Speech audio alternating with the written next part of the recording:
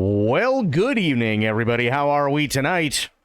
Hopefully everybody's had a great day. Happy Tuesday.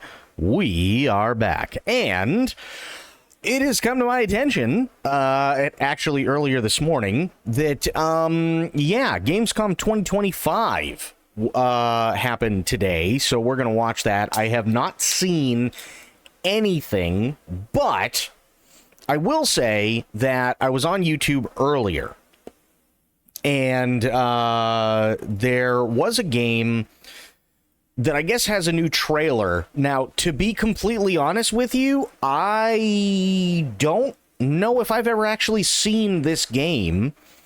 But I looked it up.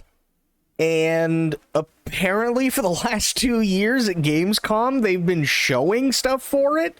I'm not entirely sure what's going on. It's kind of weird for me. So, yeah, I mean, typically we're pretty good about it, right? Usually we're pretty good. So, yeah, this is kind of a weird one. And before we get into actual Gamescom, I actually want to check these out because I have zero fucking idea what any of these are. So, yeah, that's what we're doing tonight. We're going to be checking stuff out with Gamescom. I do want to check these things out because apparently these slipped under the radar somehow. So, yeah, that's what we're going to be doing, and then maybe some Wrastlin later. Also, Aylin, good to see you. How you doing? True, what's going on, buddy? How you doing? So, this is the game I was talking about before, where apparently I just completely missed the mark. I up until literally today, I have never heard anything about this game. But as far as I can tell, this goes back to 2023. So I'm actually kind of shocked because we never heard anything about it, or it's possible that we did. And then for whatever reason, everybody maybe just thought, oh, it's stuck in development hell and it never came out. I don't actually know. But yeah, it's just one of those things that for whatever reason fell under the radar. So before we get going, Aylin, True, how you guys doing? How's everybody in the chat tonight?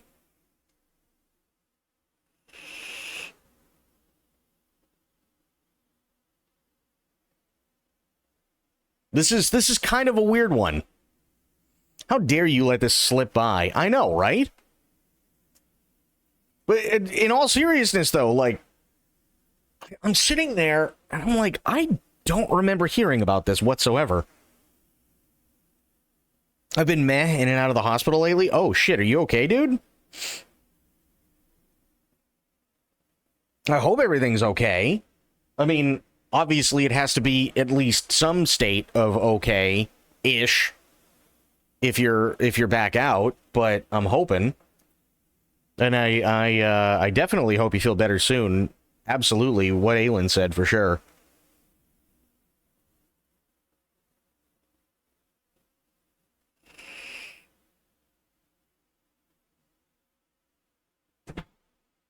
Oh, yay for thing I dropped. Yeah. So I hope you're doing well, buddy. Starting to just still dealing with the lung oh, that's not fun. That's not fun at all. Well, hopefully it's on the mend. I know it hasn't been an easy road for you. And, yeah, unfortunately shit like that does take a while to kind of go through the motions and everything like that. And God forbid there's complications. Can't game till tomorrow because Mew is fucked. Mew? M-U-E? I don't know what M-U-E is, but I guess I can watch this. Well, I figured, you know, Gamescom, for whatever reason, is one that apparently just kind of slips under the radar. Lung stuff is never fun. No, it isn't. It isn't. Oh, mouse. Gotcha. Totally fair, Bloop. Totally fair. Well, okay, so just a recap. There is a game called Neo Berlin 2087. I have never seen anything about it before, but apparently it goes back to Gamescom 2023. I did a little bit of research because I looked it up because it kept popping up in my feed for YouTube, and I'm like, what the fuck is Neo Berlin?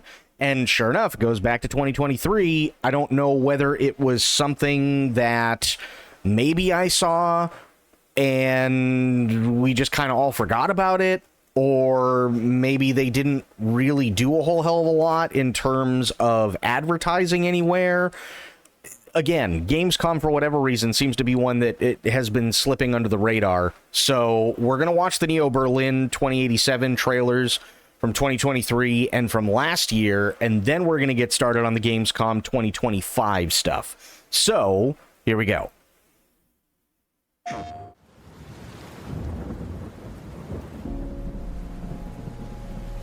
Neo Berlin, 2087. They're all fighting to take control over the city. Inside the New Berlin Wall, the corporations control everything. The elites live in luxury. Rebels try to destroy it all. And the rest just fights to survive. The nightmares keep getting worse. Terrifying dreams become reality. Okay, hang on. Pause. So far, graphics look great, but I will say it's not anything we haven't seen before in terms of... I don't know whether this is supposed to be cyberpunk or if this is supposed to be science fiction. I'm not entirely sure, but either way, we've seen this aesthetic, this exact aesthetic, many times. Police chief has been murdered. I'm Special Investigator Nolan. I have to track down his daughter, Natalie. She saw what happened. Whatever she knows must be big. A journey to save her. I hope I'm not too late. Whoever's responsible doesn't want this to be solved. I'm being followed, targeted. The truth is always a threat when corruption is in control. Maybe I can stop this city from falling into chaos.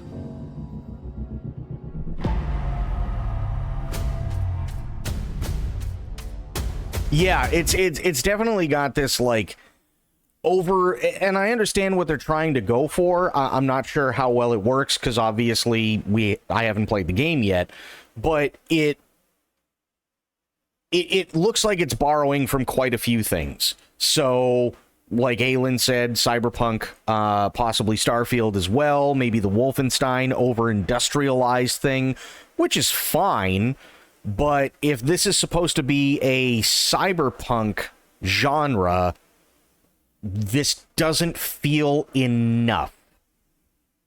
Just, again, I've seen 1 minute and 10 seconds of this so far. It doesn't feel enough yet.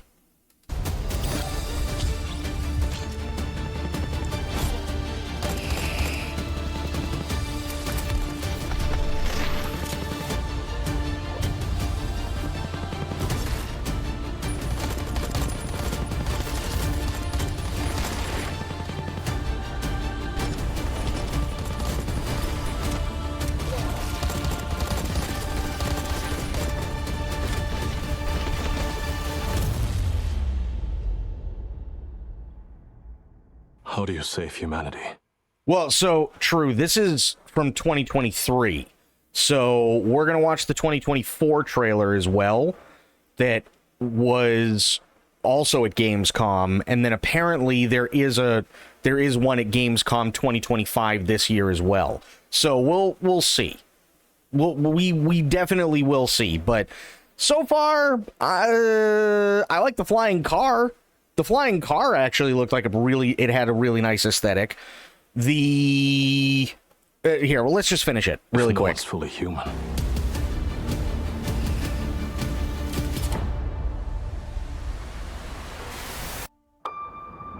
Okay, wish list now.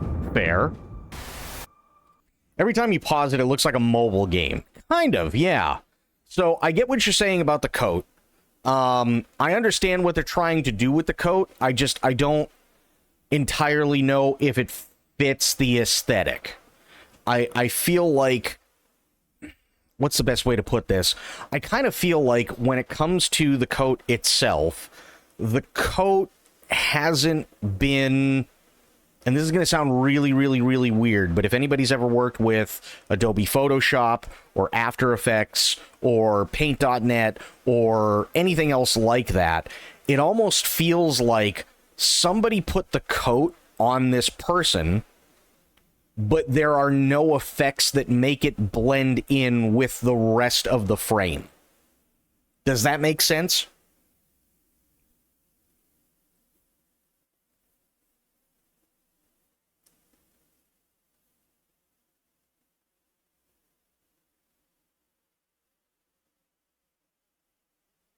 Does that, like, am I making any sense with that analogy? Like, I love the car. The car looks great. This whole thing right here, I mean, this looks like the Peugeot that was straight out of fucking Blade Runner 2049, right? That's cool. I like the car. It's like Detective Noir Cyberpunk, and it's not grabbing me. Detroit is still too fresh on my mind. Well, that's also fair.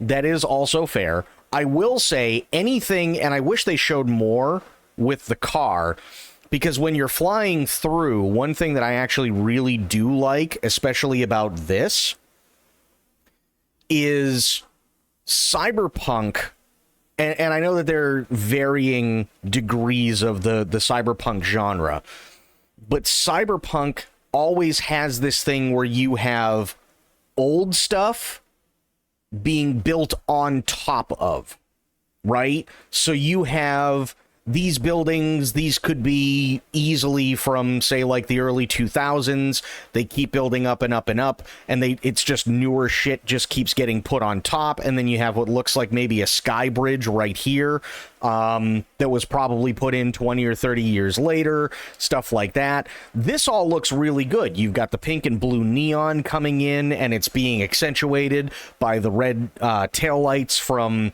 the Peugeot-esque style flying car from Blade Runner 2049. You see a lot of other flying cars and stuff like that, and the city is bustling. This looks lived in, and I do like that. I really do like that it looks lived in. I think they did a fantastic job with that. The coat... The bottom is old, strip clubs, just slightly modern, but you can see the old... Yeah, it's old and it's dingy, and it's just constantly stuff just being piled on top of other stuff. Newer stuff, yes, more advanced stuff, but the farther down you go, the older it is, and you could be looking at something being made out of bricks. And then you stop and you think about it for a minute, and you're like, how the fuck are bricks at the bottom holding up titanium thousands of feet into the air, right? So, again, the car scenes, I think they did a really, really, really great job with. But the coat, let me do this. It looks... It just looks out of place. It really does. It's even in this one, right? I'm not entirely sure what they did, but it almost looks like they put a Gaussian blur on the coat to try and make it blend in a little bit, but they didn't put any other effects on it, so it just sticks out like a sore thumb. That's kind of my take. So that's Gamescom 2023. Okay. Gamescom 2024 for New Berlin 2087 is this one.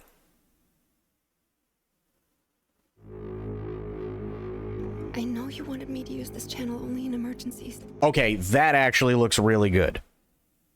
Gonna be honest, looks pretty good. But I can hear them again. They're coming closer. She's here. She's somewhere in this sector. Ooh, I think they changed the actor. That's the same guy who plays Adam Jensen. That is not the first guy. Same character, absolutely not the first guy, the first voice actor. But I had to discover what lay beyond. I had to see it with my own eyes. Who are you? I'm here to help you. My name is Nolan. I'm a special investigator. I work with your father. Help me. Different model, but you can tell that it's supposed to be the same character, right? You can tell things have definitely changed with the character model, but it's supposed to be the same character, but the voice actor absolutely changed. We gotta go now. That looks good. That looks gorgeous, actually. That could almost be straight out of Blade Runner.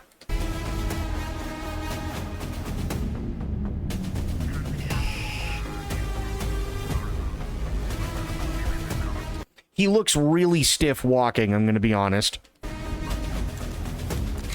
Okay, first and third person.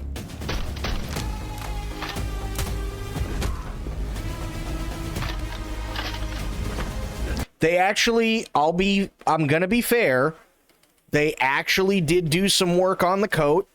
The coat does look like it belongs there. Still might look a little bit too shiny, but they did do some work on the coat, which, fair enough. Go back to the guy in the cutscene, then to him in game. Let me see here. It's hard because, again, it's frame by frame, and unfortunately, it's also kind of blurry. So let me see if I can find the one where he's See, this coat now looks a little bit more worn, especially on the shoulders, and especially where the seam is, and especially down here where the seam is. This looks a little bit more worn. I think it's still a little bit too shiny, but I understand what they're going for, and you can see that, okay, maybe this thing was maybe wrinkled at one point. It was, maybe like just tossed on a bed and laid there for a little while, because you can see like the ribbing as to where there were creases in the shoulder. I like all that stuff. That actually looks really, really good, I'll be honest. Okay, here we go. See if I can get a good frame. Okay, so that's probably so far about the best frame that I can get. He looks bloated. If I'm gonna be honest, he looks really bloated. Looks like he might have ate some bad shellfish. Just, that's my take. Looks like an entirely different person. So here's the thing. I can see where it's similar. You can see that it's similar in the eyes. Obviously, in the cutscene, it looks like the facial hair is definitely different, for sure. But more than anything, his cheeks look puffed out, like maybe he's got a bad reaction to something he ate. Which, oof.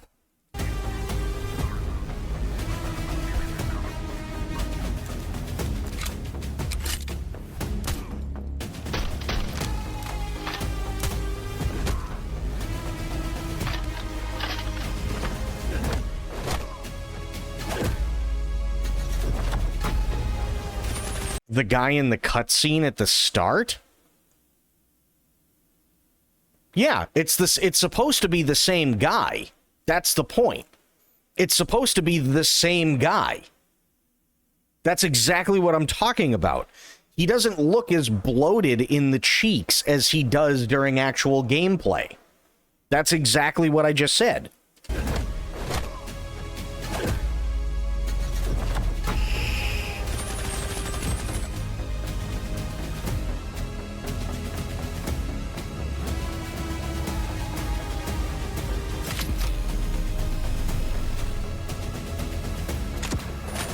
Ooh, ooh, ooh, ooh, ooh, ooh, wait a minute. Whoa, whoa, whoa, whoa, whoa.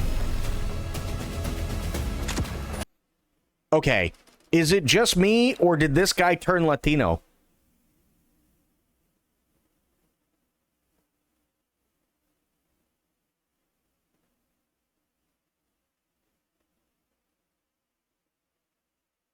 Like, am I going fucking crazy, or did he just go full Latino on us, like just over halfway through the video? What's going on here?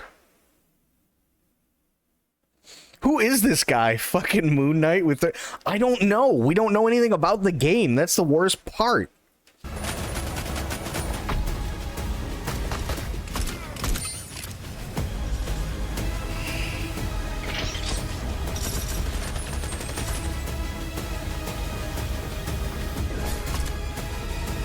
To be fair, what we've seen so far, the actual gameplay that we see, or what's supposed to be gameplay that we see, doesn't look like it's anything worse than any of the Resident Evil titles. So I will absolutely give them that. The scenery itself is done very, very well. I really like how you have the glare from the lights on this. I like the reflections. The water looks really, really nice. Even that previous area where you had this area right here where you had all the greenery and everything. The shadows look like they're actually really well done. The sneaking looks kind of cool. But, I mean, the gameplay looks good. The graphics look good.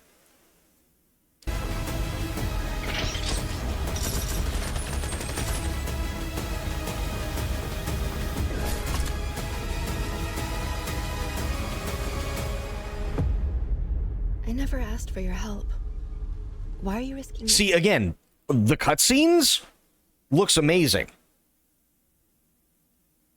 The cutscenes look amazing. To be completely honest with you, this looks like, and I can't pinpoint it until obviously the game comes out. Maybe it's something that we could Google. However, does anybody remember the... Oh, who was it? Oh, fuck. There was a movie with a woman who looked exactly like this, and I'm trying to remember what movie it was, but she was always strung out on drugs, and she ended up getting killed.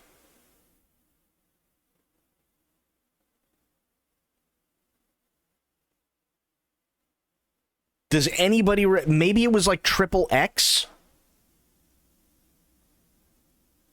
You know what I think they're going for? A knockoff Max Payne. I really think they're trying to go for a Max Payne look. I could see that, and I don't necessarily think that's a bad thing either. Max Payne is a genre that's very rarely touched on. Very rarely touched on. So, I mean, hey, I'll give them the benefit of the doubt. We've seen what's maybe supposed to look like gameplay. I'm not entirely sure, but I will say the cutscenes look great. The environments look really, really decent. Although, like we said before, especially in the 2023 trailer, it does look maybe a little bit too polished. It's not dirty enough, but maybe that's something that they worked on. I like this trailer a hell of a lot better than I liked the previous one so far. Everything for me. I'm not gonna let them hurt you, Natalie. Yeah, see, again, the guy doesn't look bloated in the cheeks. Definitely a lighter skin tone, so maybe the stuff that they showed was an earlier build. I don't know. But again, even the coat, it looks... I don't know if they're going for, like, maybe a wet look on here. I'm not entirely sure. I don't know. But I will say that the coat does look more natural than it has previously. This city needs someone like you. I never asked for any of this. We'll find a way. I hope you're right. I am doing whatever is necessary. Yeah, okay. They're going for a wet look because you can clearly see it's raining. I am doing whatever. It's supposed to be raining, so I can see that they're trying to go for like a wet look kind of deal in here.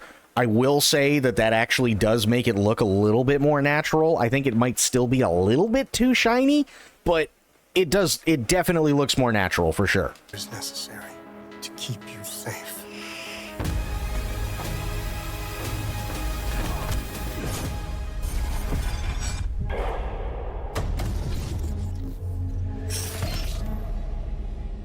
Male midlife crisis jacket. Okay, so now let's get into Gamescom 2025. Let's see what Gamescom has to offer for us today. the pre-show. Here comes Hello the and welcome pre. to the Gamescom Opening Night Live 2025 pre-show. I'm Kyle Bossman. The main show, Opening Night Live, the one with Black Ops 7 and Resident Evil Requiem, hosted by Jeff Keighley. That's soon, but not yet. This is the waiting room. And the secret about the ONL pre-show is that it's good itself. We've got an absurd amount of It's good itself. Like, the guy is trying to sell us, but I'm gonna be honest, his facial expression is just, I feel dead inside.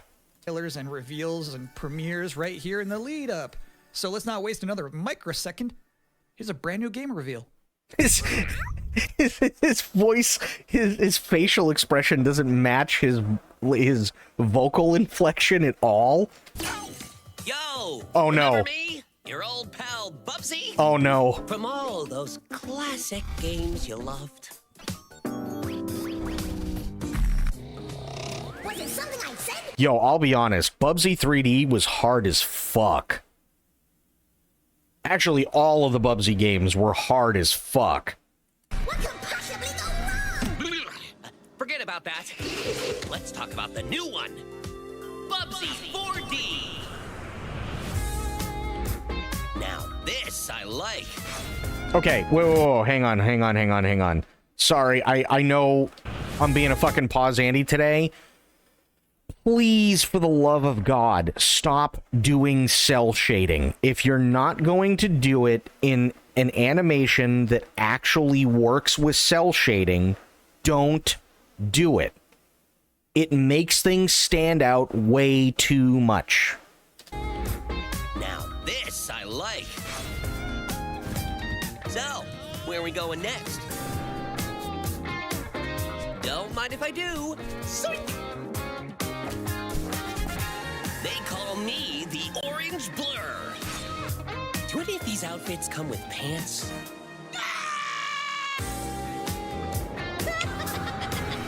You know, I've only got one brain cell, right? And it's working overtime on this baby. Atari? I didn't even know they were still around. Okay, fair. He's got some jokes in there. That's fine. I dig it. Game I ever played on my PlayStation 29 years ago was Bubsy 3D. If you told me back then that one day I would be introducing Bubsy 4D to the world, I'd say, yeah, that sounds about right. I can't get over this guy. This guy needs to smile or cry or something. He just looks so dead inside. Now let's keep this pre-show popping. Here's another brand new game announcement. Battlestar? Oh shit. Okay. Oh no.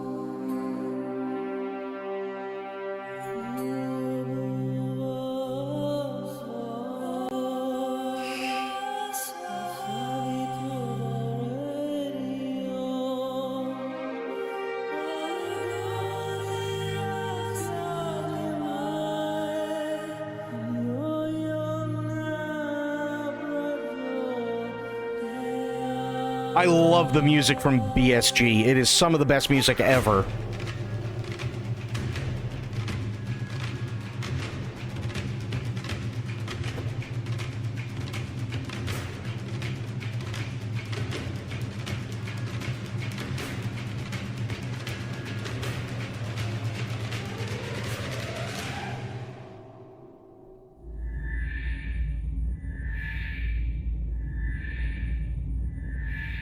Ooh. Okay. And it's coming to Steam. Battlestar Galactica: Shattered Hopes. I'm not necessarily all that crazy on the cinematics that we saw. I'm hoping maybe they do a little bit more After Effects on them, but honestly, that doesn't look bad. And Battlestar Galactica, by the way, is one of my favorite sci-fi shows of all time. Watching the Gamescom Opening Night Live pre-show, which will basically be me teeing up wall-to-wall trailers in the time before the main event. We do have an interview coming up with the project lead of Double Fine's Keeper. For now, here's a trailer for a LucasArts class. Honestly, you know what it looks like? It looks more like fuck. Bloop, what's the Star Wars game? Empires at War? Or Empire at War? That's what it looks like, but Battlestar Galactica. Honestly, like, from what we saw, which was very, very, very, you know, condensed, because obviously they have to make like a 30-second trailer, but it definitely looked like a Star Wars Empires at War type RTS. Empire at War, Stellar, yeah, that kind of thing, which, hey, honestly, that's not a bad thing. I love that stuff. Remastered by Night Dive Studios.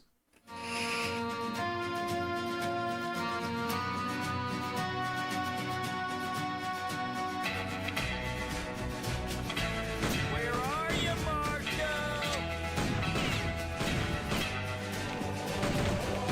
You afraid of dying, kid? Keep that fear. Oh, Jesus. I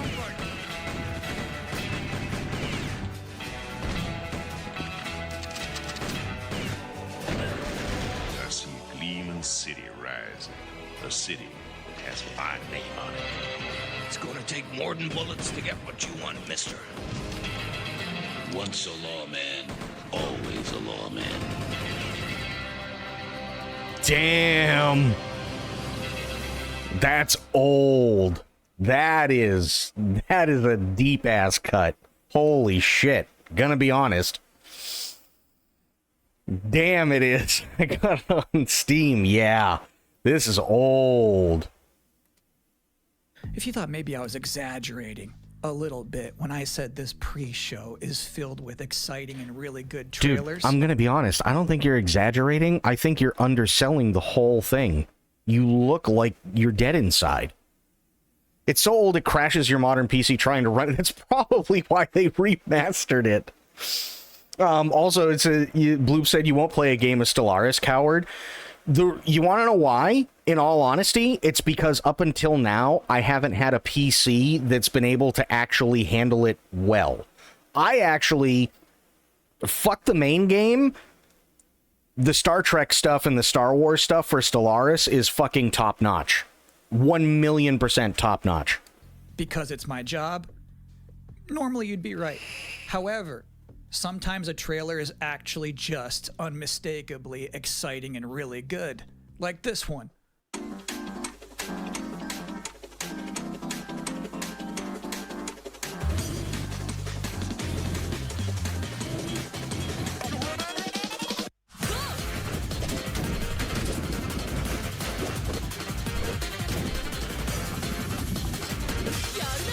What the fuck?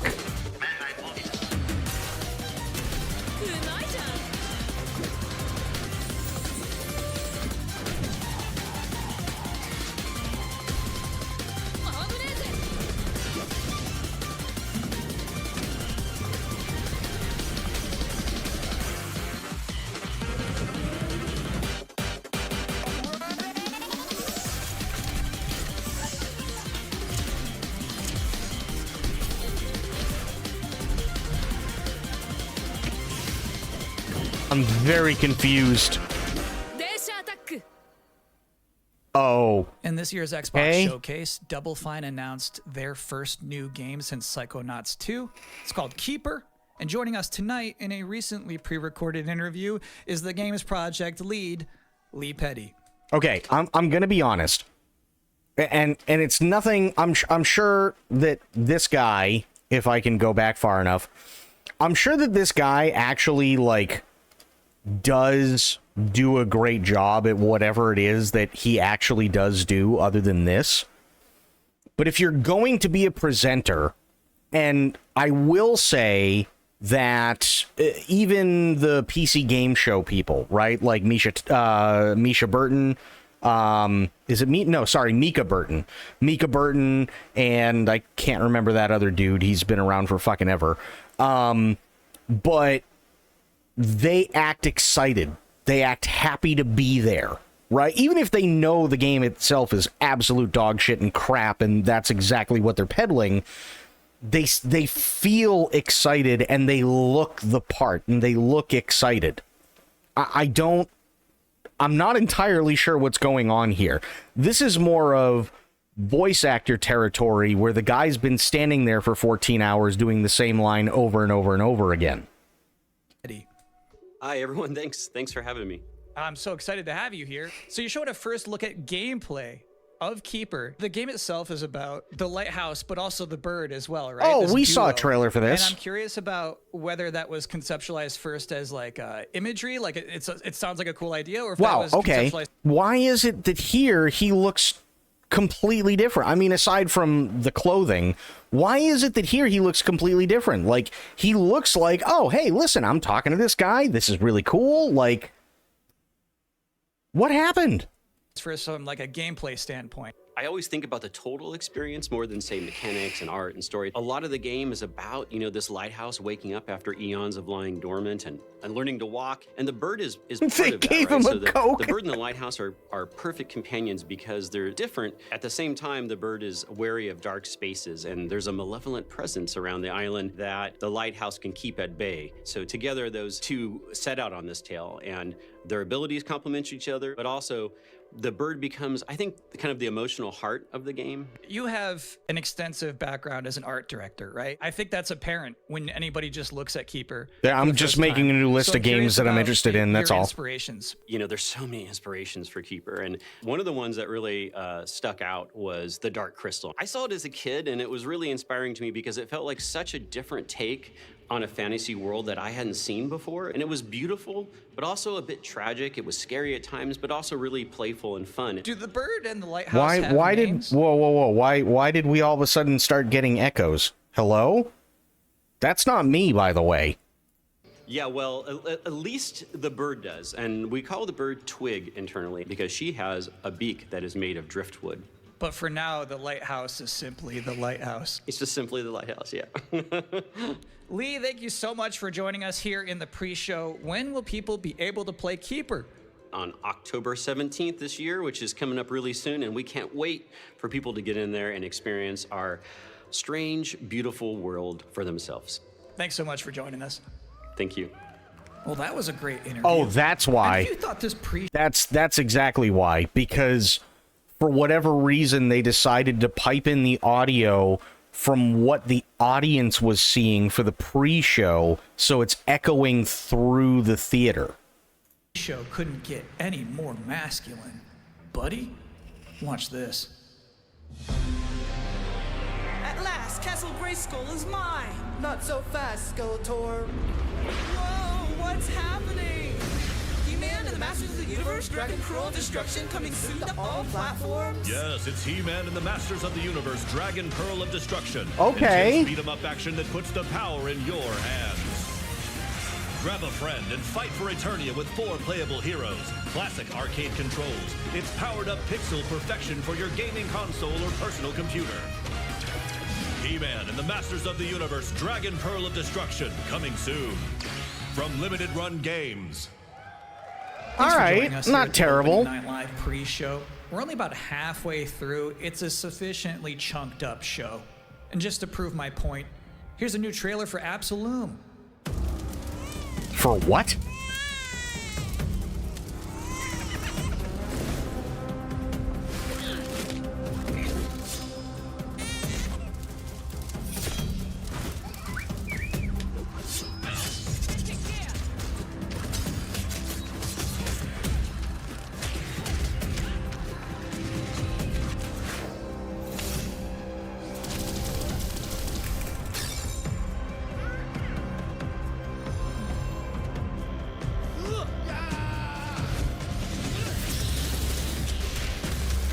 Oh, nah, not my thing. I mean, it doesn't look bad, it's just not my thing. October 9th, that's a release date reveal. And I think Frog Mage revealed too, that was cool. Now, if you'd like to take a break at this moment, maybe grab a water and some snacks, I really can't recommend it. Here's a brand new look at Long Gone. Ooh, okay, you know what? I know this might actually be a zombie thing, but I'm digging the 2.5D. Actually, like, in all honesty, that doesn't look bad. First impression.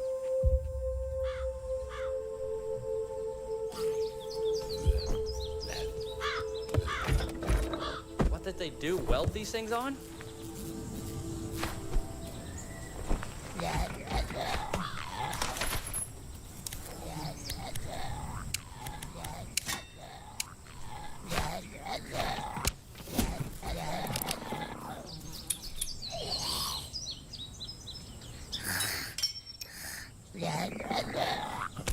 Nope.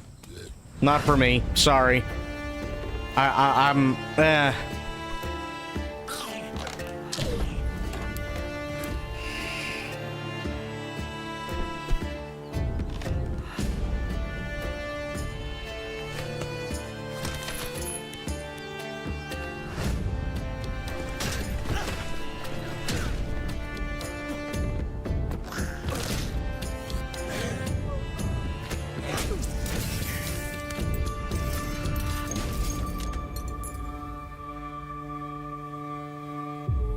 okay.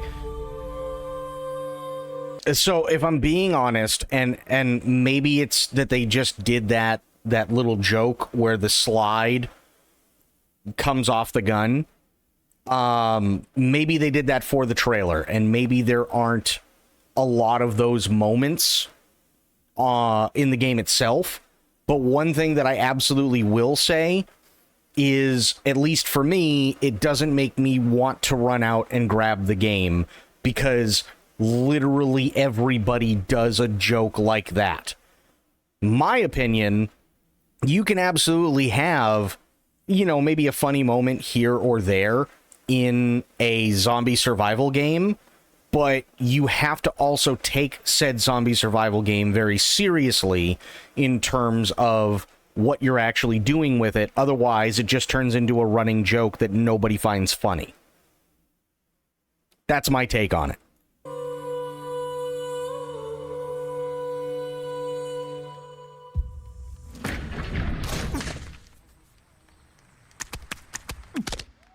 Yeah, Sometimes, no. frankly, I'm impressed by the amount of nice worldwide reveals they book for this show. Here's another one. Ooh, okay, what's this?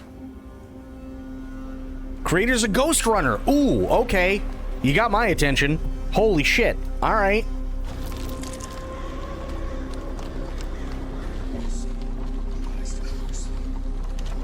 Ooh, wait a minute. What's this?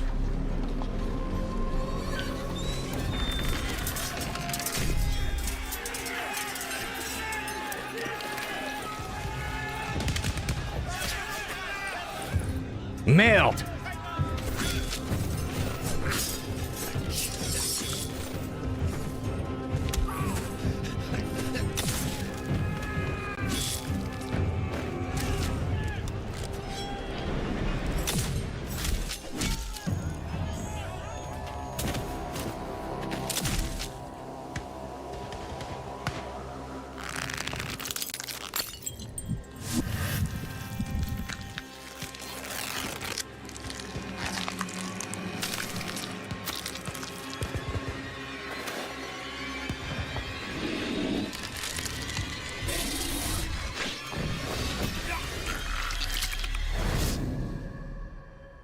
Interesting.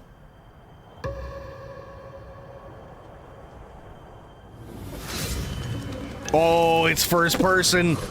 Oh, hell yes.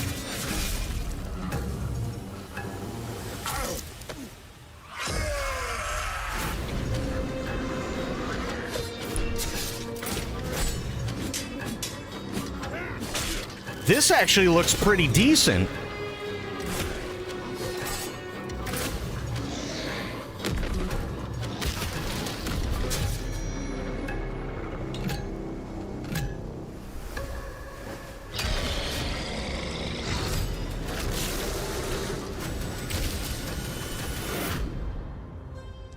Valor Mortis. Interesting. Dishonored RE Plague Tale vibe? Yeah. It looks like it's set during the Napoleonic era, which honestly I'm not opposed to. And it's from the people who made Ghost Runner. The combat, at least from the things we saw, looks like you have parry timing. you know, looks like you got some pretty interesting stuff on that. So I'm it's my sworn I'm not duty mad at that. as pre-show host. That's down to on my make list. People excited about Gamescom opening night live. Thing is, you can't just tell someone to be excited. You can't just say, y'all excited, and expect people to start clapping. You have to give them a reason to be excited. So, here they are, the top 10 reasons to be excited for Gamescom Opening Night Live 2025. Number 10. Holy hearing shit. People make noise when Bloop, actually, you know what? I think you're right. I think they gave him a Coke. someone asks if they're excited. Number 9. A new trailer from The Outer Worlds 2. Number 8. The emotional adventure of seeing a new game for the first time and not knowing if it's free to play or not until the end of the trailer. It's anyone's guess these days. Number 7. Ninja Gaiden 4 is showing up, and every time there's an Azuna drop, someone in the audience always goes, yeah! Number 6. Knowing there's no Silk Song, understanding there's no Silk Song, but still thinking, what if there's Silk Song? Number 5. Ghost of Yote is in this? Ooh. This PlayStation just had a 19-minute gameplay blowout. Oh, You shit. have to wonder what they've been saving for Gamescom. Is that Wolf gonna do something crazy? Number 4. Silent Hill F. going Nice. Full freak mode. Hell yeah. Number 3. Watching game designers develop their public speaking skills in real time. Number 2. The worldwide reveal of Call of Duty Black Ops 7. Now, you Ew. might be saying, didn't that already happen a couple of months ago? No. That was the teaser. This is the worldwide reveal. And the number 1 reason to be excited about Gamescom Opening Night Live 2025, Resident Evil Requiem. So they just announced this at Summer Game Fest, and then they said, see you at Gamescom. Well, look at the time. It's Gamescom. Or it will be in a matter of minutes. You're still in the pre-show. But how about a new look at Planeten-Verteidigungskanonen Kommandant? Oh, this game. Okay, if I remember correctly, this is the one where you're in a missile silo or something. Commander, the cooperative state has honored me with the supervision of your well-being. Get you back up to speed before our lives are on the line. Yep.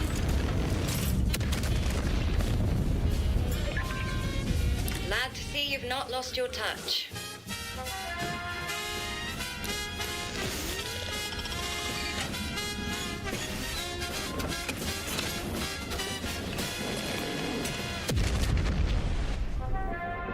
Multiple separatist vessels approach. They wish to eliminate this facility. Destroy them before they do.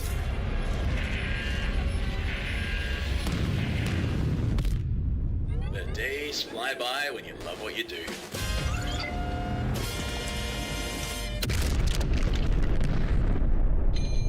Okay, I'm just going to put PVKK.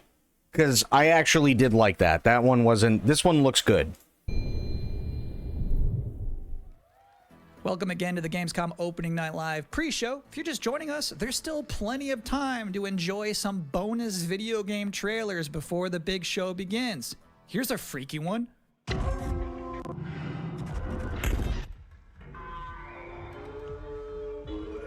Okay, retrofuturism.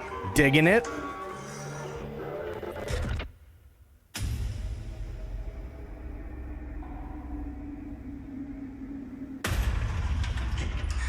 Nice atmosphere, actually. Holy shit. Really nice atmosphere. Yo, wait a minute. Yeah. Bro, is this the... Holy shit. Wait a minute. This is the one with all the fucking androids that go crazy that was supposed to be like... Wasn't this supposed to be like 5 or 6 years ago?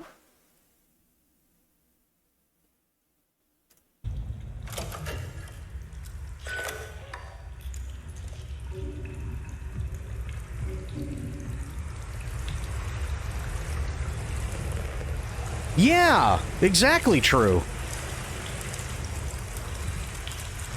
This is looking pretty good.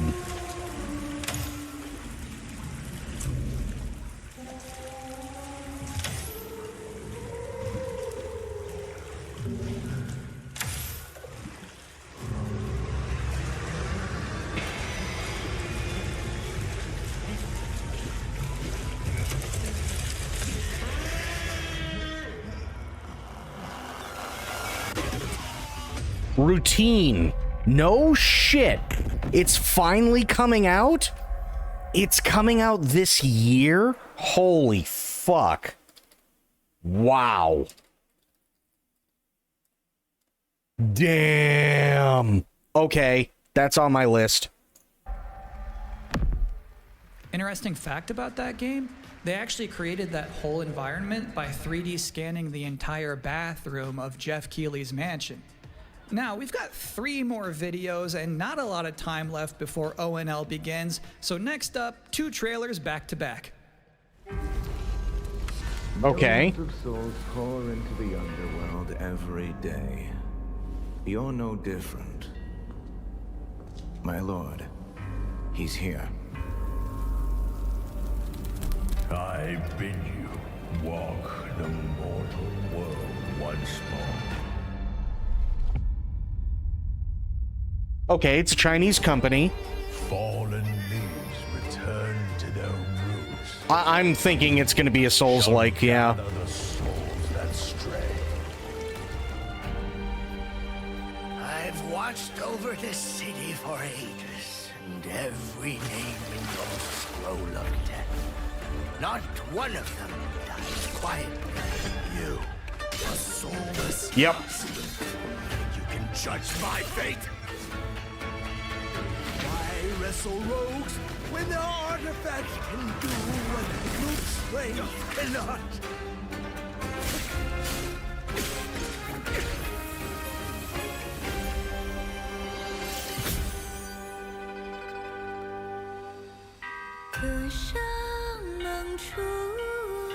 This actually looks really pretty.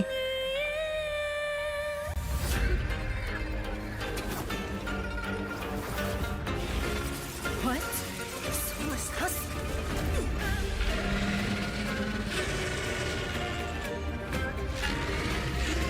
The living cast their dead to flame, and sacrifice ignites the war banners.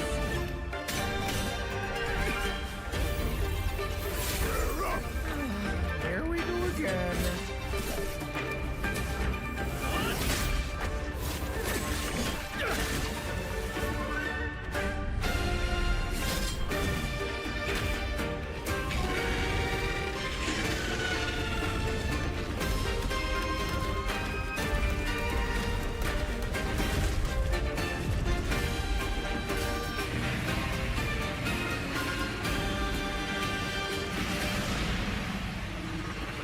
If you know not life, how can you know death?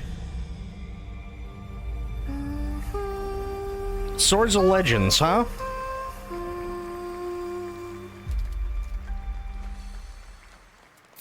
Interesting. Oh shit. What are you?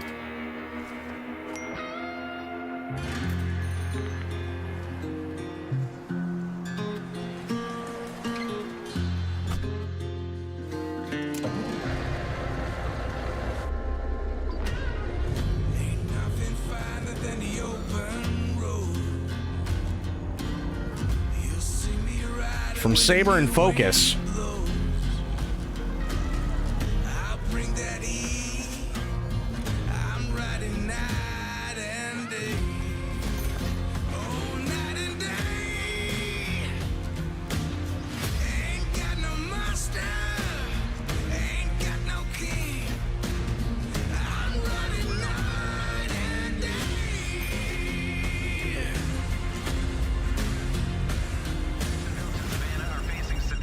Bad news, Deacon.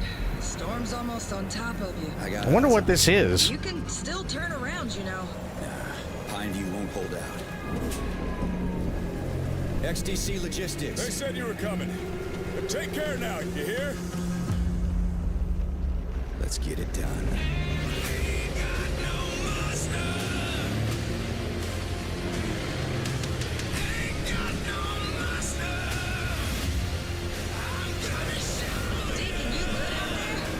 Okay. Road Kings. Digging it? I'll give you a moment to catch your breath after that. But to be honest with you, that was not the last King of the Road you're going to see in this pre-show. I've got one more trailer for you, a brand new reveal for Sonic Racing Crossworlds. Oh, God.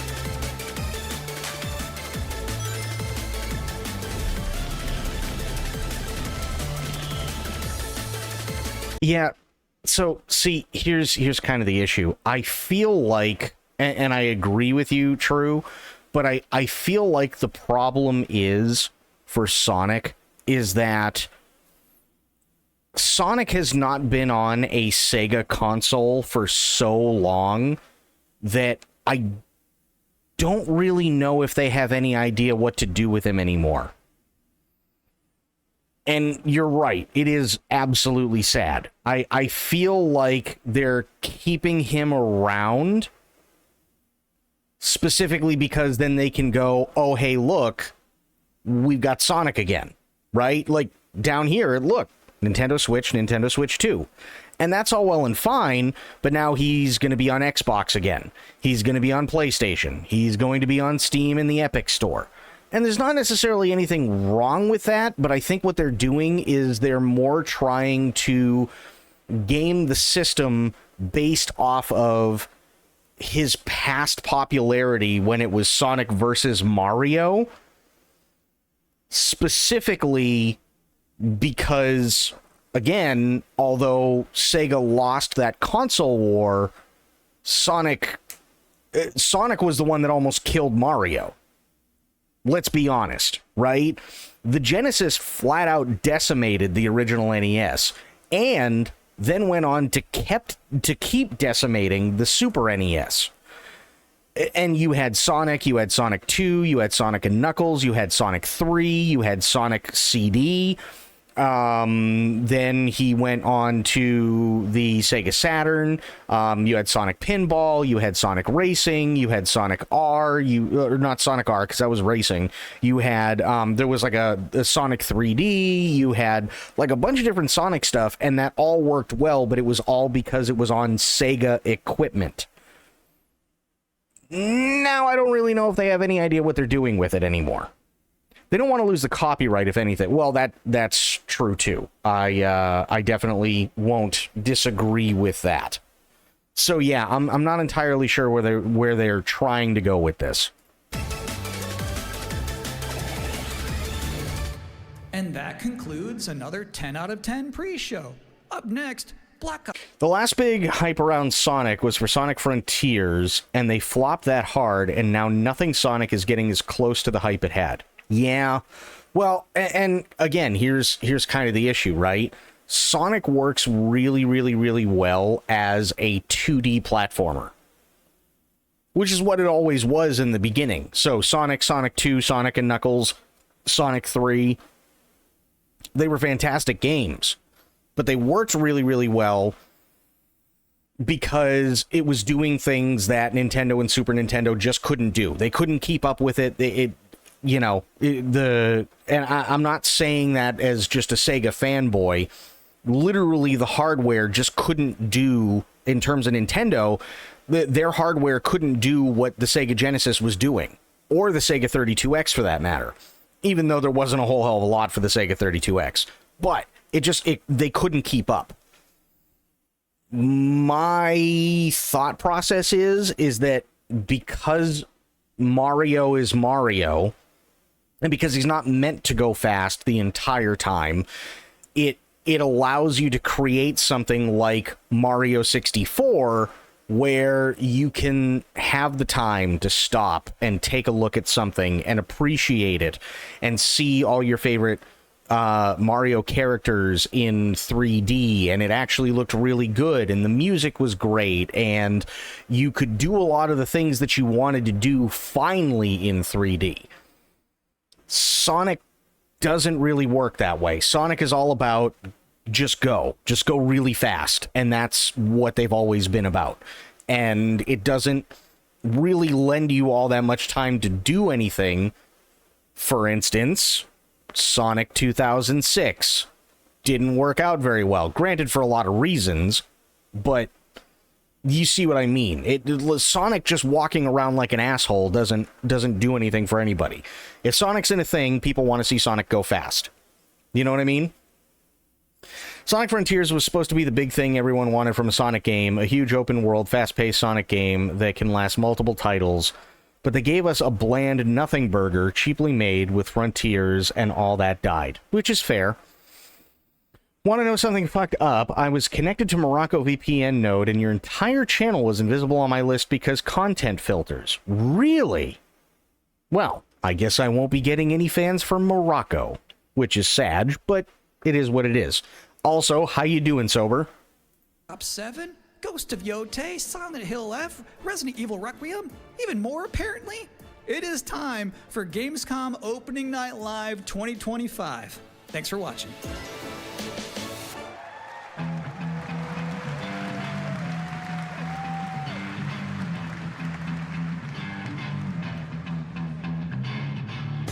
Please welcome your host, the creator of the Game Awards, Jeff Keighley.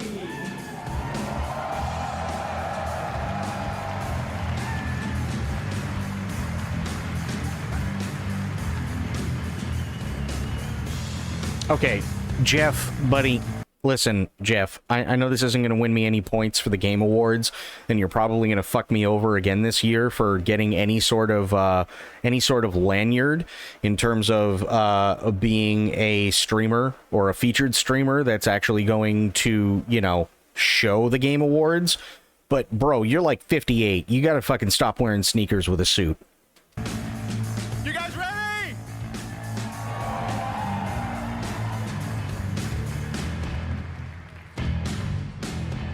Guten Abend! Welcome to Gamescom! Wie geht das Deutsch? All right. This is Opening Night Live. Hello, everybody, and this is the kickoff to the biggest games festival in the world right here in Cologne, Germany. We've got over 5,000 fans in the hall here at Cologne Messe tonight. Welcome, everybody. And by the end of the week, more than 300,000 people will walk the show floor, which for the first time has more than 1,500 exhibitors. Yeah, no, it wasn't a bad German accent at all, actually. Unfortunately, I was more distracted by the fact that it literally looks like he just came from the skate park in his suit because of those goddamn sneakers. Turns out that E3 didn't die, it just moved right here to Germany. And of course, there are millions more watching live around the world. No matter where you are, we're all connected tonight as one global community to celebrate the art, creativity, and joy of games, from the boldest indies to the biggest blockbusters. Today, the game industry has never been more dynamic. Clever ideas from small teams are breaking through in huge ways.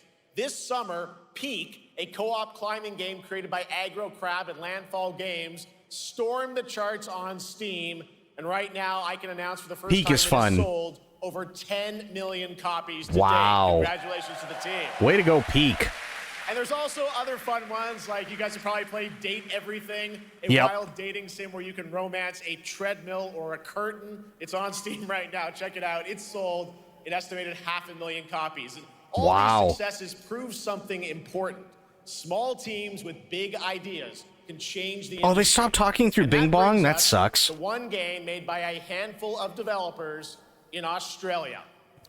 For 6 years, Team Cherry has been crafting Hollow Knight's Silksong. It is highly anticipated and Steam's most wish-listed game. Well, tonight, I can finally definitively tell you that Silksong is 100% actually launching this year.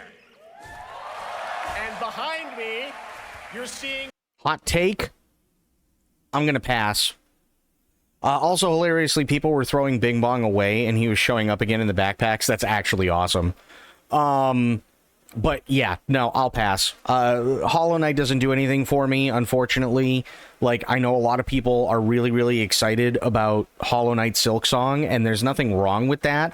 I just don't dig.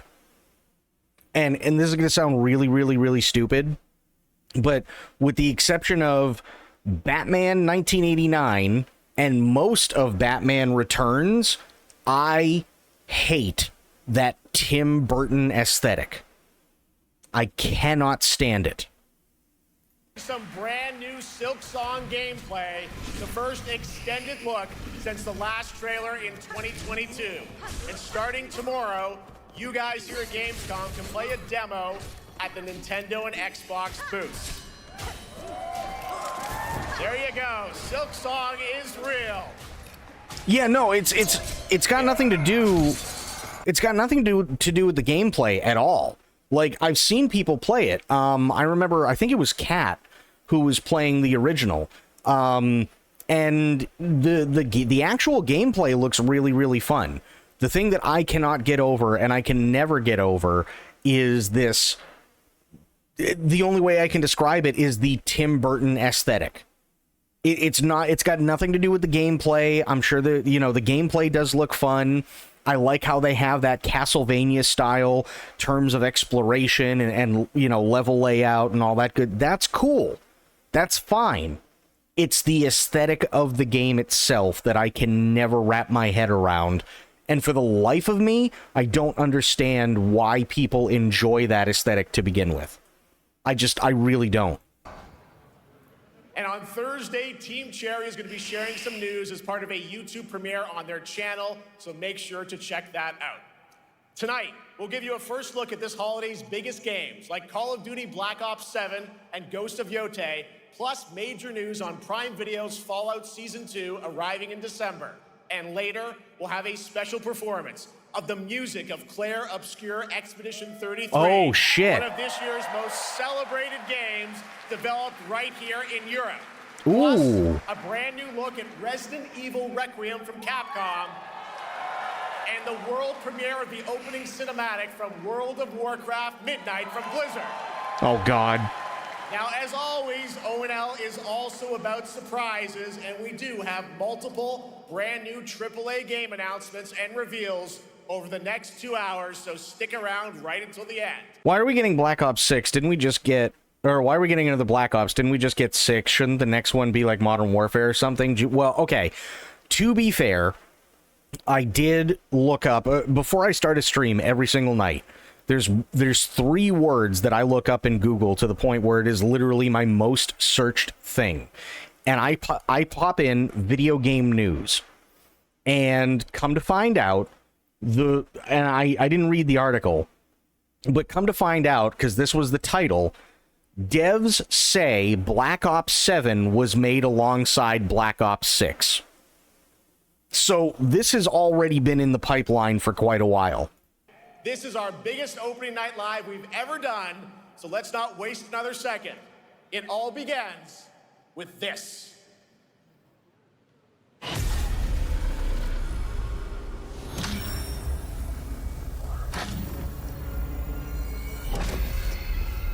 It brings me such satisfaction to see you here.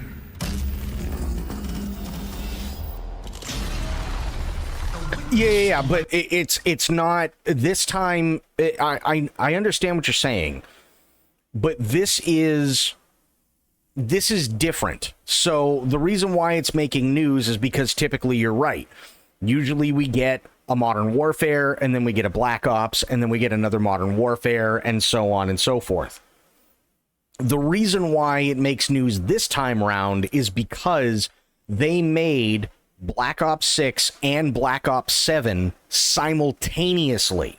So it's not like, oh, well, Modern Warfare is kind of, leapfrogging, or I should say Black Ops is leapfrogging off of Modern Warfare, which is leapfrogging off of the last Black Ops, which is leapfrogging off it. It's not that. They were apparently both made at the same time. That's why it's newsworthy, apparently.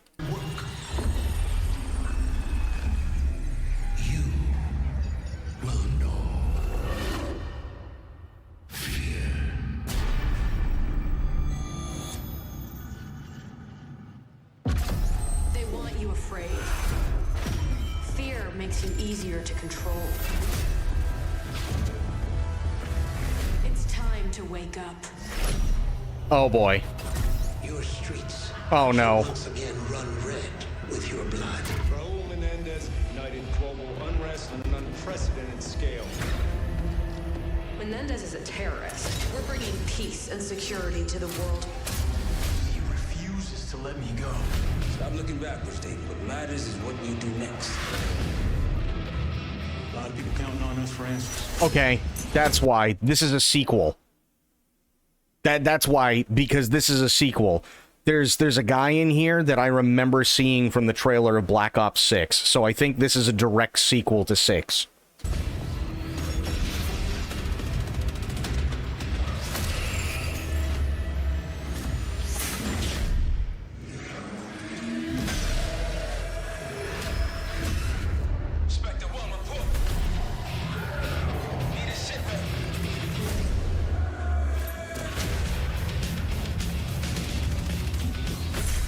This isn't real. The hell it ain't! What the fuck? And they're going with Metallica?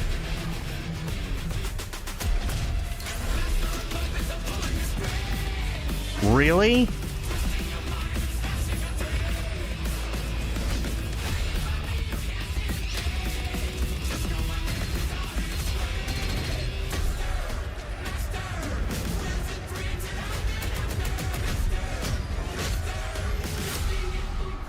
Pull it together, man!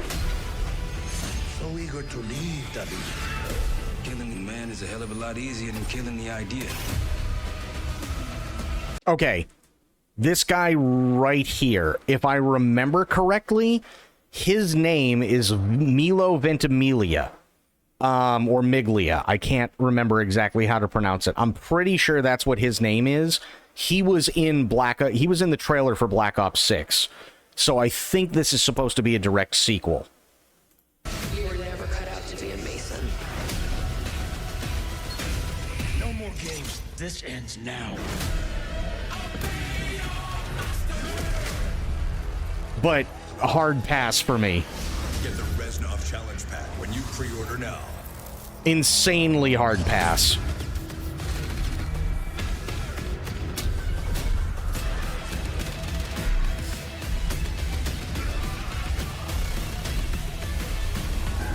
What?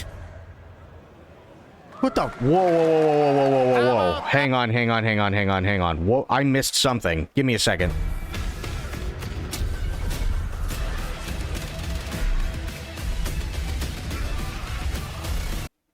Why is it top down? I'm very confused by this. So I can already tell it's part of the main line. Frank Woods is dead right from Black Ops 2. And that zombie map is from 2 as well. Yeah, I have no idea.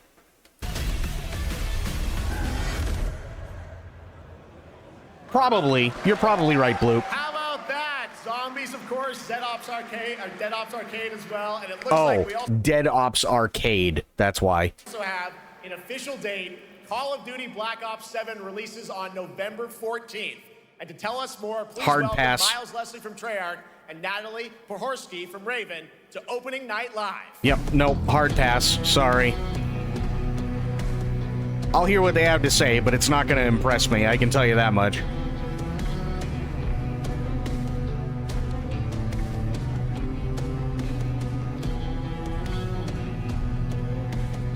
Hello, guys. Congratulations on the reveal. Welcome, Miles and Natalie to Opening Night Live. Thanks for having us. We're very excited to finally talk about this game. I feel like, before they say anything, there is a thing that happened years ago with Battlefield that a lot of people didn't particularly care for. And to To be completely honest, it was one of my I can't even say it's one. It is my favorite Battlefield game to date. Battlefield 2142. A lot of people felt like going from Battlefield 1942 to Battlefield Vietnam to Battlefield 2 and then to Battlefield 2142 was way too much of a leap. And because of that, a lot of people didn't end up getting 2142 compared to the people that got the previous games. I loved 2142, but I think the same thing is happening with Black Ops, because if you remember correctly, the original Black Ops was set in, the 1960s, right? And then it's like they keep picking these dates, and there's nothing wrong with moving up the timeline. But if I remember correctly, Advanced Warfare was a massive flop. And part of the reason was because nobody could relate to what the hell was going on, because we went from literally Modern Warfare, which is what everybody loved, and the 1960s and the 1980s, which again, everybody loved, to literally U.S. Army soldiers flying around in fucking jetpacks, and you had planes that looked drastically different than anything that's currently out there, and all this weird technology, and nobody could really figure out what the hell was going on with it. I think, unfortunately, Black Ops is going in that direction because they feel possibly like maybe they ran out of important dates that they could take from, which is sad. Really, really, really sad. Nobody cared about it taking from Titanfall, but the people playing it. Yeah, exactly. Yeah. Let's get into it. All right, well, that trailer was obviously intense. Black Ops is back. Twisted world of Black Ops as always, and it looks like you're definitely pushing the envelope again. Absolutely, Jeff. It's been a long road, and we're thrilled to finally be sharing what we've been building. Black Ops 7's got a bold vision of the future. We're diving into 2035. Yeah. And it's a future that feels real, just out of reach, but it's twisted in only the ways Black Ops could. And, you come to expect what you got there. It's a world of fear. The shadows are gone. Nothing is what it seems. Yeah, 2035 setting. So the question is... No, I didn't see that. We're wondering, how does this all fit into the Black Ops timeline? Yeah, so we're pulling threads from Black Ops 2 and Black Ops 6. But By the way, good call, Blue. Black Ops 2. Don't worry, don't get it twisted. This is a beast of its own, Black Ops 7. We're stepping into a world spiraling from the return of Raul Menendez and the consequences of the past.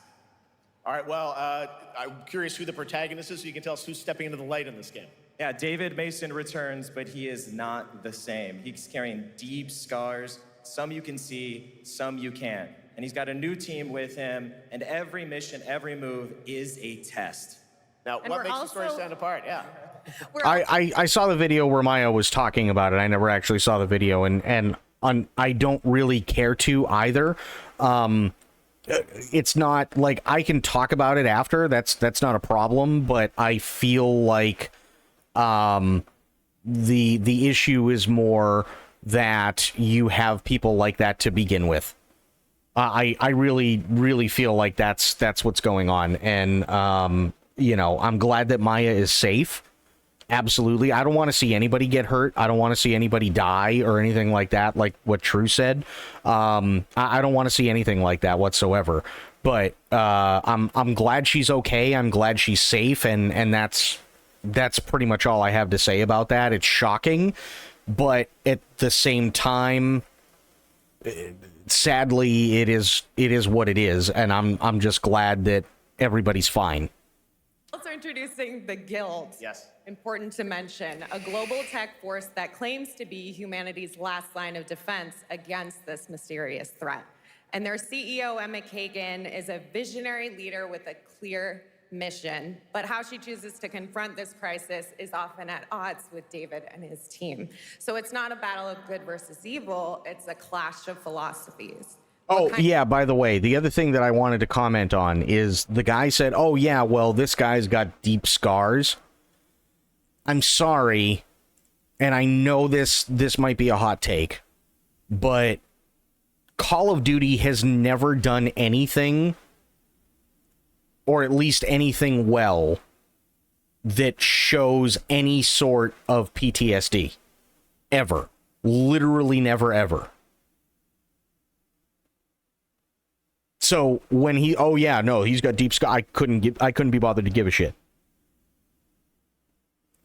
Literally, I couldn't be bothered to give it. Yeah, exactly. That's literally every COD character fucking ever. Yeah. And you know what? There are many, many, many things that most people talk about when it comes to the main characters, but none of them are the quote deep scars. Ever. Because they don't know what they're doing when it comes to PTSD. Nothing. In the future are we building, and who gets to decide? All right, so some deep thoughts there. So yeah, tell us about how does this story stand apart this time? It's the characters. Okay. So the story is about identity, memory, and consequence. No, And it's not, lady. The story is about shooting shit.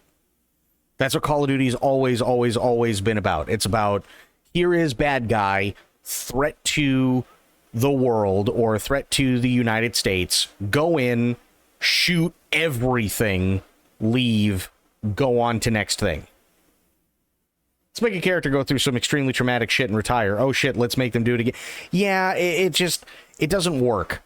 I see what they're trying to go for. They're trying to go for the old Rambo trope, right? So after First Blood, he's in First Blood Part 2. But if you remember from the first movie, right, he's a Vietnam veteran and he just comes back to the world and he wants to just live his life and not have to deal with this shit and so on. And then in First Blood Part 2, the government comes and gets him and says, hey, Rambo, we need your help. And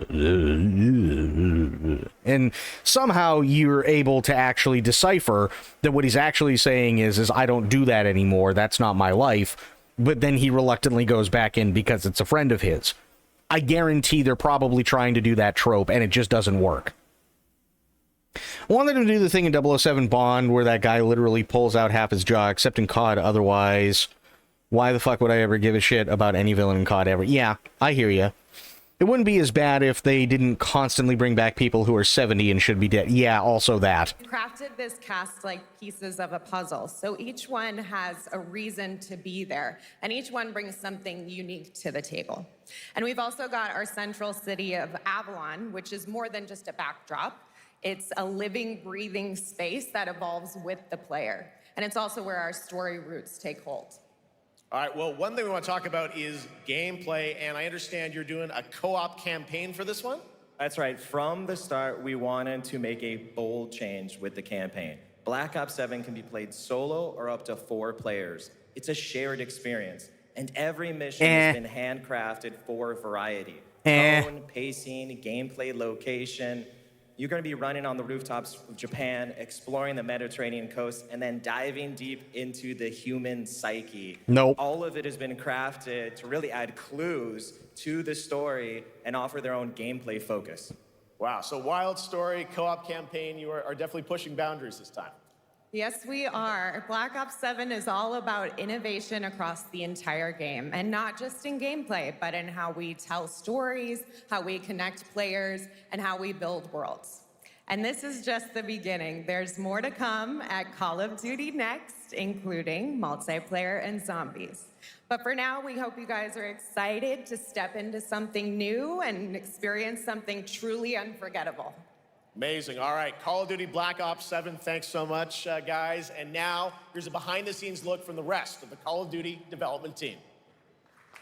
Okay, before the rest of the Call of Duty development team goes on and says their thing, I have 2 words for them that will absolutely and utterly destroy anything and everything to do with Black Ops 7. Are you guys ready for it? Are you ready? Are you sure? Battlefield 6.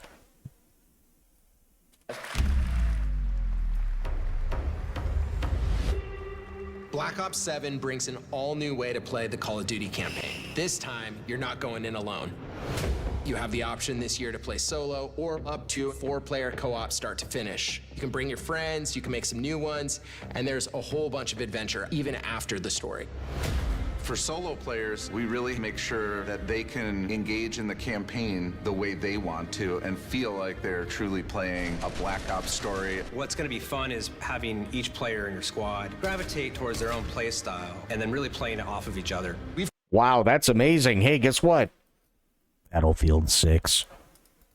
Crafted this as an inherently social mode that features the amazing linear Call of Duty missions that our community loves. Mission variety is at the core of the Black Ops 7 campaign. Mission variety has never been at the core of any Black Ops or any Modern Warfare game ever. The pacing shifts between high-intensity combat, stealth-driven objectives, and deeply psychological sequences that challenge your perception of reality. Guarantee they're not that deep. Also, it's not a big thing in terms of change, considering it's just shoot shit and or stealth. Possibly in the same mission, which is what you've been doing since since the original Call of Duty Modern Warfare came out. Avalon serves as the narrative's anchor throughout, but the campaign stretches far beyond its borders, both geographically and thematically. It's dynamic and full of opportunities to explore, experiment, and experience the story in new ways. There's no, I guarantee there's no dynamicness whatsoever. I guarantee it's on rails. 100%, I guarantee it's on rails. And in the culmination of the co-op campaign, we're unleashing something bold, the end game. It's a proving ground to put everything you've mastered throughout the campaign to the test. The endgame is a brand new PvE social experience where you and your squad will need to survive overwhelming odds, adapt under pressure, and break the rules of what you thought a campaign could be. Each run is a new step in your power journey as you wield personalized abilities and face unexpected challenges. And here, all of Avalon opens up. It gives us a lot of freedom to have some fun with the gameplay mechanics, player movement. Players really can turn the map into their playground. So what you're saying is that you've kind of turned it into a battle royale, like Warzone? This is your chance to explore the world beyond the mission.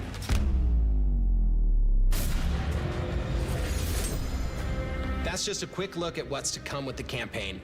Every mode of this game is built with the intention to deliver the best possible experience to our players. So whether you're a Call of Duty veteran or new blood, there's something for you in Black Ops 7. But, except, here's the problem. Battlefield 6.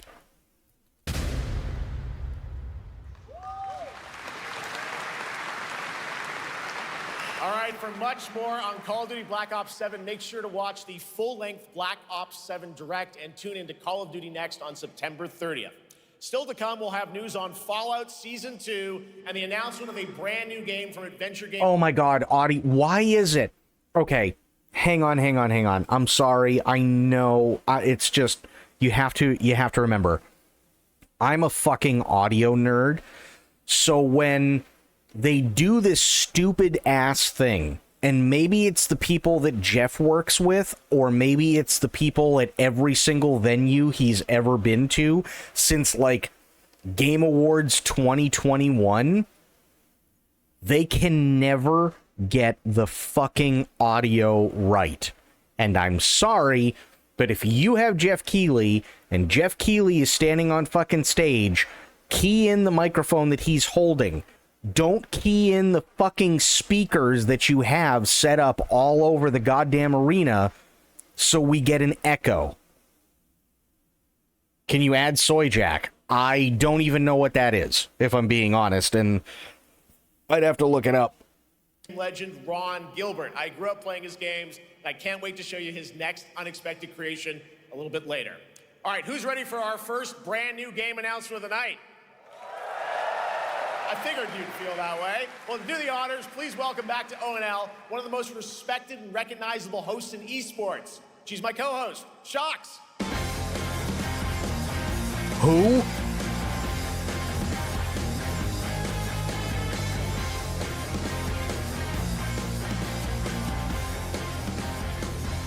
Hi, everyone. Thank you so much, Jeff. It is so great to be back here at Gamescom and ONL. I just had so much fun last year that I had to run it back. And let me just say, we have an unbelievable show for you tonight. And now, without further ado, it's time for our first new game announcement at ONL. Please enjoy. Do I have to? Our gods have forsaken us for fear of the coming darkness. Consumes all but you, lamp bearer. Something stirs within you. Something ancient, powerful, hungry. So I ask you, will you harness this darkness within? Oh, I know this one. Unto our so-called lords, retribution.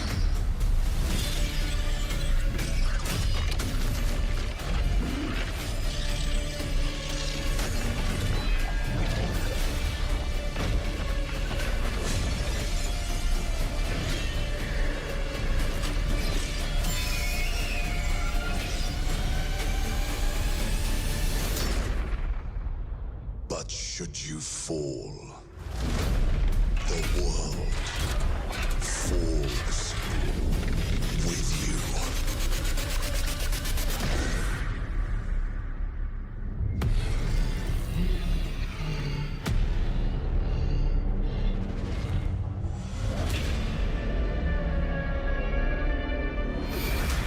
Lords of the Fallen 2. Didn't they just have a Lords of the Fallen out? Did my brain just shit itself? Didn't we just have a Lords of the Fallen? Like, didn't we just go through this? Is it just me?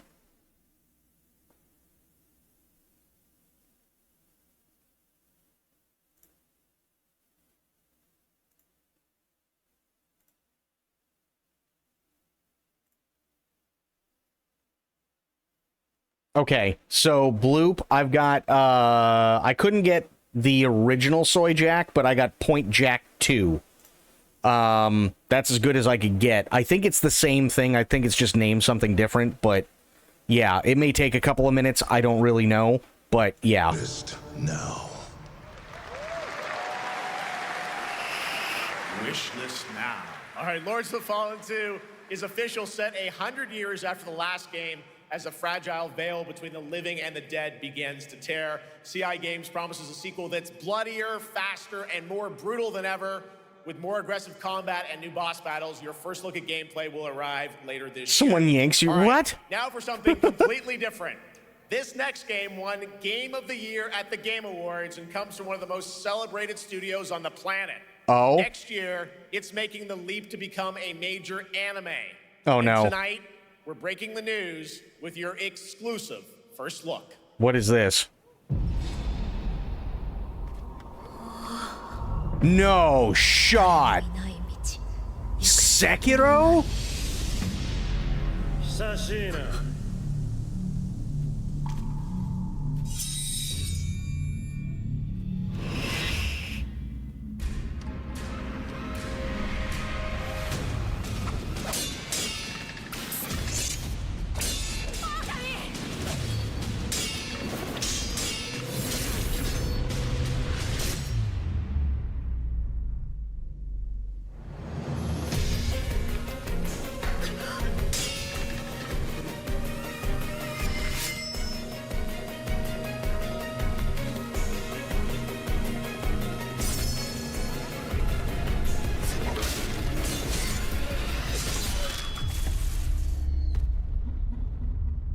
I'm going to be honest. You want to know what it looks like to me? And Spoil, maybe you can back me up on this a little bit, because I know you've seen it too. You know what it reminds me of? Ninja Scroll. And I don't mean that in a bad way. I don't mean that in a bad way. But the artwork is very reminiscent of Ninja Scroll.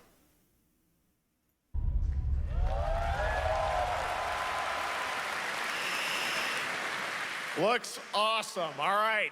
we're just getting started. Our next new game announcement stars a hero who needs no introduction, a true legend of justice and gadgets. Inspector Gadget? God damn it. Oh no, it's Batman, okay.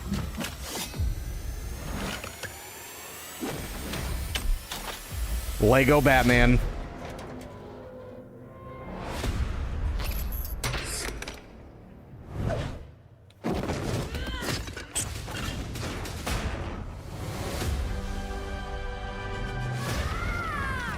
I need to become more than a man. I need to become a symbol. This actually, this looks pretty good. And they're using the 89 theme.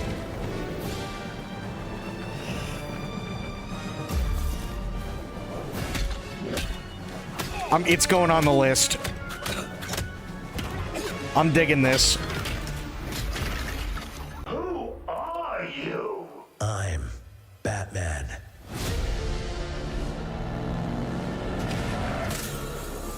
Why so serious?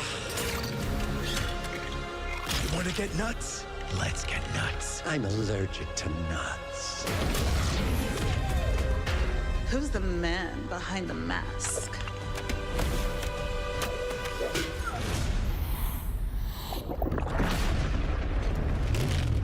Okay, I dig this. This looks good.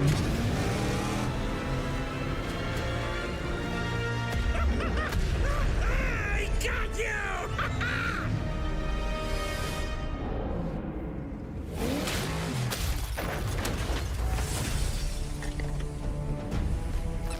I don't know.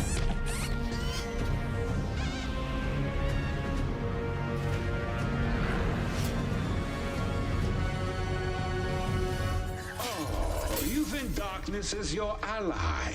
You merely adopted the dark. I was born in it, molded by... Ah! He stepped on a Lego. Nice. I could have really hurt myself. Okay, it's on my list. You know what? I'm sold. I'm totally sold. I actually dig it. The Bat is back. Please welcome the head of Lego Batman development team, Jonathan Smith.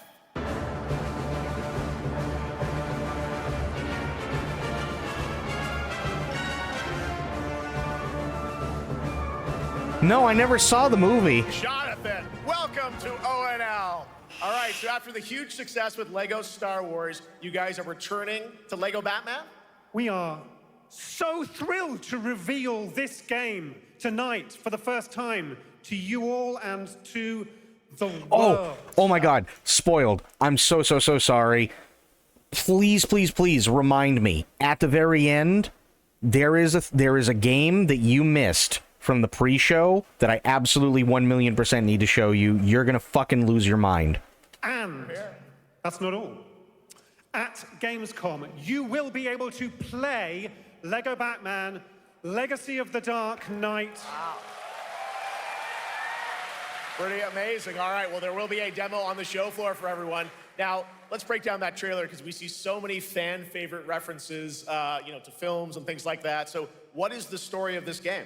This is the definitive, essential Batman story. We take you on Bruce Wayne's epic journey from origin to legend. That's You'll cool. train with the League of Shadows. You'll fight crime on the streets of Gotham. And as the years go by, you'll establish your ultimate legacy as the Dark Knight. We've incorporated iconic moments and No, I'm not talking about references that. from decades of God damn it. Batman movies, TV shows, comics, and games, all brought together and brought to life in our unique Lego world.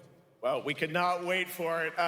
Let's also talk about the combat, because we've got some real gameplay here of the combat, and I gotta say, feels like you're really amping things up here this time. Oh, the team is creating... I'm gonna be honest. This, from what we saw in the trailer, this looks a lot like Arkham City and Arkham Knight in terms of how the game actually works. It looks really good. It's a really rich, deep combat system that's authentic to Batman's unique style. Yes. So surrounded by enemies, you'll pull off powerful attacks, counters, and takedowns. You'll use cool gadgets like batarangs to stun enemies and the Batclaw to reel them The in. whack and For chud. the first time, we've added difficulty levels. Kirk Thwack. Caped Crusader and Dark Knight mode for those who want an extra challenge. And you'll build a new Bat family of allies as you're joined by playable This looks partner cool as characters fuck. like Jim Gordon, Catwoman, Robin, Batgirl, each with their own gear, which you'll need as you take on a rogues gallery of villains from Joker, Penguin, and many more, including the mighty Bane, as you saw in the trailer, voiced by the incredible Matt Berry. Oh my God, I cannot wait I to was see what you're born packing in the with this dark, game. It also raised looks like by you have a it, bit of a, like, is it an molded open world by it. Gotham? Is that fair to say? Sure, that's right. Gotham is a playground, a Lego playground where you're free to explore. You can grapple from rooftop to rooftop, glide over the streets, or cruise around in your choice of Batmobile. This game has it all. Your choice of Batmobile? Holy fuck. Okay, I'm actually hyped for this. I'm with Aelin, I'm with True, I'm with Spoiled and Spectre. I'm all in on this. I think you've sold me on it. All right, John. I'm pretty hyped about it. It will be here playable, as we mentioned, for all you here in Germany. You can play Lego Batman Legacy of the Dark Knight for the first time starting tomorrow on the Gamescom show floor. Thank you so much, Jonathan. And Bloop, Awesome. yep. All right. Now over to Shots with our next new game announcement. Okay, wait, hang on. 4924, right? I'm going to write that down really, really quick because I want Spoiled to see this. She's going to lose her mind. No bullshit. So we're at 49 minutes and 24 seconds. It's only a 30-second thing. But I need to show you this because you're going to lose your mind, Spoiled. I know I did. I almost shit my pants. Like, yeah, okay. Here we go. This pre-show poppin'. Here's another brand new game announcement.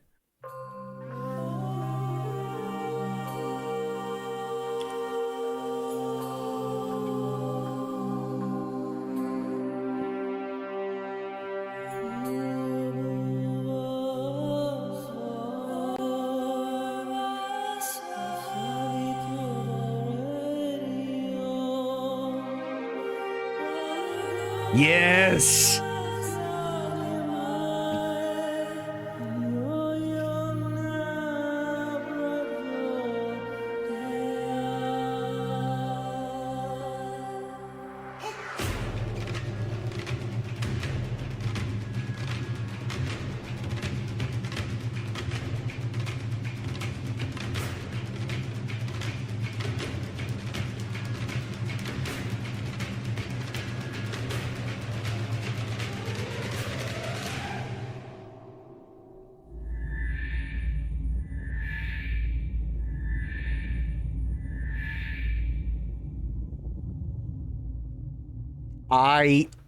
I was like, no fucking way.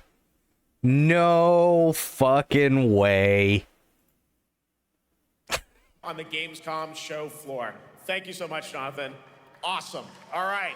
Now over to Shots with our next new game announcement exclusively on ONL. At least the fans are keeping BSGO alive, but this looks dope too. Thanks for... I had to. I heard the music, and I'm gonna be honest, and you know why, Spoiled. Gonna be honest, kinda almost broke down. Thank you so much, Jeff. Indeed, I find myself here in the audience. There we go. I find myself here in the audience. Thank you so much, Jeff. And some of the best fans at ONL. So is everybody having fun? I love it. Well, we're just getting started. Still to come, we have an amazing musical performance from Claire Obscure Expedition 33. Yes. I can hardly wait. Claire Obscure. And also a new look at Resident Evil Requiem, as well as a bunch of other surprises. I know what you guys are excited for. I can hear it. But now it's time for a new game announcement. She does look very, very, very sweaty. I'm not gonna lie. That was probably one of my top 3 series of all time. I'm gonna be honest, Spoiled. It's one of the best shows. One of my favorite sci-fi shows of all time. Easily. A long-awaited sequel that fans have been eager to see for nearly a decade. We have fought Oh, shit. humanity across 1,000 worlds. Warhammer. Yes. No mercy. We are the wrath of the Emperor, his angels of death. But the Imperium lies broken, its armies scattered and reeling. Our foes rise to drag us down, and the galaxy has been torn asunder.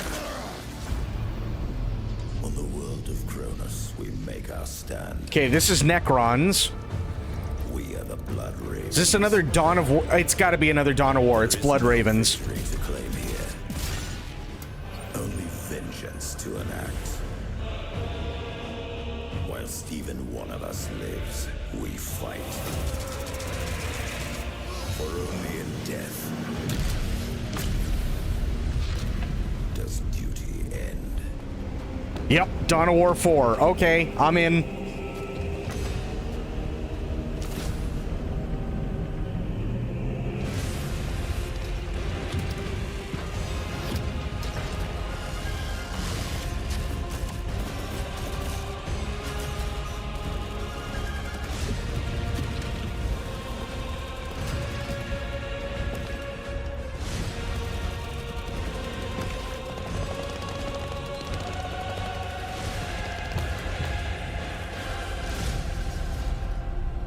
I'm in.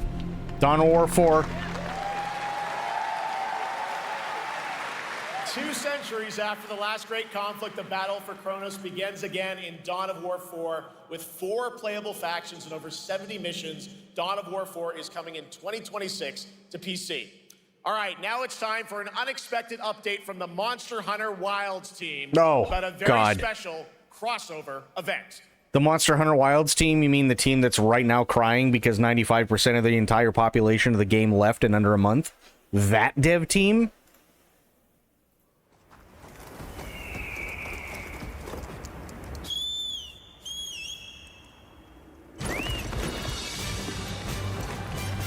Oh god, no. No, don't put chocobos in it. God damn it.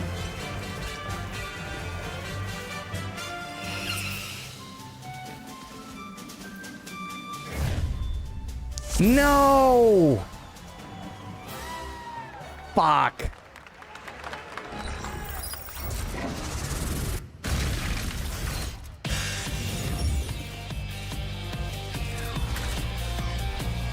No, don't do this.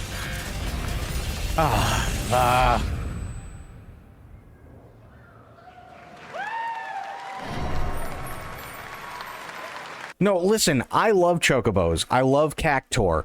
Even that machine that you saw at the end, I'm not going to spoil it for those who haven't done that series of quest lines. I love that whole series of quest lines. The problem is, it's not going to go well in Monster Hunter Wilds. Monster Hunter Wilds is not built to do the shit that you do in Final Fantasy XIV. It just isn't. All right, to tell us more, it is my great honor to welcome 2 very special guests together on stage. Ryozo-san from Capcom and Yoshi P from Square Enix. Holy shit, they got Yoshi P?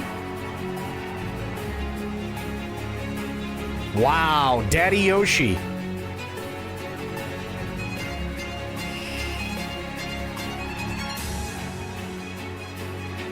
That last Monster Hunter looked pretty dope. It was dog shit, unfortunately. Like, unfortunately, with Capcom, the problem is, if it's not Resident Evil, they don't give enough of a fuck. So it's barely a consistent 30 FPS. Everything feels like it's set in concrete. Everything is really, really, really fucking slow in terms of reaction times, in terms of your character doing something versus when you actually hit the button. It was not optimized at all. And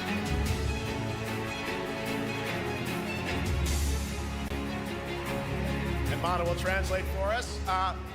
Well, guys, it's great to have you both together here at Gamescom. Ryozo-san, what can you tell us about this collaboration? はい、Thank you, Jeff。ドイツの皆さん、配信を、ご覧の皆さん、こんにちは。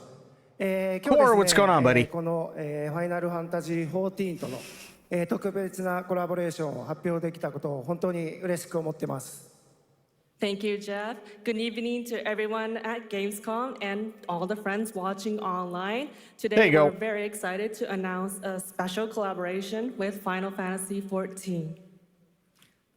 ですね、モンスターハンターワールドの時にもコラボさせてもらったんですけど、その時もですね、吉田さんとまたちょっと機会あったらどっかでやれたらいいですねみたいな話をしてたんですけど、今回それが実現しました。今日お見せした、映像はですね、まだ一部でして、詳細は、来月皆様にお伝えできると思いますので、そちらの方を注目していただけたらと思います。あとですね、今回もですね、吉田さんと、スクエアエニックスのスタッフの皆さん、本当に全面協力していただいたことをですね、感謝してます。吉田さん、ありがとうございます。はい、でここからですね、ぜひ吉田さんにバトンタッチして感想をいただけたらと思っております。After our collaboration in Monster Hunter World, I remember talking to Yoshida-san and discussing how much we wanted to do it again, and now we're very thrilled to make it happen. What we showed you is just a little glimpse of what's to come, so please look out for more information that's coming next month. But of course, Yoshida-san and the Square Enix team have been working just as hard with us on this special collaboration. So I'd like to not only thank him, but turn it over to him to share some thoughts. Guten Tag, Gamescom! まずはこのような素敵な場所に招いていただいたジェフさん、それから我々にね、いつも本当にたくさんのインスピレーションをくれる良三さん、それからカプコンの開発チーム、そして何よりゲームファンの皆さん、本当にありがとうございます。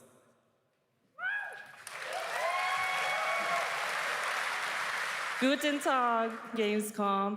First of all, I'd like to thank Jeff for having us here and Ryozo-san for all the inspiration, the Capcom team for working on this special collaboration, and to everyone enjoying our games. Thank you so much. 今、良三さんの方からもちょっとご紹介いただきましたけど、モンスターハンターワールドの時にもご一緒させていただいて、今回それに引き続き第2弾ということで、モンスターハンターワイルズとも、我々クロスオーバーと呼んでですね、全面協力して、コンテンツ開発してきました。As Ryozo-san mentioned, we worked together on Monster Hunter World, and we wanted to make it happen again, and it's happening for Monster Hunter Wilds. We would call it a crossover, and we're very happy to make this happen with all of our efforts joined together. もちろんクロスオーバーですので、ファイナルファンタジー14側にも、スペシャルなバトルコンテンツご用意しております。 Special event content for Final Fantasy 14. ティザートレーラーとしてモンスターハンターワイルズ側の映像を見ていただきましたが、我々もちょっとだけ映像をご用意してきました。 Since this is a crossover collaboration, not only Monster Hunter Wilds, but Final Fantasy XIV would also be having a special collaboration content inside it. Outside of the trailer we just saw, Final Fantasy XIV has also prepared I'm watching a in short order. trailer to show you what you can get. Wow, all right. Well, thank you so much. Ryozo-san, Yoshida-san, here's the trailer.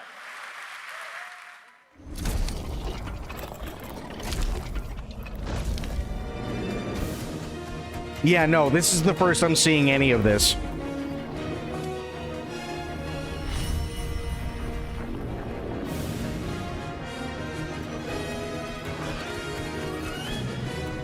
Ew, no. Pass. Pass on that. No, thank you.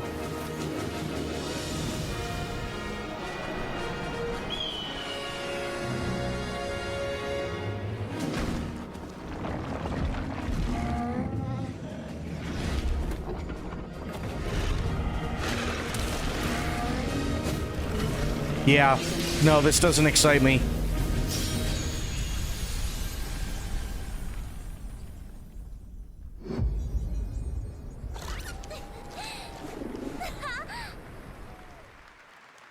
I love FF14, but nope.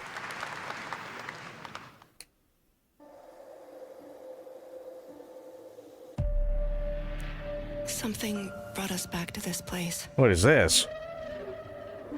Something that knows us. Knows the rules. But what if this wasn't the place, after all? Look around you. They can see you. It said chapter 2. This is real? This Whoa. isn't a game. It's a test. But do you ever ask yourself, what are we here for?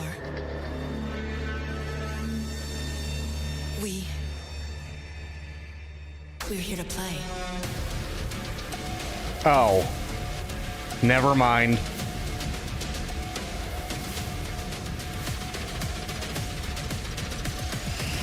Are you ready to play? Welcome to the world's biggest gaming playground. Game On. 500,000 people, 1,500 exhibitors, endless games to explore right here in Cologne. Discover rising stars at Gamescom awesome indies. Step into the cosplay universe, on-site or online. Watch, join, become the hero. Experience live shows, esports battles, and creator events in the Gamescom event arena. Not in Cologne? Go to Gamescom.global. Stream the highlights on Gamescom Now, vote in the Gamescom Award, or dive into our Gamescom studio on Twitch and YouTube. And of course, we're here to play. Join the fun in our community RPG, Gamescom Epics. Loot awaits. We care. Gamescom runs on 100% renewable energy and puts accessibility first. The whole city joins in at the Gamescom City Festival. It doesn't stop there. The whole world comes together, not only here in Cologne, but also at Gamescom Latam, Gamescom Asia, and beyond. Welcome to Cologne. Welcome to Gamescom. All over the world. And now, keep on watching Gamescom Opening Night Live. I'm trying, but you had a commercial. I'm ready to game, all right, and that was only a glimpse of what is to come here at Gamescom, the biggest playground in the world, and what it has in store for you. We're here to play, and the fun is just getting started. So, Jeff, what's next? Is it anything good? I think it's gonna be good. It's gonna be a video game, I can tell you that much. Last year at the Game Awards, we had the honor of announcing the long-awaited return of one of Capcom's most iconic action series, Onimusha. And tonight, Oh, shit, we take okay. the next step on that journey. Here's a brand new look at Onimusha, Way of the Sword, coming in 2026.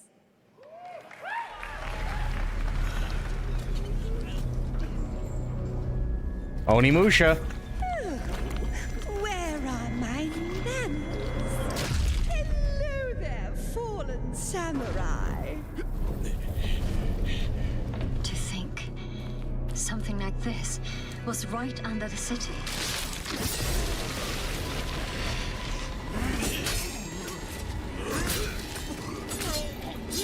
What fearsome power! Be careful!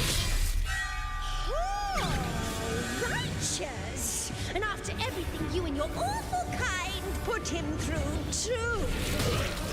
Were you feeling left out? Here, let me show you something to cheer you up.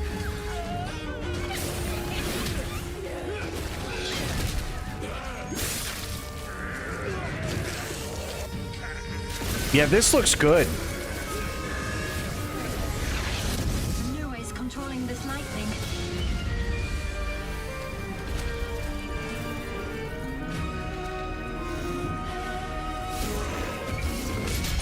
I don't have time for these stupid games. I'm terribly sorry. Anyway, do enjoy.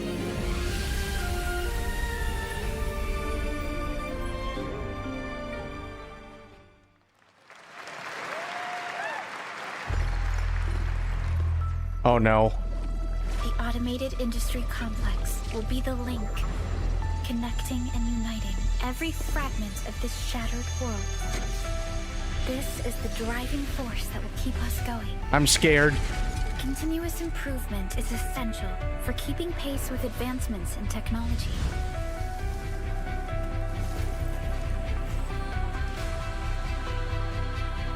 Enfield. We don't simply talk about our dreams. We do what we can to make them a reality. All operators accounted for. The team is ready for the mission.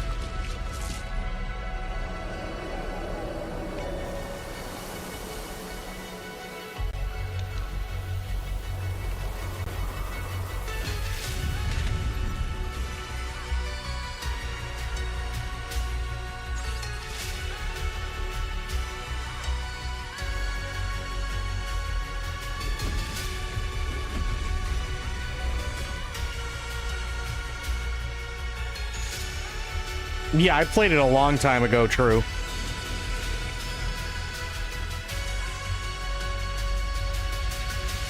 Yeah, it looks like an anime Factorio. Yeah. Yeah, no. Pass for me. Total pass.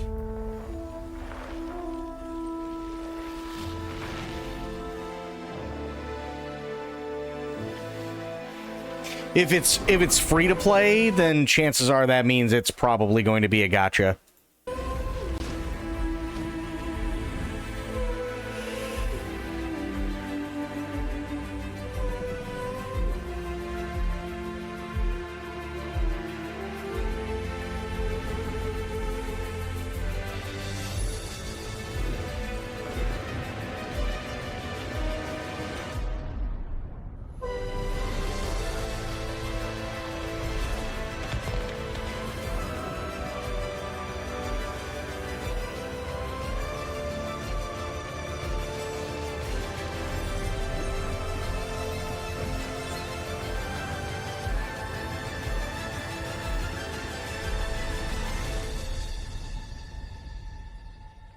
I mean, it doesn't look bad, but I'm more of an Age of Empires kind of person. She was found. This will truly be the birth of a new world. A world where we are the one and only human race! I'm afraid your friends came far too late. I see the years haven't been kind. I know about the Alpha. Why is she here?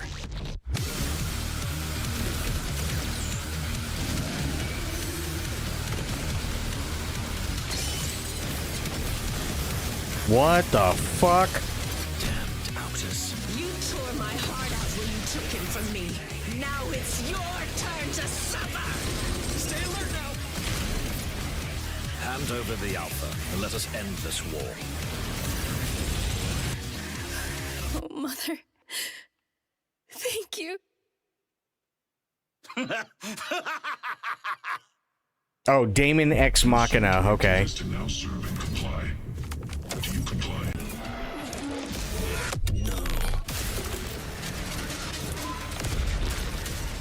Oh? What are you? A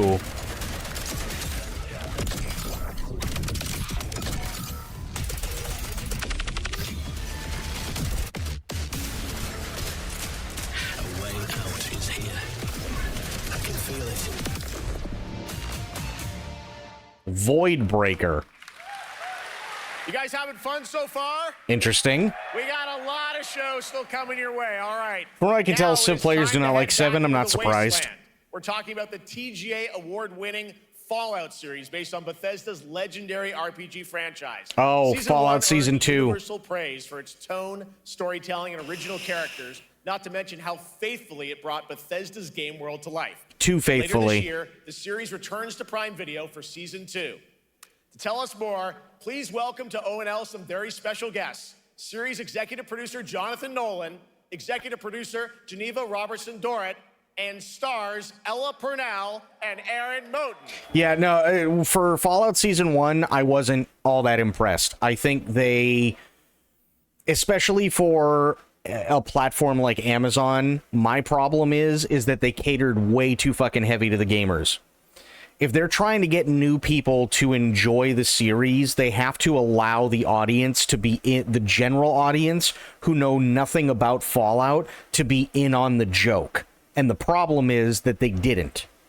So at the very, very beginning, she goes, well, I've got 35 in this, and I've got 40 in this, and I got 27 in this. Okay, the fuck does that mean to anybody? Unless you've played the game, you have absolutely no idea what any of that means.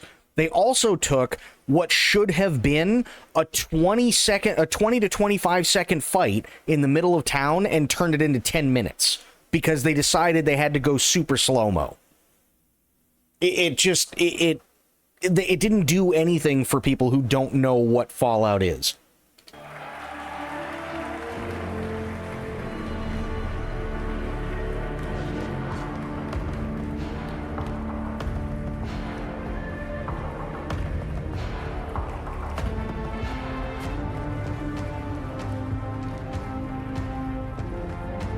Hi, everybody.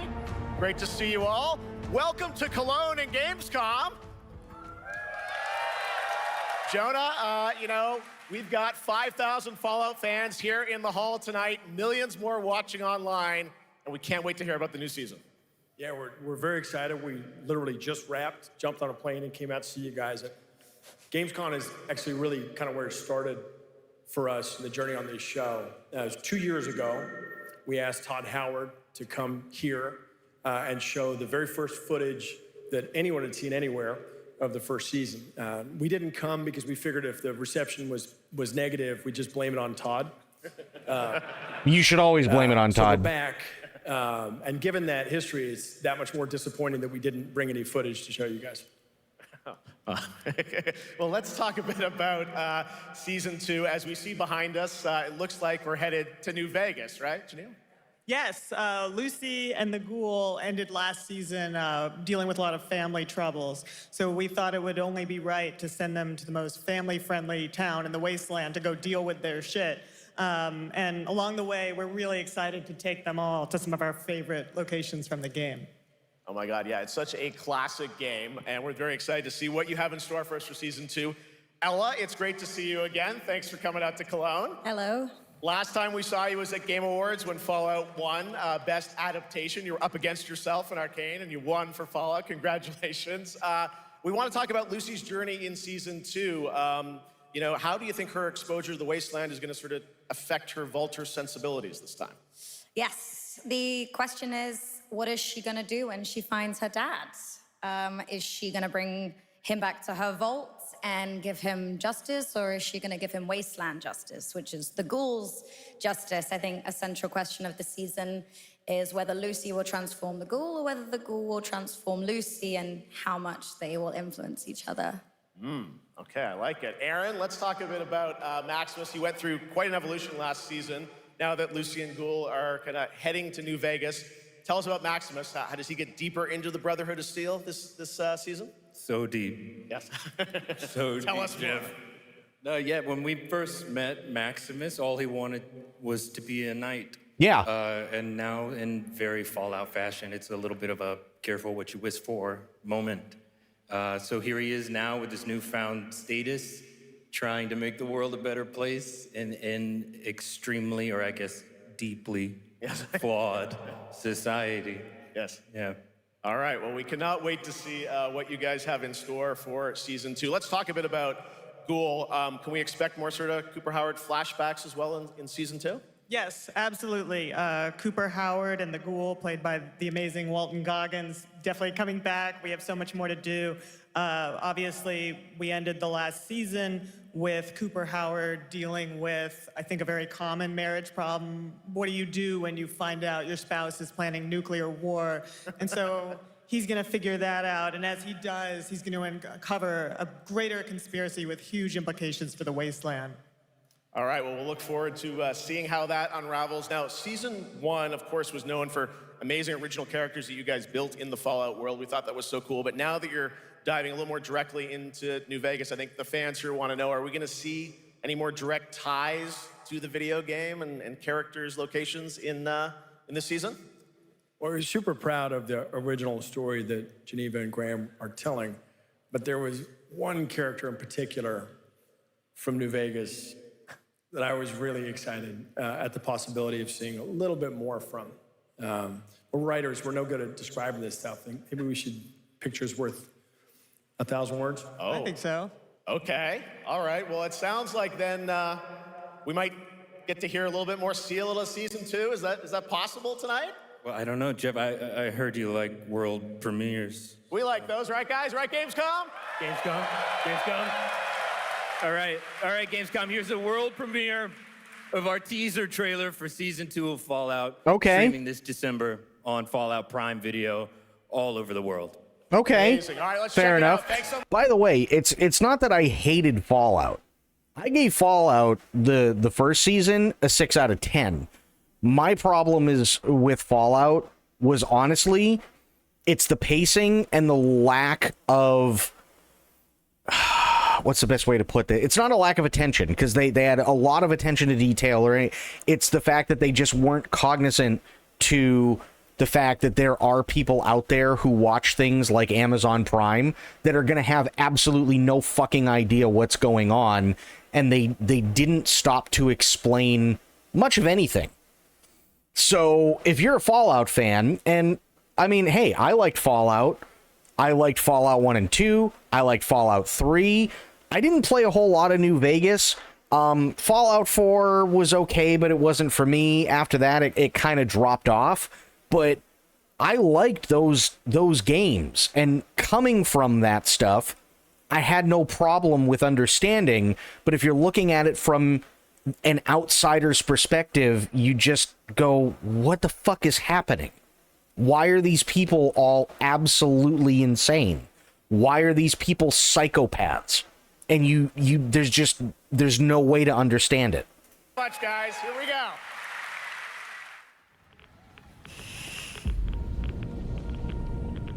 I'm looking for someone. Common story around here. Someone you care about or someone you hate? Oh, what a great question. What say you, Miss McClane?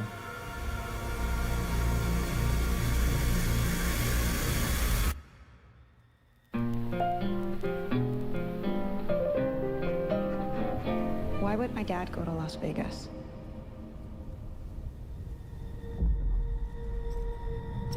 You want to know why the world ended? It started here with one man. It's all over. New Vegas, baby. Cooper Howard, star of the silver screen. Like yourself, I am the very best at what I do. But and what I do is I know everything.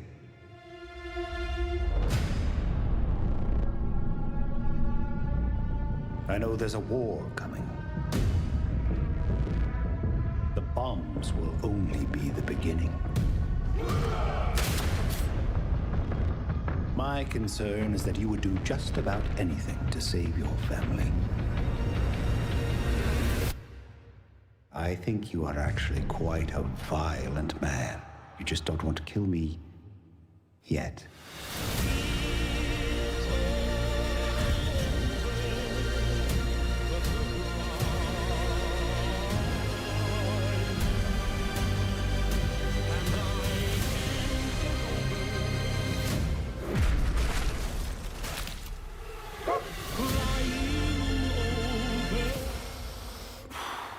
Oh, that's the chicken fucker. Lucky, shall we?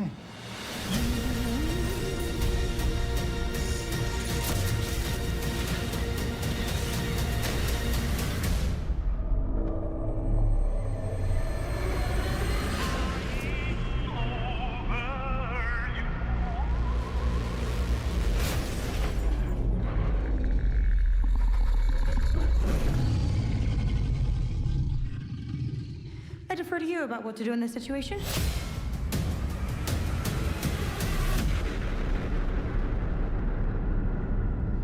I'll give it a watch. How about that? That looks incredible. Deathclaw, of course, in our first look at the new season, and Robert House is Jonathan Tease, played by Justin Theroux. It is an amazing Gamescom exclusive, and we've got another one for you. The first drop of the all-new Season 2 posters. we cannot wait to see what Lucy, Maximus, and the Ghoul have in store for us when Fallout Season 2 begins December 17th with new episodes premiering weekly on Prime Video. All right, now back to you, Shocks. Thank you so much. That looks so awesome. I can't wait. But last year, Indiana Jones and the Great Circle was acclaimed for its incredible gameplay. Indy was and so good. And next month, the adventure continues with The Order of Giants, a story expansion with new puzzles and foes. Here is your first look at the gameplay and a special announcement. Indiana Jones, yes. This was so good.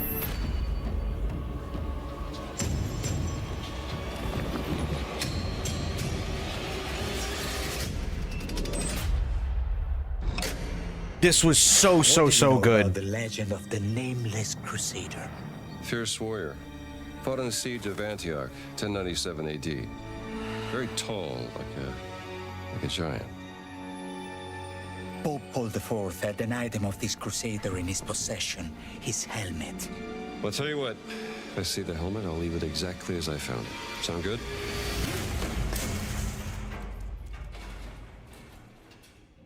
Oops.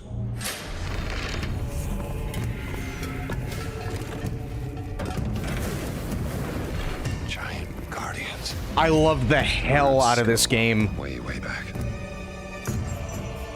Worshipped by the Mithras cult. They were laid off? No shit. I can't believe you dare to investigate this. It's impressive for a snake.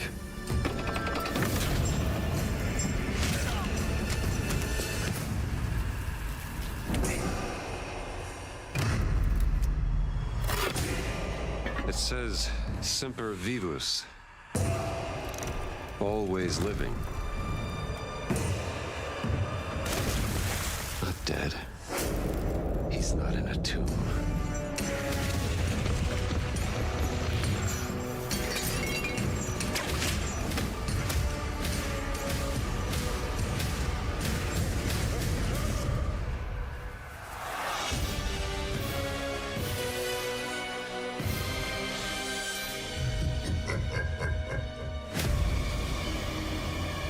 Oh.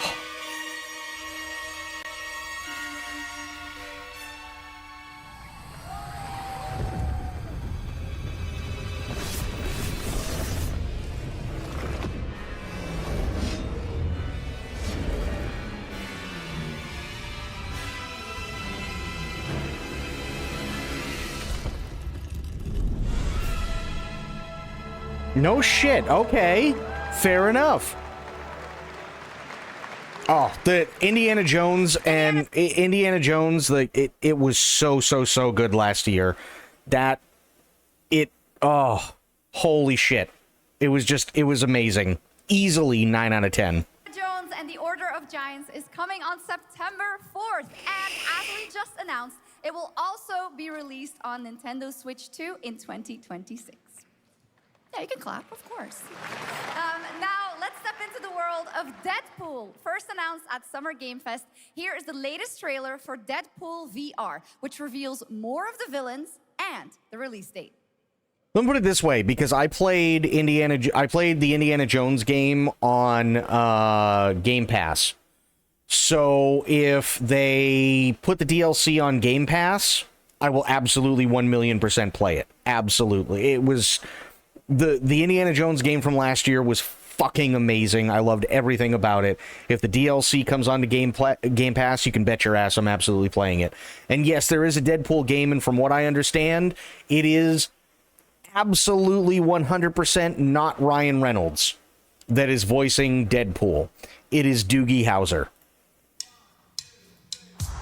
My massive galaxy-spanning streaming network is expanding. Nice imagery. To score eyeballs, I need talent. Now that is efficient exposition. The biggest, baddest bastards recruited across time and space. They require persuasion. Look who it is. Maori, kia ora, buddy. What's going on? Gyro, a deluxe portal for 2, if you please. Adoring fans will be watching your every move. Fighting on a reality show to the cheers of trillions. Minimum effort. little tolerance for low ratings. Oh, shit. OMG. Also, I do have to say before we keep going, and it still makes me laugh every single time. Spoiled called Deadpool and Wolverine a long while ago ketchup and mustard, and I can't get it out of my fucking head, and I love that analogy so much. And now all I can think of anytime I think of Deadpool is ketchup and mustard. Yeah, that's right. Mojo is in Deadpool VR 2, voiced by John Leguizamo. Oh shit, it's John Leguizamo? Wow. Okay. Sure? Question mark? To this next world premiere. There was a thing where I guess there's another game that's coming out. But it's not John Leguizamo. It's I can never remember his name, but he was on How I Met Your Mother. He was part of Doogie Howser. He was in Starship Troopers and so on.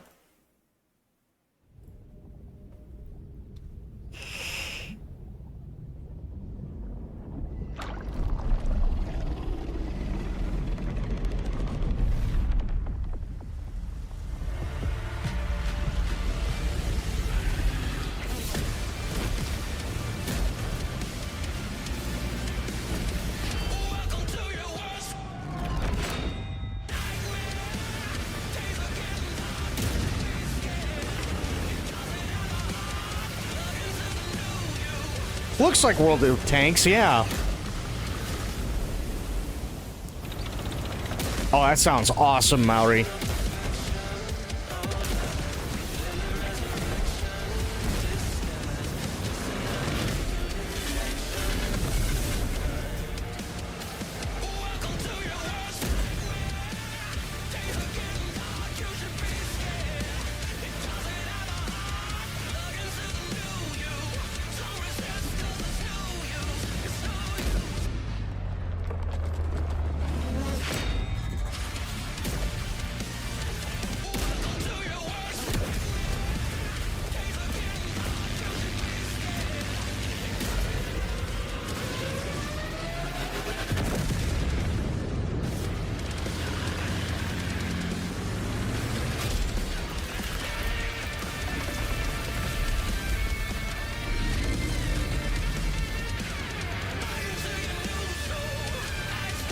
Yep.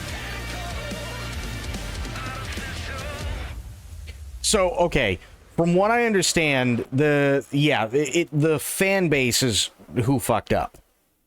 In all honesty, it really is. There was a video on it a while ago, but basically what happened is they found a lot of schematics and stuff like that about all these different tanks. Unfortunately, some of them were still supposed to be a little bit sensitive, and it was on their forums. The World of Tanks Update 2.0 lands September 3rd. This is the biggest update in the game's history, featuring 16 Tier 11 tanks and tons of new and upgraded features. Absolutely. All right, next. Saber and Focus delivered Space Marine 2, one of the most fun action games of the generation. Okay. Well, next year they are set to do it again. Oh. John Carpenter's Toxic Commando. What? This FPS action game combines classic 80s action horror with over-the-top humor. What? Well, here is the world gameplay premiere of John Carpenter's Toxic Commando. What? John Carpenter?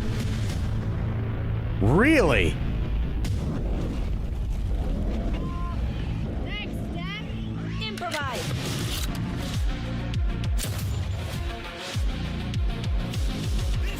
Ooh. You see my new toy?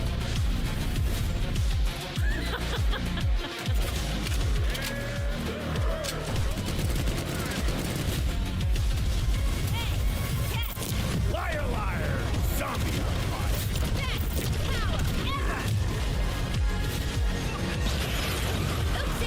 They're wrecking our ride! Just use some help now. I need some first. Can you all please cover me? Whatever works.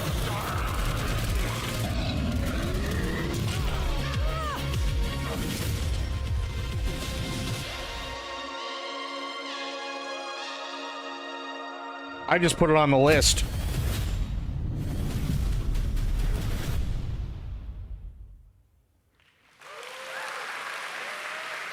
Super fun. Cool as fuck, our right, next Sober? reveal comes from a true legend of game design, Ron Gilbert, the mind behind Monkey Island, Maniac Mansion, and so many other classic games that defined the golden age of point-and-click adventure games in the 80s and 90s. I loved those games growing up. Well, now Ron is back with something completely new and completely unexpected. It's called Death by Scrolling, a roguelike, vertically scrolling RPG set in purgatory where you'll battle waves of enemies, hoard gold, and do everything you can to stay one step ahead of the Grim Reaper herself. Here's the first ever look. Okay, was it just me, or when he said scroll, why did my brain automatically go to he's gonna say death by scrotum?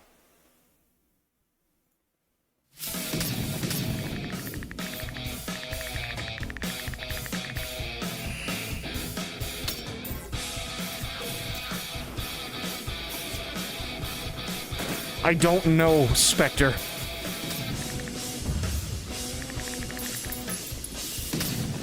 God, Micropros. I haven't thought of them in forever.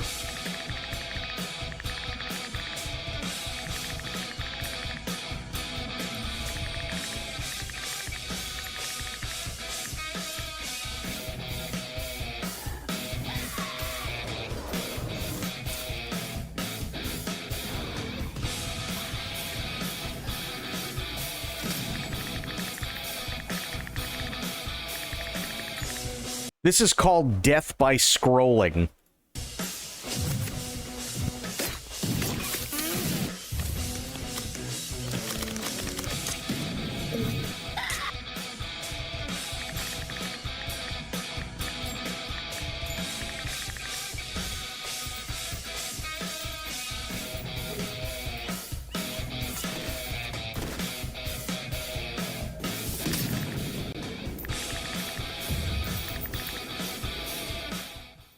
I'll check it out.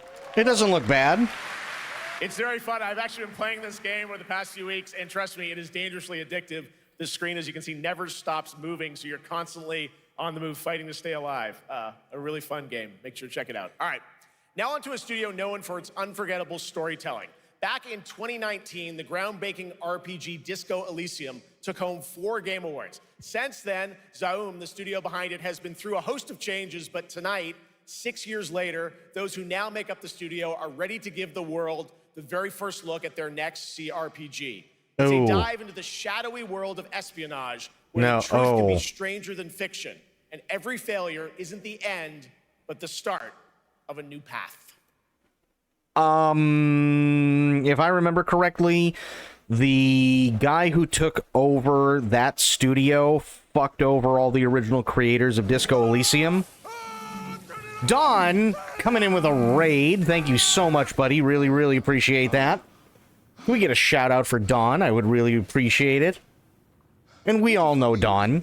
We all know Don here. So, yeah, please, if you haven't already, please, please, please, go give Don a follow. He's awesome, awesome, awesome. Here, there we go. Yeah, please go give Don a follow. Really, really would appreciate it. He's awesome. He's always got good stuff. Phenomenal artist. So yeah, please, please, please. We're just watching Gamescom as well. Hell yes. I once knew a Oh yeah, I've got a list going. Brilliant, relentless, magnetic. Oh, spoiled. There's another one I have to show you. Was Herschel. Dark gold hair, a well-worn life beneath. True, and I almost shit our pants when we saw it. Waiting to be blown. She tried to look out for me. For us. None of it mattered in the end. Everything she touched rippled into failure.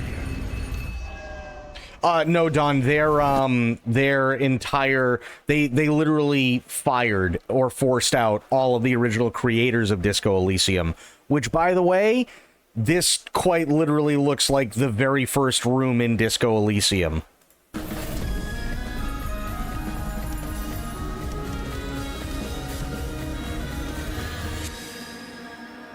0 parades.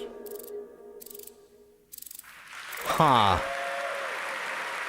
Now, let's talk about Gamescom Cares, our platform for responsibility projects here at Gamescom that we hold very close to our hearts. Oh, no, they didn't gut the team. They just flat out fired everybody.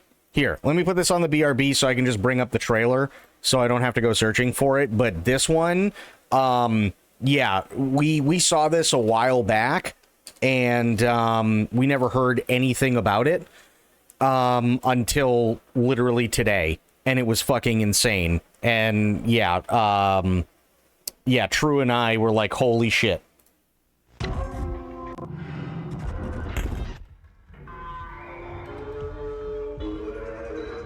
Cooking food sounds good, dude.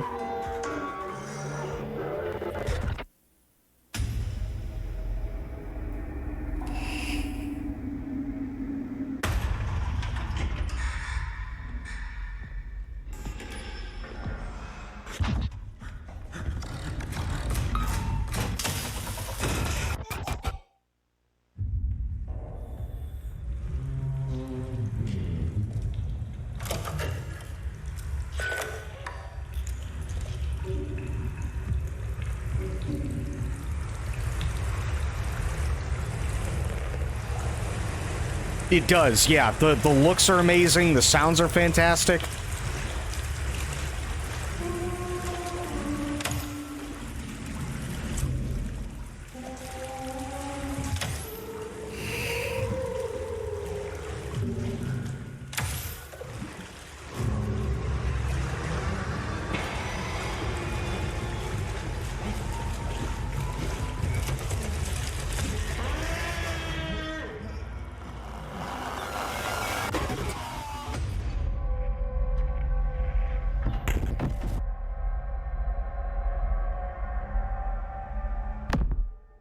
Yeah.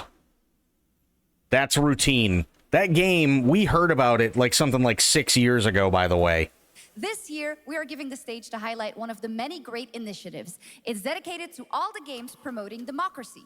We invited a developer to learn more about it, and I'm here with Jörg Friedrich, CEO of Paint Bucket Games from Germany. Hello, tell us about the game you made, The Darkest Files. Hi, thank you. In The Darkest Files, we tell the true story of Fritz Bauer, who was persecuted by the Nazis and forced to flee Germany, only to return after the war to fight them with the sharpest sword of democracy, the rule of law. It shows how quickly a constitutional state can become an unjust state and how this leads to darkness. But it also shows that we cannot simply stand by and watch. When this happens, we must take action. Indeed. There are other examples like your game playable here at Gamescom, such as Glass House by Flat 28 Collective from Italy, a story-rich CRPG set in a lockdown apartment block at the dawn of a world war. Yeah, that looked good done. Not Guaranteed by Team Project Lunch from Singapore, a document checker thriller about a post-colonial country from the perspective of a government official worker. So, Jörg, can you tell us why these games are so important and so impactful? Well, games are more than entertainment. Like any great art form, they reflect our concerns, our fears, our hopes, and what preoccupies us. Democracy is under attack right now. Minority rights are being violated, and the world is becoming increasingly interconnected. So games are a powerful medium for addressing these issues, and they have the potential to inspire change. I am glad that not only are many people in the global games industry engaging in projects like this, but also more and more institutions like the European Commission or the United Nations. A very important message. Thank you so much, Jörg. And of course, thank you to all of the dedicated developers around the world who put so much heart and soul into those games, making the world a little better. Please check them out, everyone, and check out all the great initiatives of Gamescom Cares. Now, we have much more Gamescom ONL to come next. It's a very special performance of the music of Clair Obscur Expedition 33, plus Resident Evil Requiem. Okay, what is this?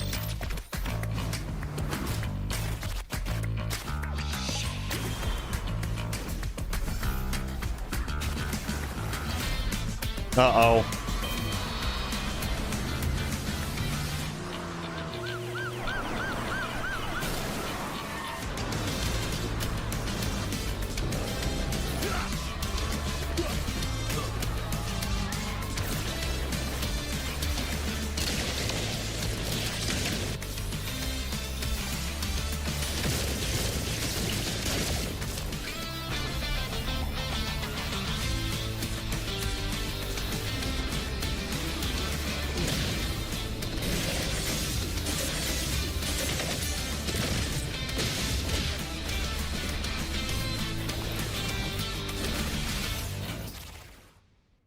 Yeah, pass.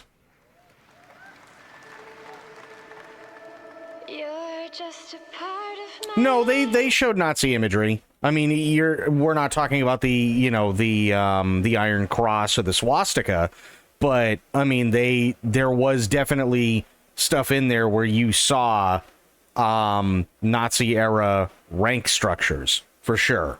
But that's probably how they got around it. And you're just a part of my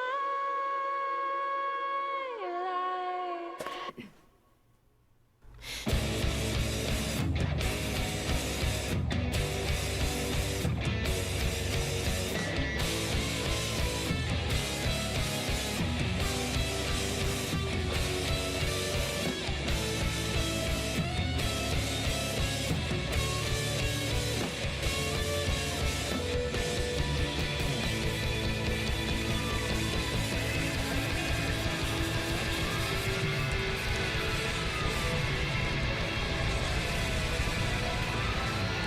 And I can't get rid of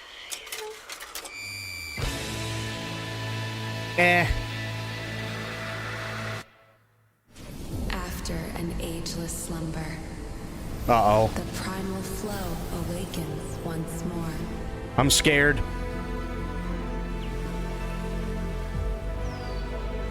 It is fate that brought us together. Shisha. Such a pathetic place. Who is this guy? What does he want? Your ignorance is despicable. A power stirs deep beneath us.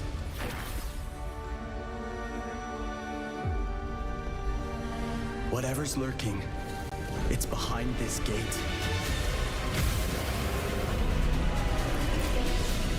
The ground is shaking.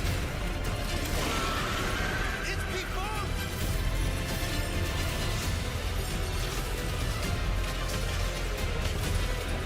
This looks very Final Fantasy. How long have they been trapped in here? Be it destiny or chaos, I shall break the cycle! Time for the final reckoning.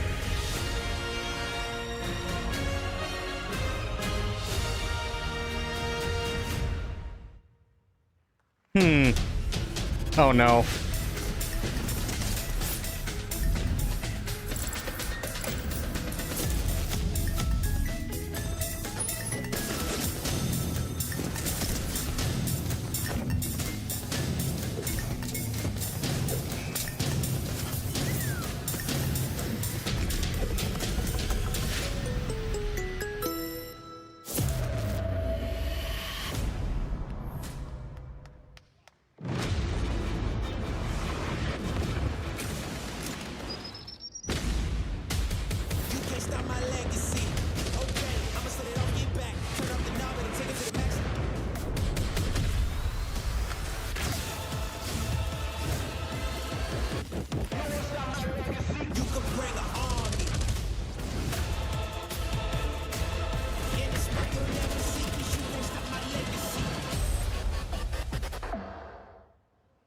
Oh, Delta Force. Okay. You just got a fresh look at Delta Force, which launches today on PS5 and Xbox. And the best part, it is free to play.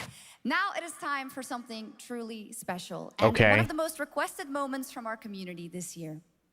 Earlier in 2025, Clair Obscur Expedition 33, the Oh. debut title from French indie studio Sandfall Interactive, Clair Obscur was captured hearts so with its good. stunning Belle Epoque inspired world and unforgettable style. Absolutely. This is a very special game, and tonight we wanted to bring that world to life right here on stage at ONL with a special acoustic performance from the game's soundtrack. Please join me in welcoming, for their first big live performance ever, the composer of the game, Laurent Testard, and vocalist Alice Dupont-Pussier, performing Alicia from Clair Obscur Expedition 33. Flute Guy or Riot.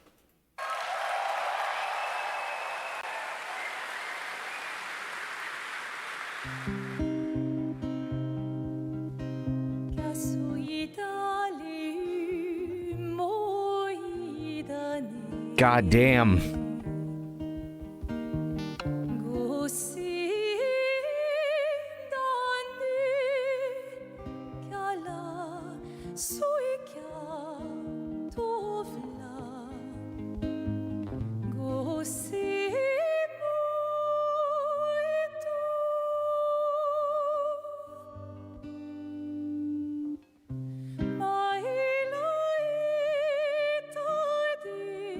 This game was amazing.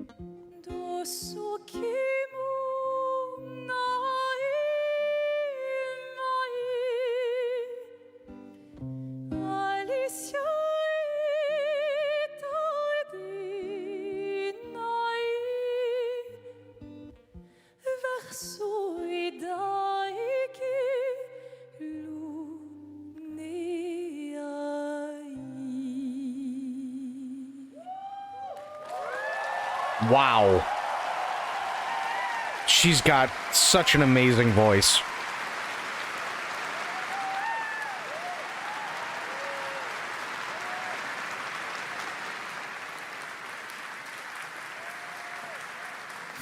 It was absolutely beautiful. I was gonna say, even she's like, holy fuck. Absolutely amazing. Thank you so, so much. And we have so much more opening night live right after this. Yeah, I don't blame her. I was just blown away again. The Hayabusa and Raven ninja clans Oh, have Ninja fought to Gaiden 4. keep peace, with the Hayabusa clan in the spotlight. But your clan, the Raven clan, has always had a secret motive. Thanks. I owe you one, Hayabusa. Expect heavy resistance from the BDO. We're all counting on you, Yakumo.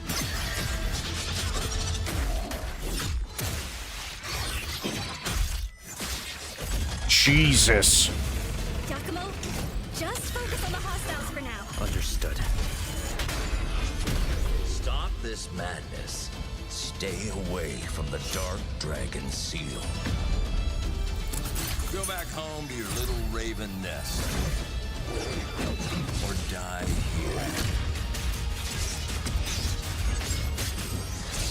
If you truly think you have what it takes to slay the Dark Dragon, prove it. The very fiend that resurrected the Dark Dragon years ago. Even a mortal such as yourself has heard of me? I'm sure. Die, insect. Damn. The combat is fast, but looks really clean. Please, don't kill him. The whole world's at stake.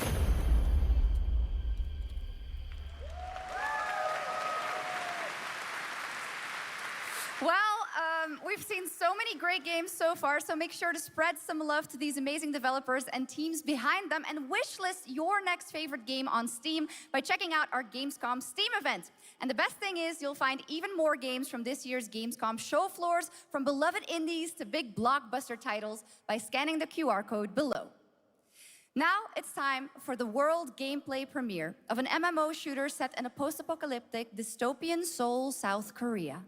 Oh? From NCSoft, This is Cinder City, blending narrative-driven shooter action with a vast, seamless open world. Freeze, ADF!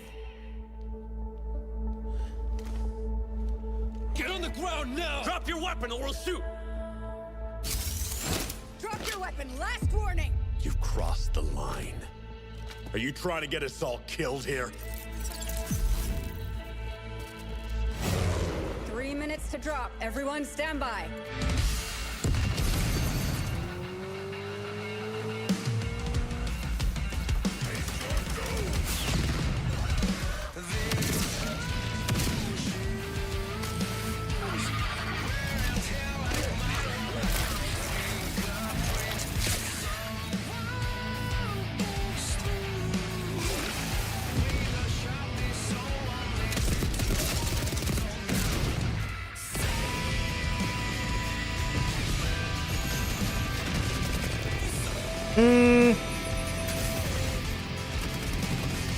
Medicine, what's going on, buddy?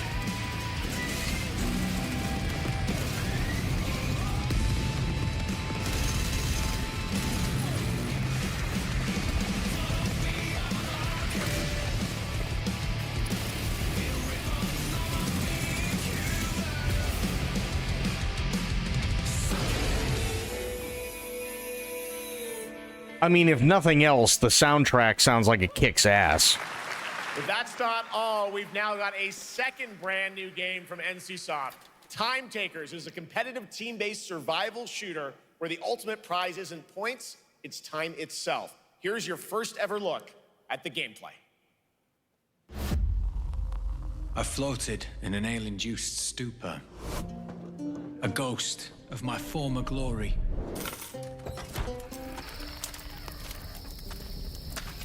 Until one day when I was stabbed. I thought I died. Instead, I was given a second chance in a strange world, alongside rogues from across the time. True core.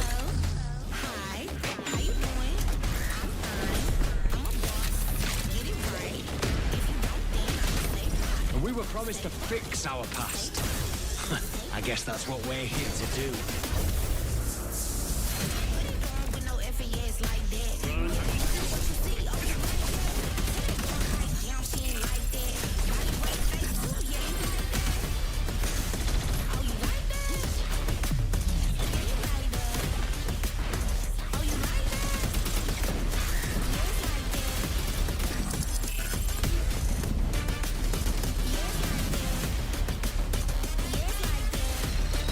Meh.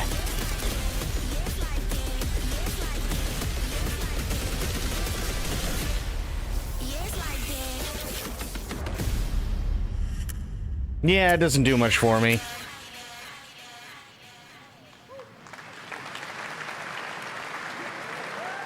Looks like a game. For decades, oh, here we go. Silent Hill has defined psychological horror in games. And tonight, the fog rolls in once again. Here's a brand new look at Silent Hill F from Konami. Here we go. Including the reveal of the American voiceover actress Susie Young as Hinako. Targets are 1 to HQ. We haven't found an active suspect at the scene. Chances are good, but it's still in the fact no one. We better consider the hunt. Over. Last seen fleeing Tsuneyoshi Shrine.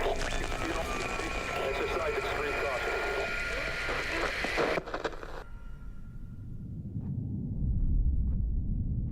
Oh, they totally are done. And laid claim to my soul. In turn, I shall save your souls by claiming the life of your old self. Who was that? What is this place?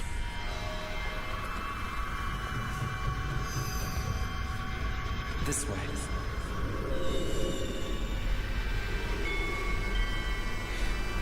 I better get going.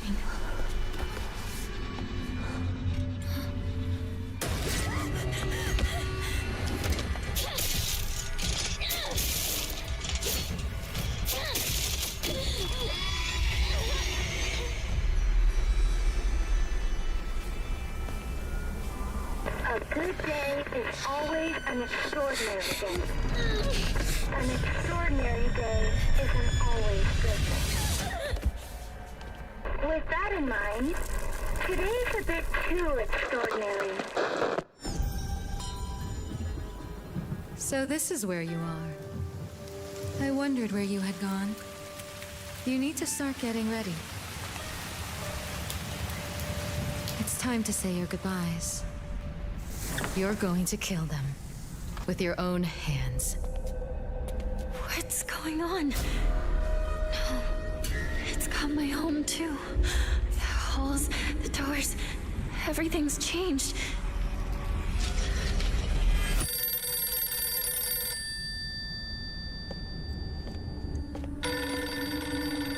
Tell me, who are you? Please. Just die. Maybe it's the phone? It's entirely possible.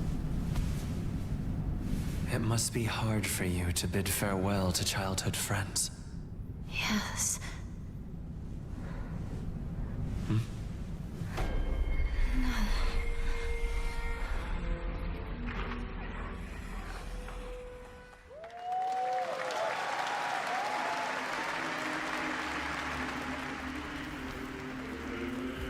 So here's the thing, right?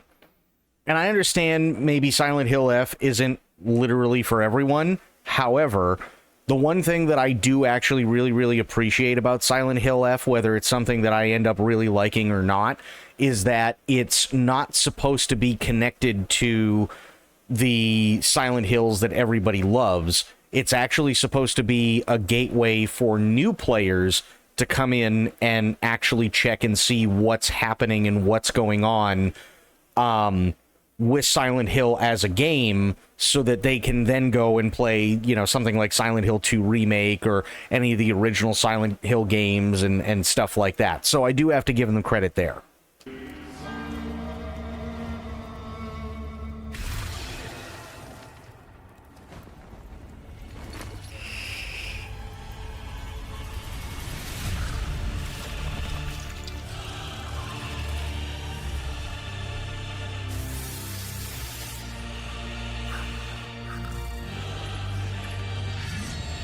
This looks kind of cool. This is in-game footage. Oh shit, I like this.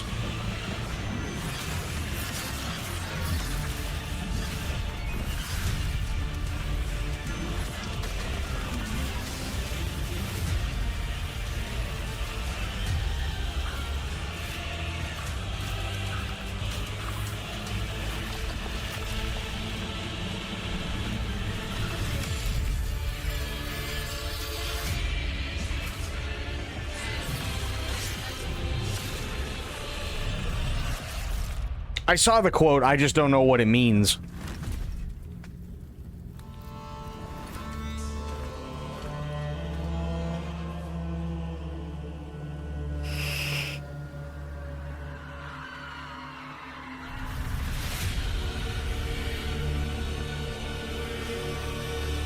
Wait, La Divina oh, no shit. Okay. Divine Comedy. Nice, actually.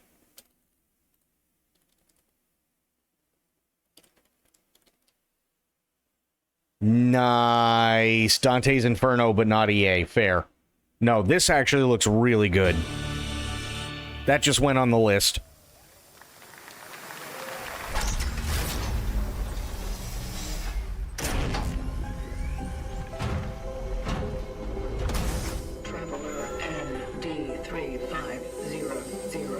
Oh, this is Bloober's new game.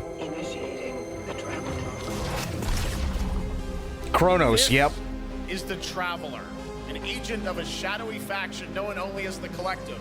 And in Kronos the New Dawn, you'll step into their role. From Polish horror powerhouse Bloober Team, nominated last year at the Game Awards for their Silent Hill 2 remake, comes a bold new vision of survival horror. In this world, the dead don't stay dead. When they find each other, they merge into something far more terrifying. Launching September 5th, here's your brand new look at Kronos, the new dawn. That suit looks badass. I'm looking forward to this too. This is in Poland as well.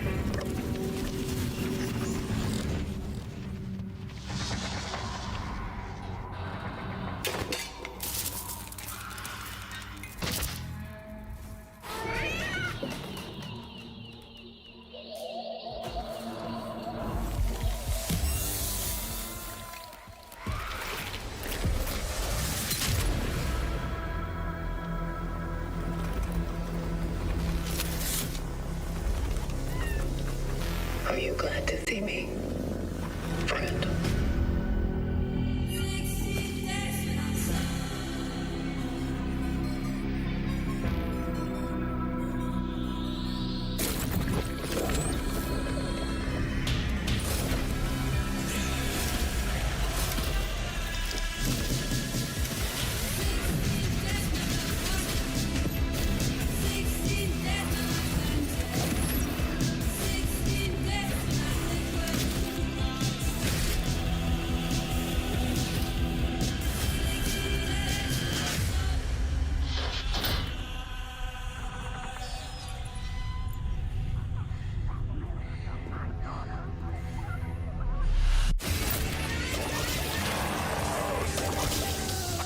Stay calm.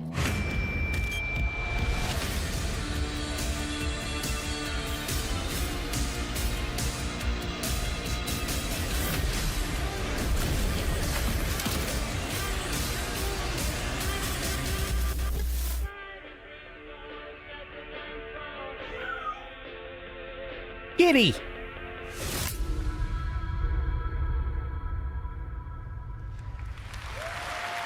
Okay. All right, for our next trailer, let's turn it over to the head of sequels at Obsidian Entertainment. Guten Tag, Gamescom. Look at this. Tens of thousands of Europeans packed into one building in the dead of summer with absolutely no air conditioning. This is the type of dystopia we here at Obsidian Entertainment absolutely respect. What is this?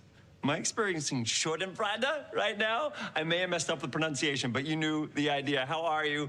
My name is Mark. I am the head of sequels here at Obsidian Entertainment, and I've got big news. I am going to drop a brand new trailer for The Outer Worlds 2. What are you gonna get? More planets, more chaos, and an actual release date now that GTA 6 got pushed to the spring. So, strap on in. Stock up on some gummy bears, stock up on your favorite pretzels, get ready. Here comes The Outer Worlds 2 trailer. Roll it, Jeff. It's gotta be Jeff that's rolling it, right? And now, a trailer for the part of the game you'll remember more than the ending. The Companions. Okay, wait a minute. Before we go any further, correct me if I'm wrong, but wasn't Outer Worlds, was it Outer Worlds or was it Outer Wilds that was insanely short? Which one was it?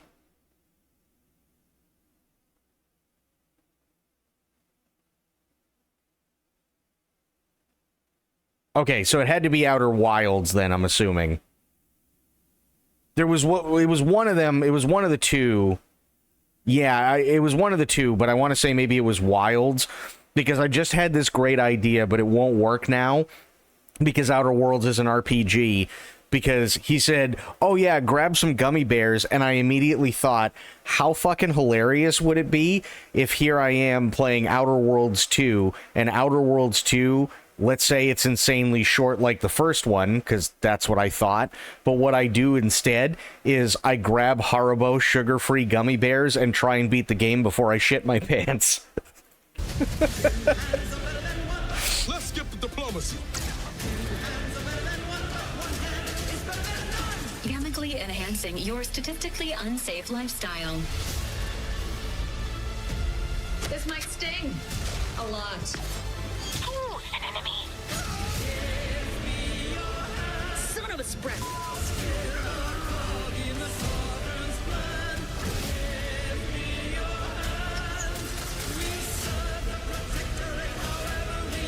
Be grateful you're not on fire.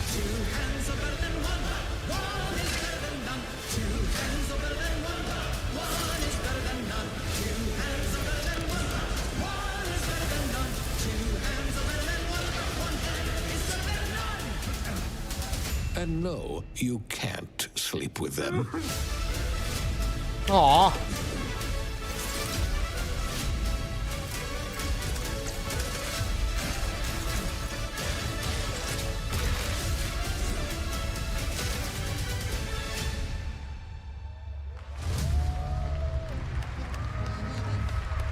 Imagine the content that would come out of that, though. Trying to play a game from start to finish and beating it before you shit your pants because you ate Haribo sugar-free gummy bears. I think that'd be fucking hilarious.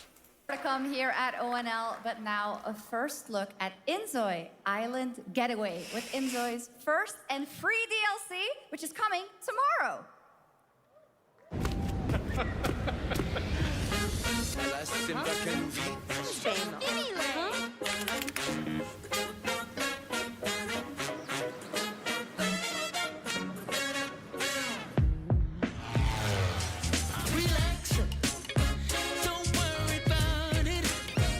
I hope for help alone in a building.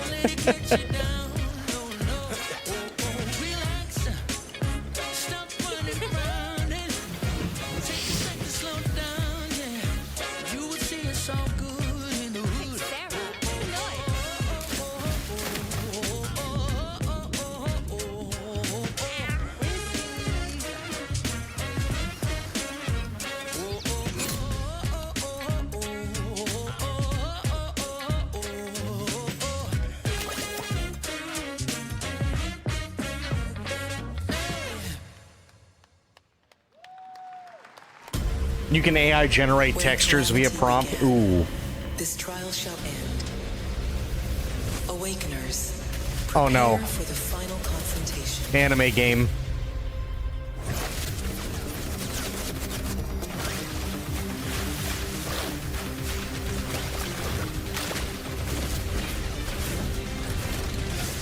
Booba.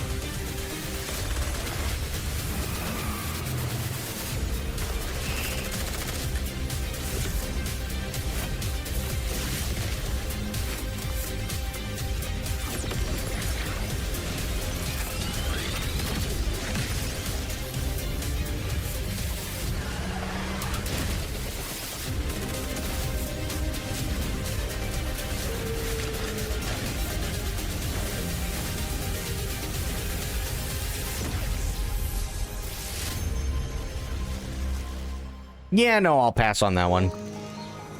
Oh. Hey, do yourself a favor. If you ever want to not watch something that makes you cry, go on to Netflix and pass on 7 Deadly Sins. Great show, but you'll be crying like a fucking baby at the end of it. I did. Between the camera, close to these girls' boobs versus Bayonetta's, these girls, I feel like the camera comes up to them. For Bayonetta, it feels like she is teabagging us. Oh, yeah, no, Bayonetta is supposed to be like giga fucking dominatrix. あいつらとの冒険は騒がしくて大変だったけど、なんとかなってよかったな。けどな、俺たちにまた一つ面白い運命が待ち受けてる気がするんだ。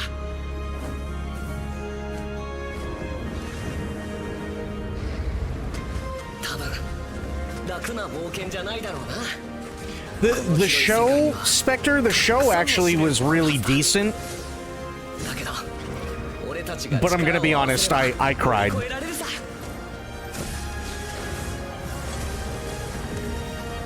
何ぼーっとしてんだよ。やることが山ほどあるんだ。早く出発するぞ。さてさてさて、CBT 募集が始まるってよ。絶対参加してくれよな。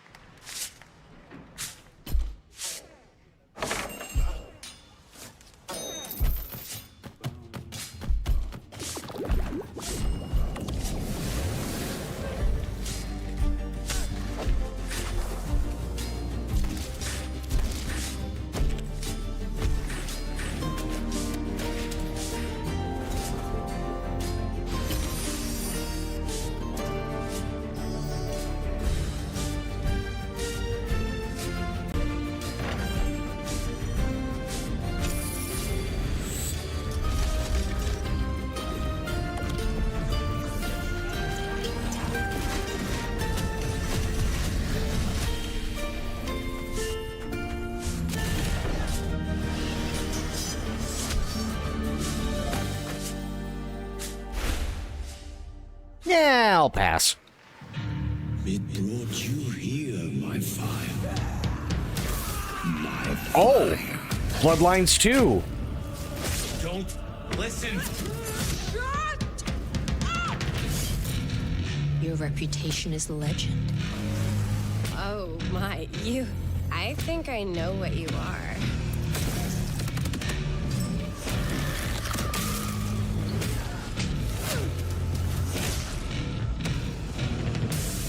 It really has.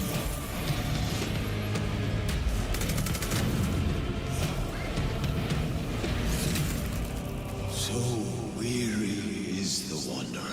We better get a fucking release date. On the fertile soil.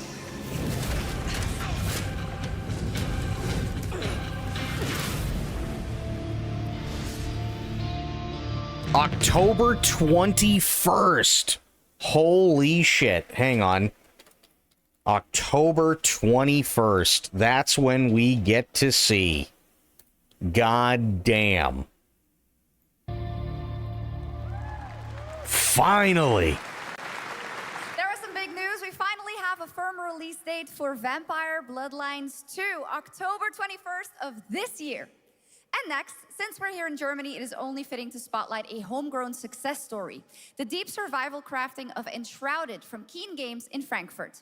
Still in early access, Enshrouded has already let friends adventure, fight, and build together in endless ways. But tonight, the world is about to change forever. A new force is coming, one that will redefine how you explore, how you build, and how you survive. It's a monumental edition, and you're hearing about it first, right here at Opening Night Live.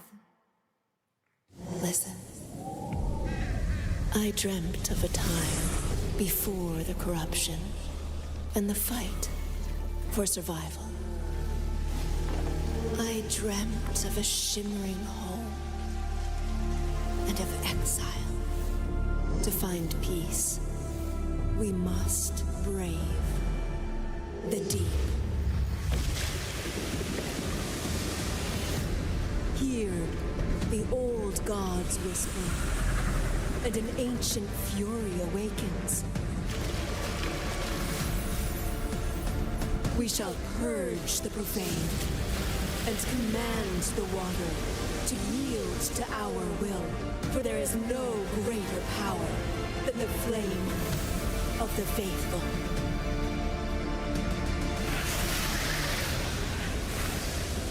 Okay, I'm gonna be honest.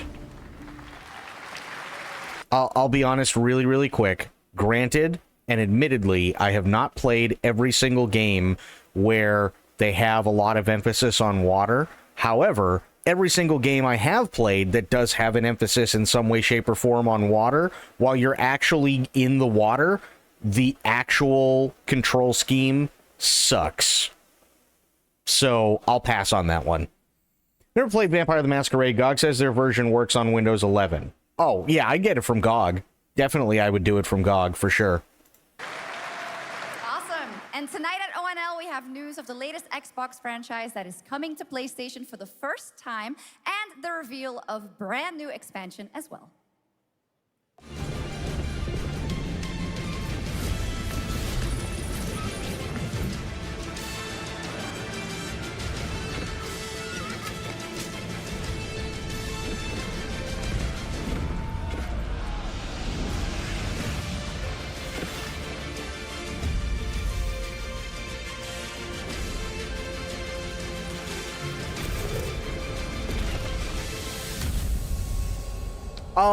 I would assume that maybe it's probably in there. At least I would hope.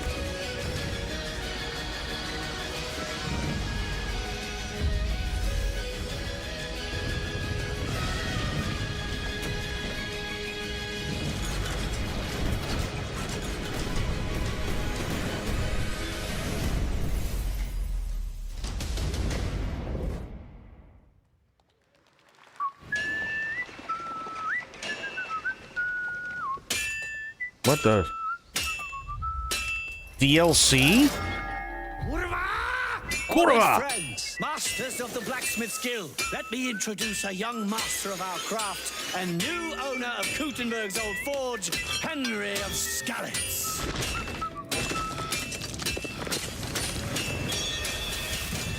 Ready? We can begin. Ooh, okay. Hang on one second. KCD2 Legacy of the Forge. Interesting. That's on my list now, because KCD2 was amazing. So you can make your own... I don't know. Ever played Return of the Obra Dinn? Not on stream. I know I've seen a couple of people play it, but I've never actually played it. GOG says they have the preservation program on certain games. So, for what Dawn is talking about, the game was so broken in one very specific level for Vampire the Masquerade Bloodlines that the community actually came together and they not only made a patch to bypass it completely, but ended up going into all the files and reworking that level so that if you really, really wanted to suffer and swear a lot, you could actually still get through the level, because before it was so broken that you literally could not get past that very specific point.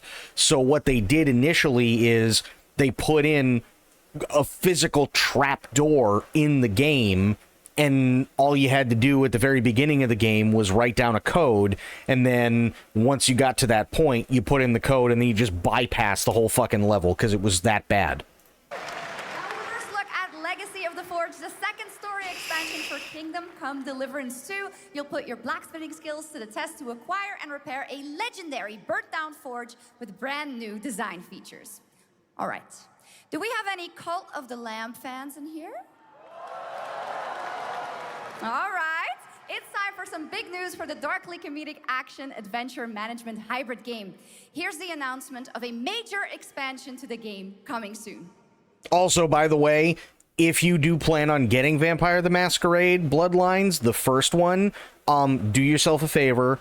I know I said it very, very briefly, but absolutely get the one on GOG, because the one on Steam, much as I love Steam, they don't do anything to update any of their older games. So not only does it run like shit, but at the same time, it's also a bear to get running in the first place for newer systems.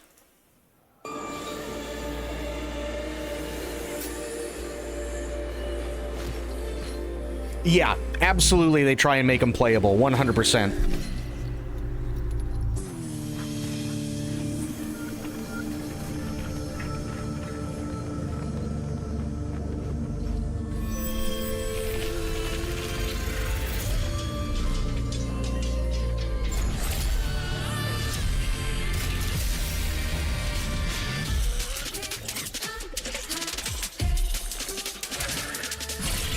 I have no idea, Medicine. I have zero clue.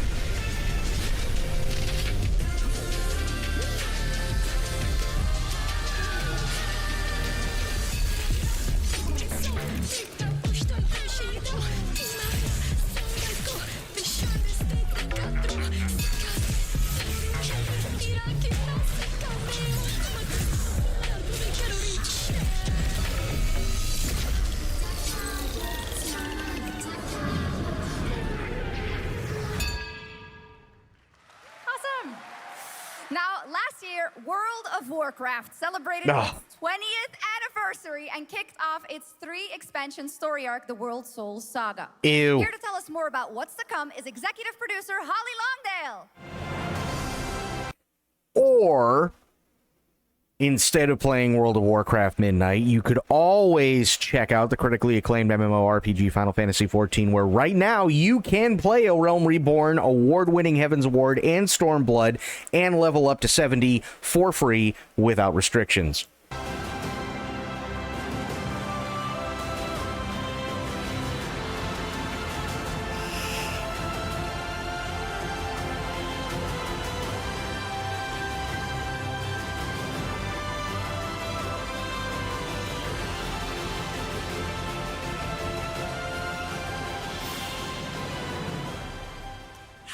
everyone.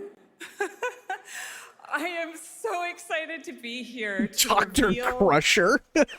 our next adventure, World of Warcraft Midnight. I'm equally excited to welcome you all home with our new housing feature. You're welcome, and if Aelin. you're here at Gamescom, please come by and check it out on the show floor. Gotta We BRB, have a sounds lot good, done. coming in this next expansion, our 11th expansion. Jesus, 11th? To start with, on the horizon, Oh, there's no. a looming darkness, and it's threatening the ancestral home of our blood elves. Lady, there's always a looming darkness. It's World of Warcraft. There's been a looming darkness since fucking Warcraft in the 1990s. But midnight is also about light. And about hope. No, it's not about night. It's literally about light. It's about the middle of the night, hence midnight. And about heroes who rise when the world needs them most.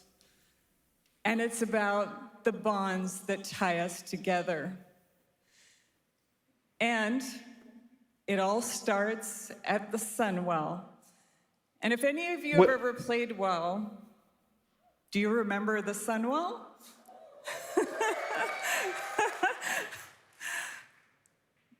With that in mind, please enjoy the premiere of our cinematic introduction to Midnight. Oh, no. They really need to put up a thing every time they have a WoW cinematic that says cinematics do not represent actual gameplay, because the cinematics are always a million times better looking than the actual game. The light flows through me, and by its grace am I made one with all that is sacred. The light guides my steps and illuminates my path. The light flows through me, and by its grace am I made one with all that is sacred. The light Liadrin, it has begun.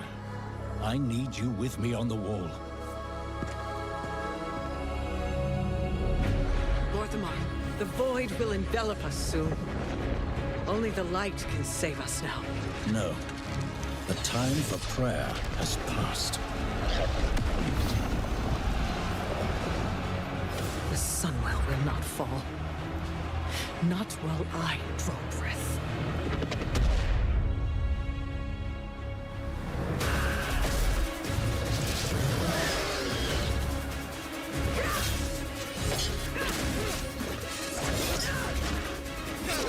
Little elves.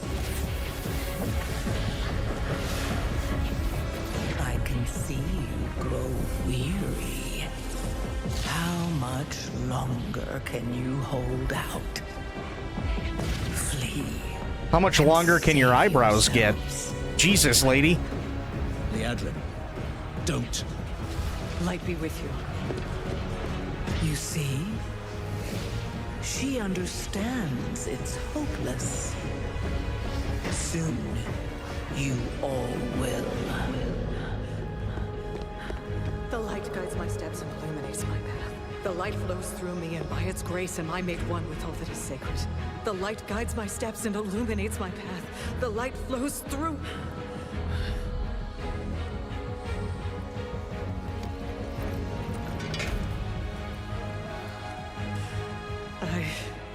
I know that I am unworthy. I don't know if I deserve your help, but I know my people do. Please. The acting in these are amazing, Sophia. Unfortunately, the game is kind of crap. I admire your spirit, but that will not save you. Soon, I will break your world. You can't even break one elf.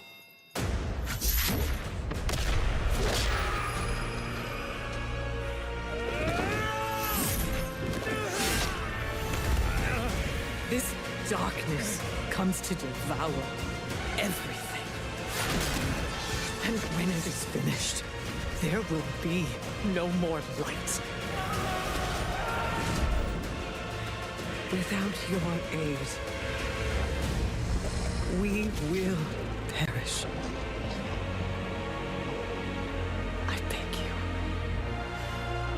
help us.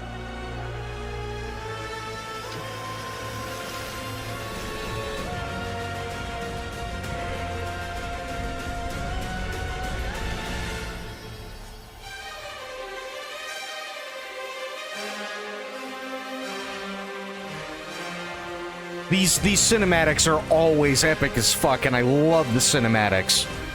Absolutely adore them.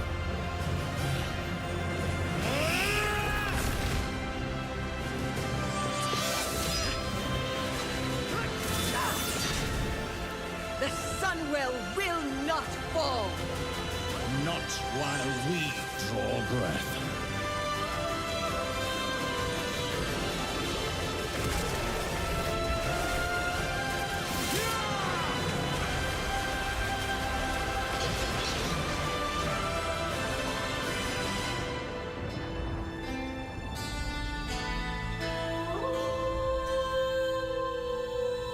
Okay.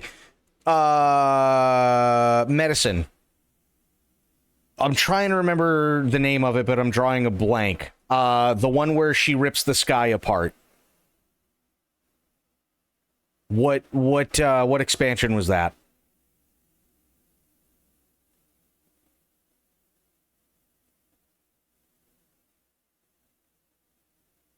That one is, yeah, the one where Sylvanas rips the sky apart. Shadowlands. Okay.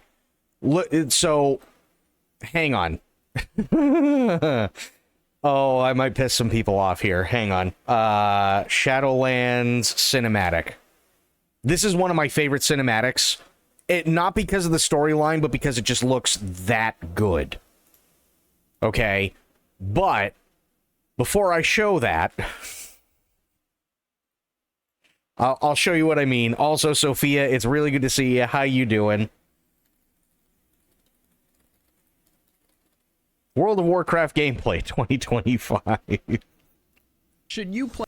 Shh, quiet. I just want to show what it looks like. This is what World of Warcraft actually looks like.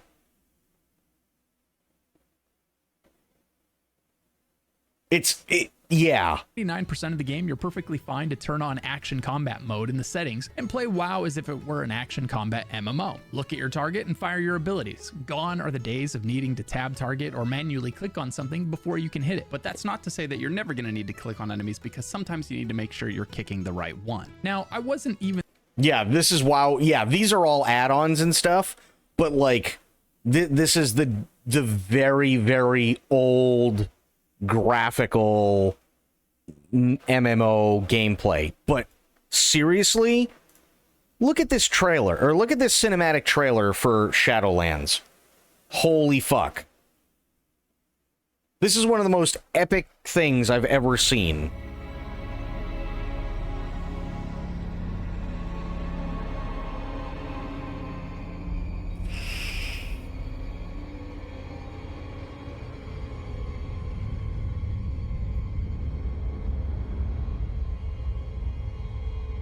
Ice Crown.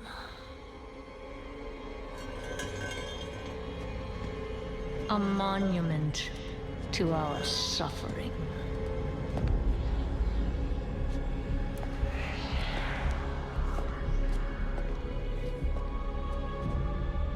The veil between life and death.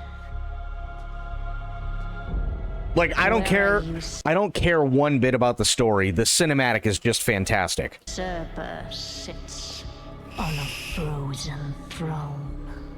If the game looked half this good, I'd play the shit out of it. But no king rules forever.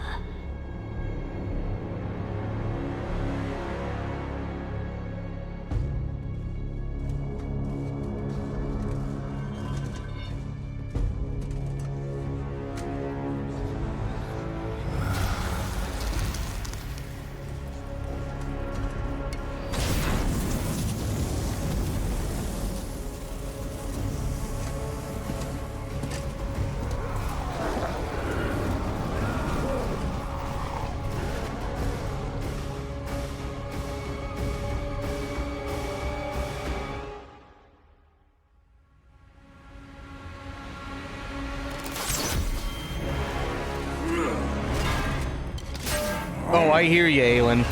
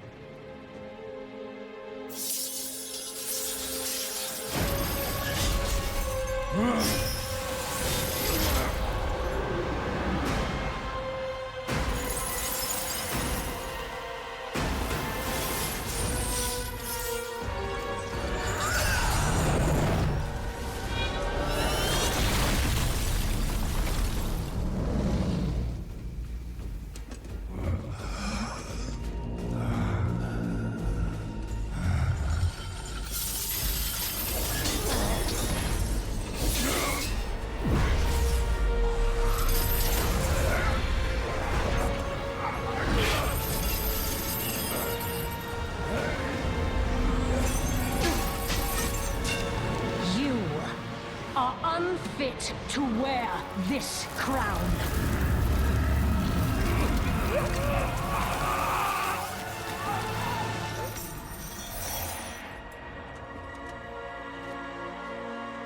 To wield so much power. That power will be your prison. This world is a prison.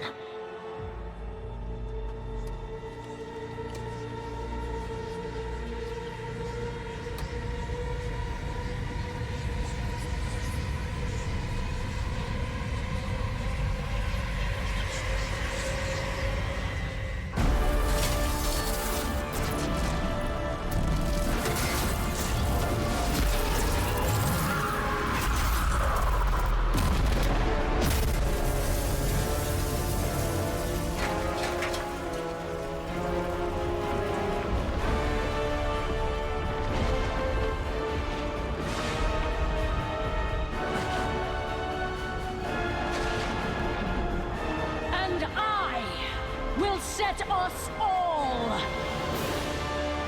free.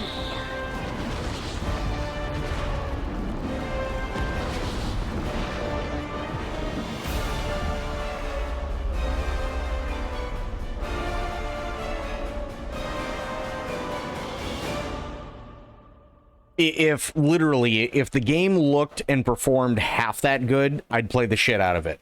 But sadly, it just doesn't. Now watch Warlords of Draenor. Oh boy, hang on. There we go. Warlords of Draenor cinematic. Oh, this one.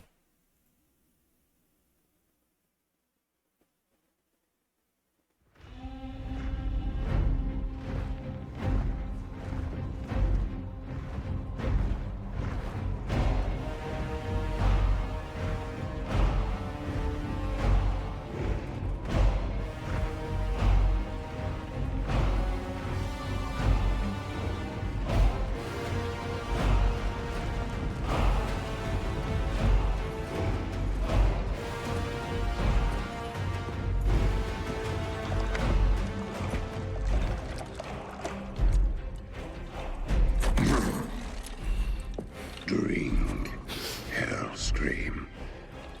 Claim your destiny. You will all be conquerors.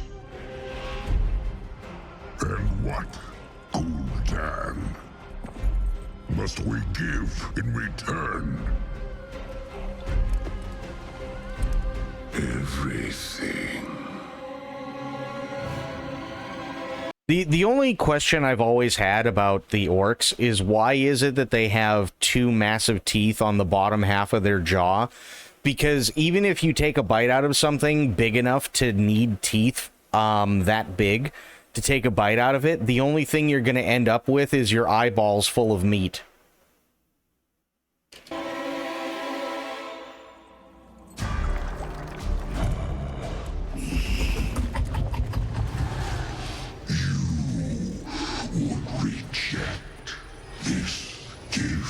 Also, why would you pierce it?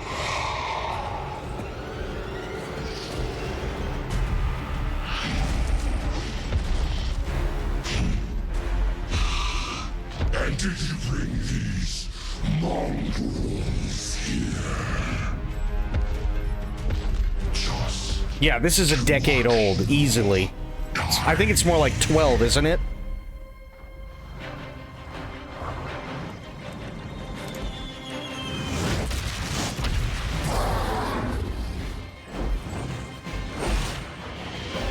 No! 13.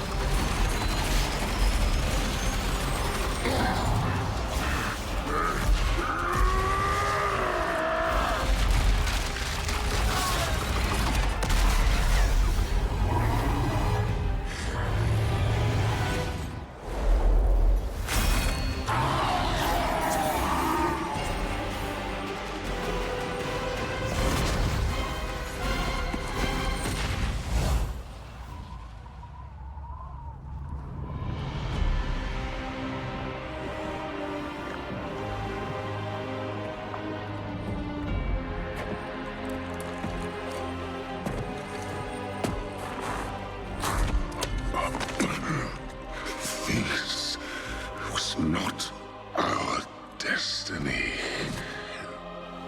Times change.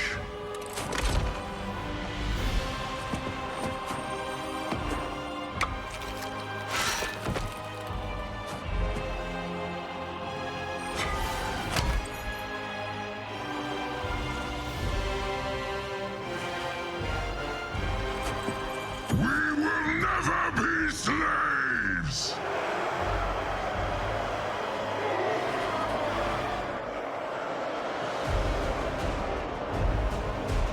But we will be conquerors.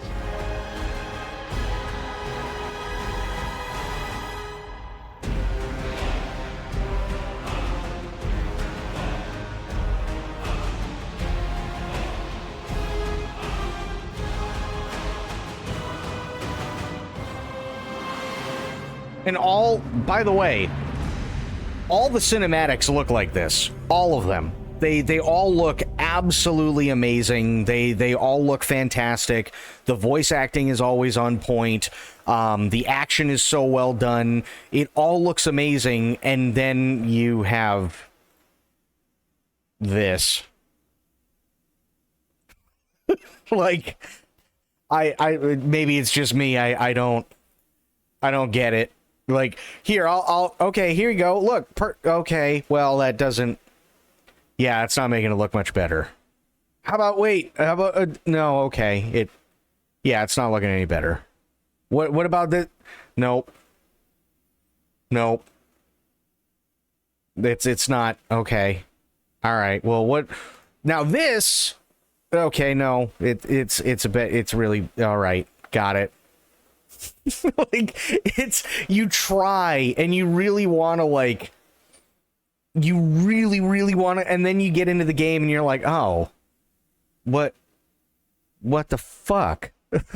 Like, and to be fair, again, some of the current expansion, from what I understand, it's got amazing verticality and there's a lot of really cool stuff in it and everything, but everything just looks like it did when it came out in 2004.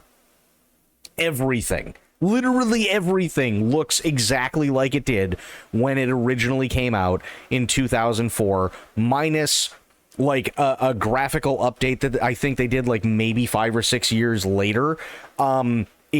Yeah, that's it. Ooh, yeah, it's not the best, if I'm being honest. We've got 18 minutes of this left.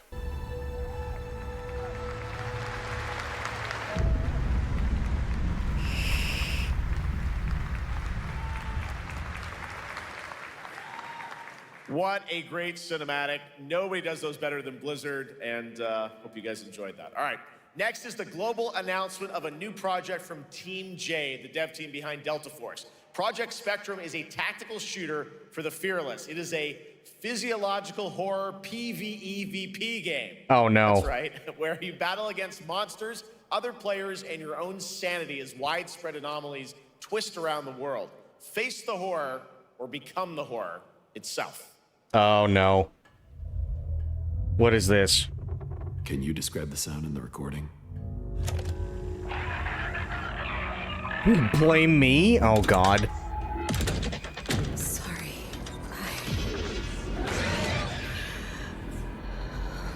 Let's go back to the start.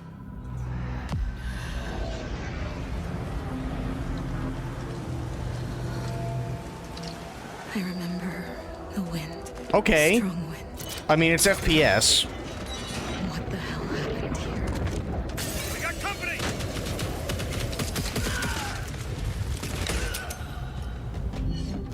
No, this is a PvEVP game.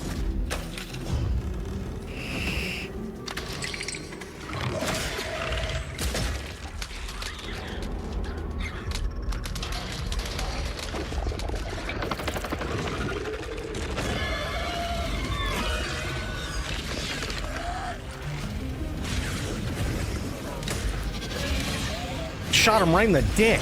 What an asshole.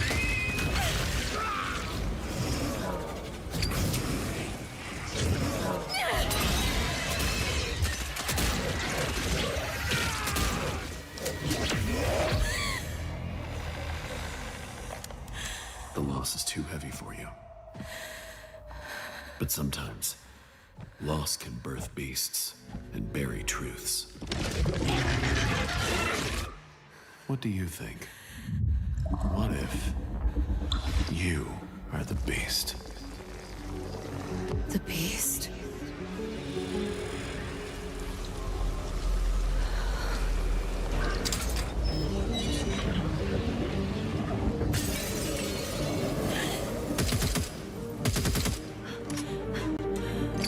You shot 2 of them?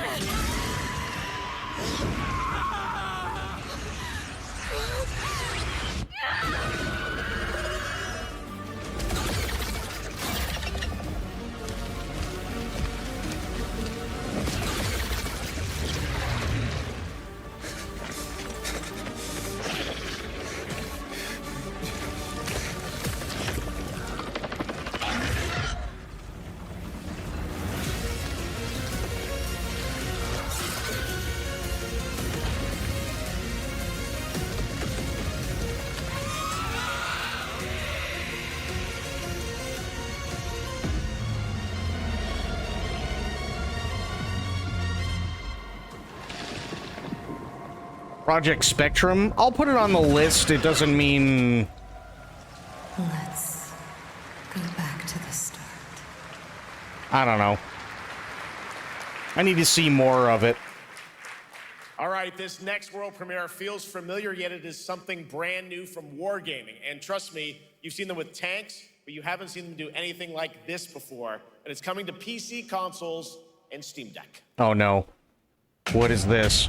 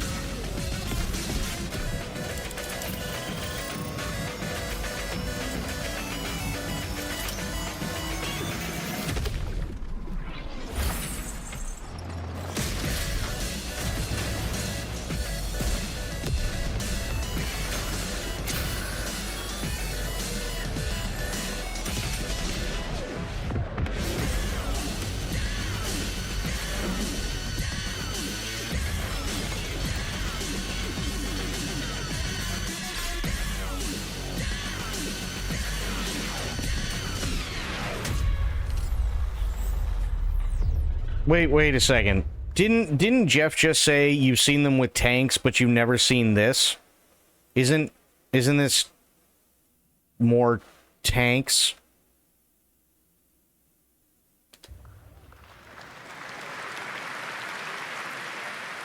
This October, Sucker Punch and PlayStation take us back to the year 1603 into the sandals of Atsu, a lone Ronin driven by a single purpose to avenge the brutal slaughter of her family at the hands of the ruthless Yotei 6. Yes, Ghost of Yotei, new trailer. Here we go.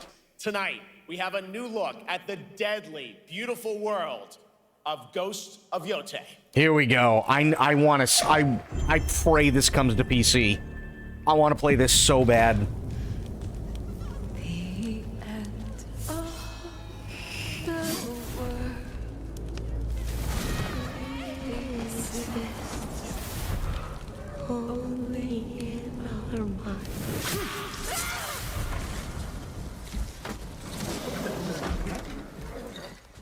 Are you going to give me a line?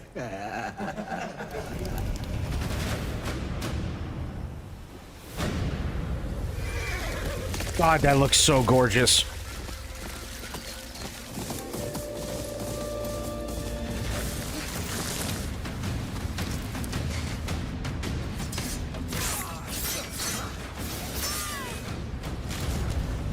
Swordsmith's daughter. I watched that tree burn. How did you escape? Same way. I survived every battle. The thought of killing you.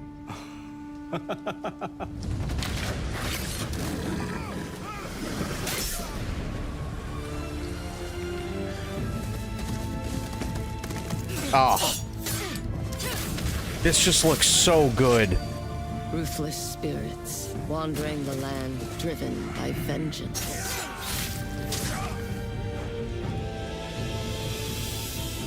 Sometimes I feel like that is what I am.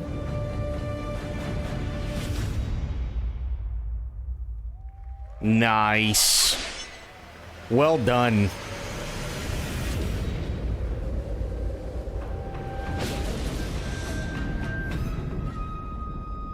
Oh, Legends mode comes back. Okay, fair.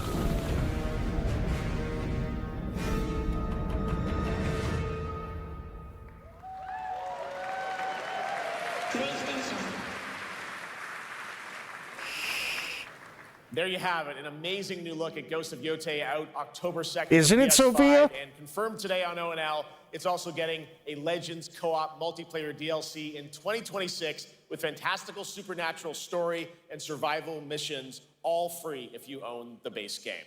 Wow. For nearly 3 decades, Resident Evil Oh, has here we go. terrified, thrilled, and defined the survival horror genre. Now, a new chapter rises from the shadows. Back in June at Summer Game Fest, we gave you the first glimpse at Resident Evil Requiem, and tonight, we are diving deeper with a brand new look that explores the haunting backstory of the game's protagonist, Grace Ashcroft, and why she may be the key to surviving what's coming. Here we go. Okay.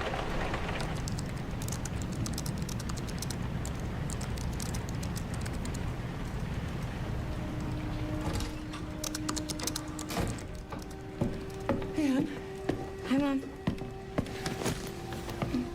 You have been on that thing all day. Well, if you're gonna work so late. Get some sleep, eh? I'm almost done, just a sec. It's really coming down hard. Mom, phone. Mom. It's right beside you. I'd still really love to know why everybody looks always insanely tired with dark circles around their eyes in RE games, but whatever. Hello? Miss Ashcroft? Yes.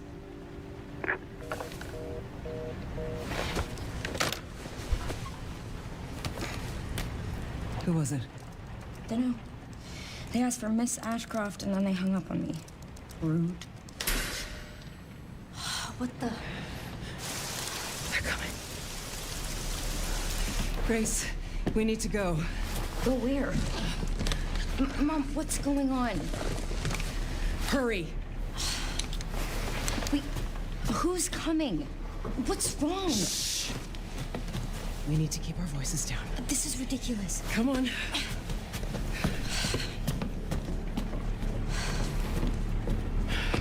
Tell me what's going on. Now is not the time.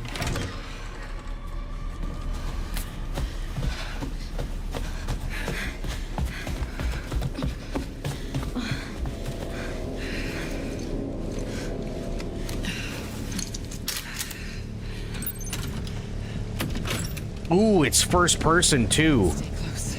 Okay. No, wait. Grace, keep moving.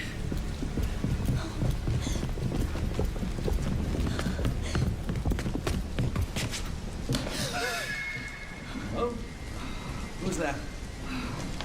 Oh, I'm so sorry about the power outage. What happened? It's really no excuse, and I apologize for the inconvenience. Oh, no, it's fine. Yeah, don't worry. I should have it fixed soon. I just need to find my...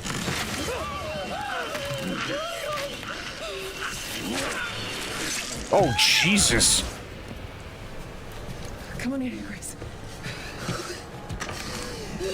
Grace, look at me. Grab my hands. Okay, look at me. Look at me. In and out. Breathe in and out. Oh, Grace. I promise you, I will explain this all to you one of these days. Wait. Hang on. Why do I know the name Ashcroft? Please, medicine, please enlighten me. Why do I know the name Ashcroft from Resident Evil?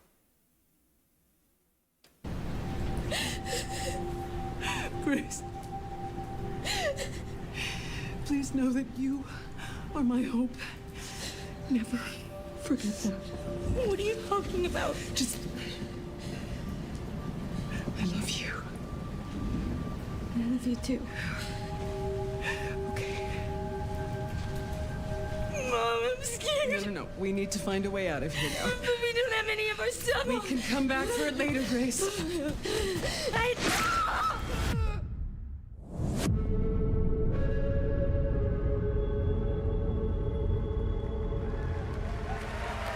Okay. That game is insane. I got to see that sequence in Osaka about a month ago. There's a lot more to share, and there is a reason it was the most wishlisted title coming out of Summer Game Fest this June. Now, for those of you here in the arena tonight at Gamescom, there's some good news, is you'll be over on the show floor, be the first players in the world to get hands-on with a playable demo of Resident Evil Requiem at the Capcom booth as we count down to the launch this February.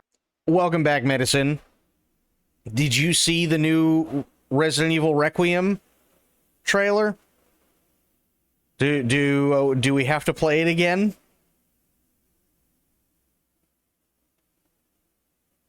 You refuse to watch it. Okay. Could you please explain to me, just really, really quick, why do I know the name Ashcroft?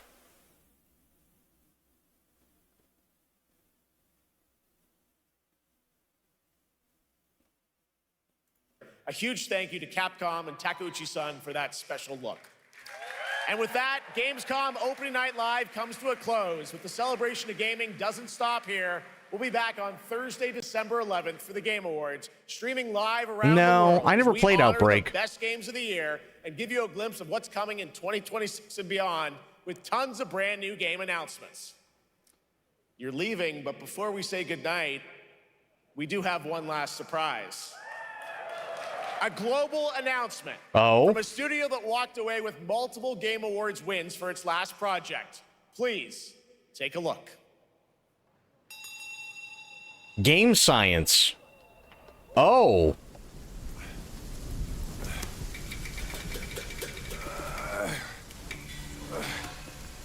Brother, help me. You ain't even trying. It's all me.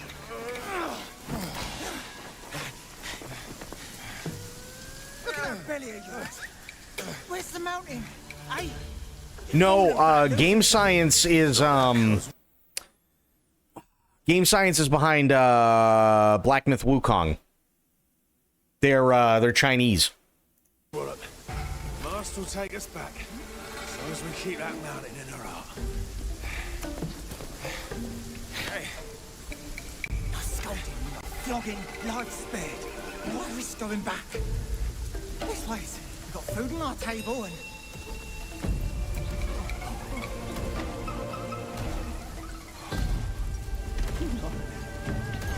Senior reporter, she's known for her work with the Raccoon Press.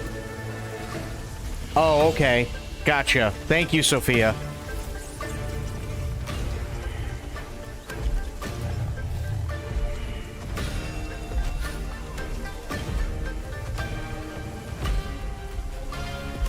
Ooh, this looks pretty.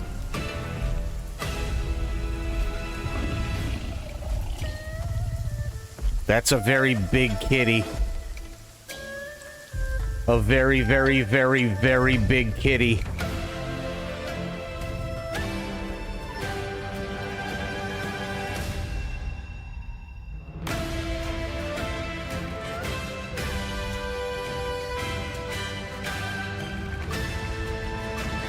Black Myth Jonkui.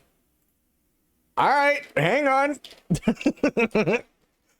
Black Myth Jonkui. Alright, well, there's another one. God damn it.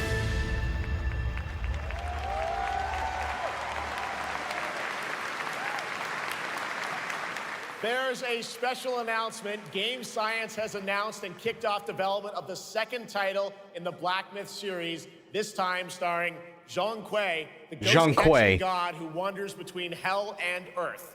This will once again be a single-player ARPG rooted in ancient Chinese myth and folklore. And don't worry, to those who love the Black Myth series, the westward journey won't end here either.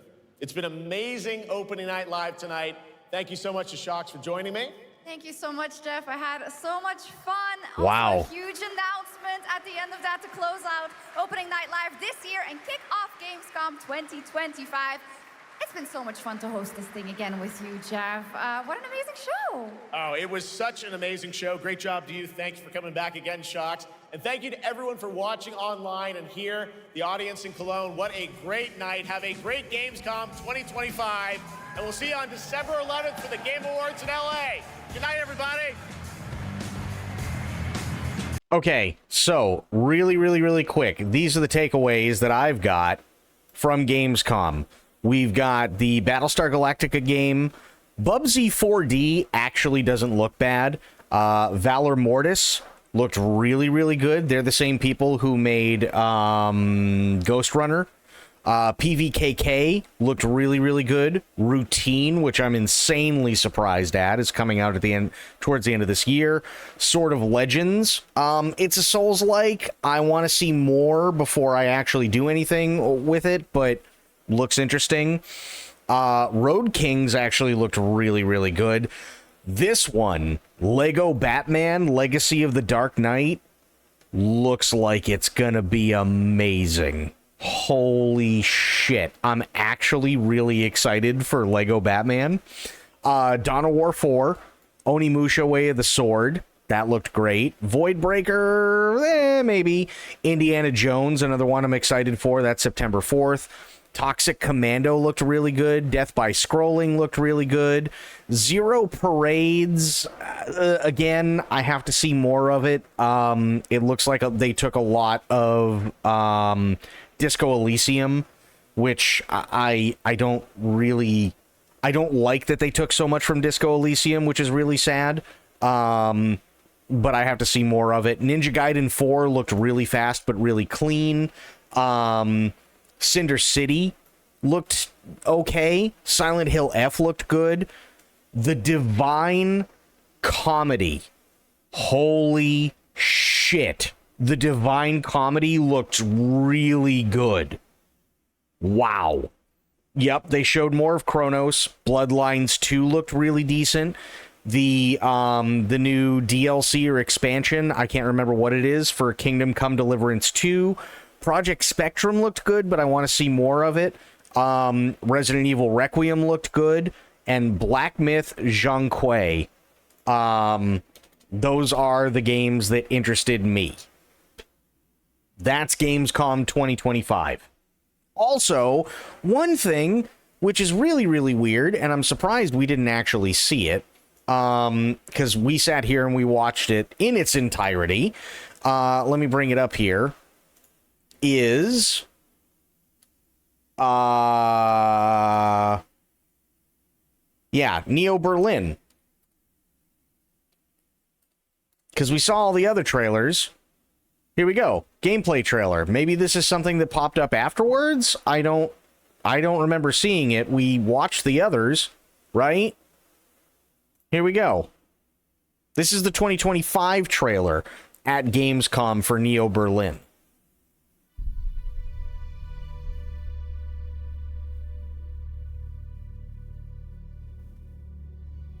Did you know that black holes are extremely dense objects with such strong gravitational force that nothing can escape them? Not even light. It was nice meeting you. Yeah, likewise. You ever wonder if we're the ones pulling the strings? Or just living inside someone else's dream? Do you know what I'm talking about? Even if this is a simulation, the pain still feels real. Neo Berlin, what do I really know about it? She's like you. She needs your help.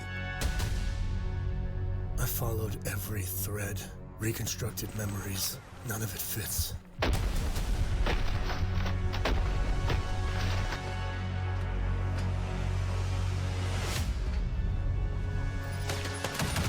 Now, see, this trailer looks much more polished than what we got over the last 2 years.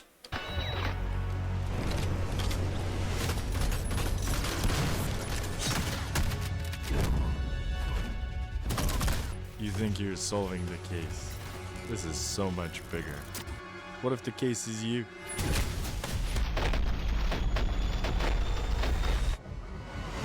The world only works with order. Without order, chaos breaks out. It's out of balance and we must restore it. No, I agree with you, Blue.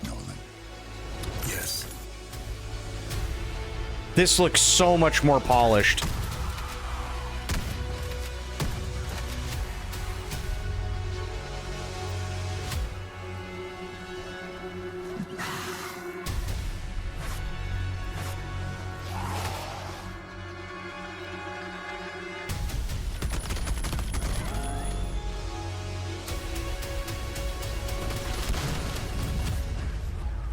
Nolan, what have you done?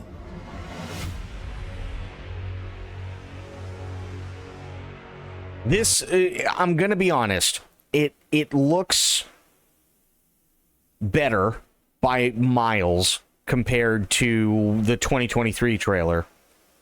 But to me, it looks like The Matrix versus The Matrix meets Deus Ex meets Max Payne. They had a trailer in 2023, yeah. 2023, 2024, and now this year. All of them were at Gamescom. This one looks really, really good. I'll be honest. I actually really like this one, and I like the 2024 trailer. This looks much more polished, for sure. So, yeah. The Black Ops 7 trailer, I mean, was it that bad? Oh my god, dude, hang on. Oh boy. We just watched this at the very, very start of the stream, by the way. Oof.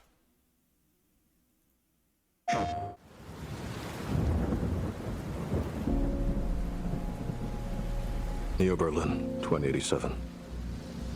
They're all fighting to take control over the city. They, as you can see clearly, they changed the character model for the main character, and the voice actor is completely different. Inside the New Berlin Wall, the corporations control everything. The elites live in luxury. Rebels try to destroy it all. And the rest just fights to survive. The nightmares keep getting worse. Terrifying dreams become reality. The police chief has been murdered. I'm Special Investigator Nolan. I have to track down his daughter, Natalie. She saw what happened. Whatever she knows must be big. A journey to save her. I hope I'm not too late. Whoever's responsible doesn't want this to be solved. I'm being followed, targeted. The truth is always a threat when corruption is in control.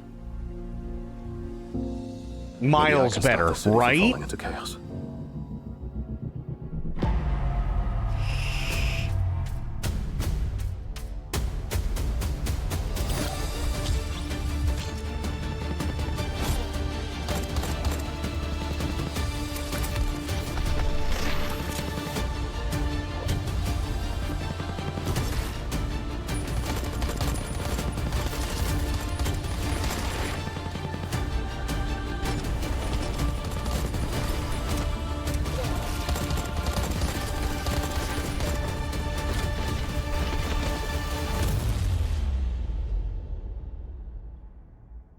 How do you save humanity if no one's fully human?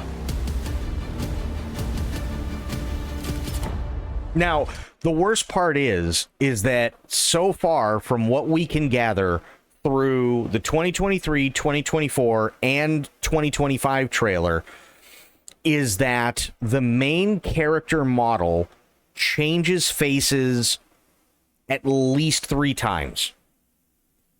And me personally, I don't think it's something that's supposed to be intentional. So we have this guy in this trailer.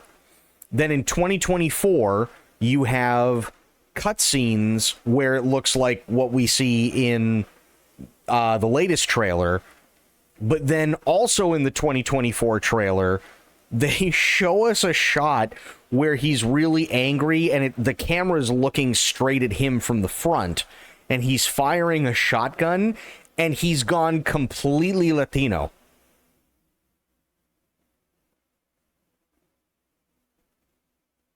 So I'm not entirely sure where they're trying to go with it. It's really fucking weird.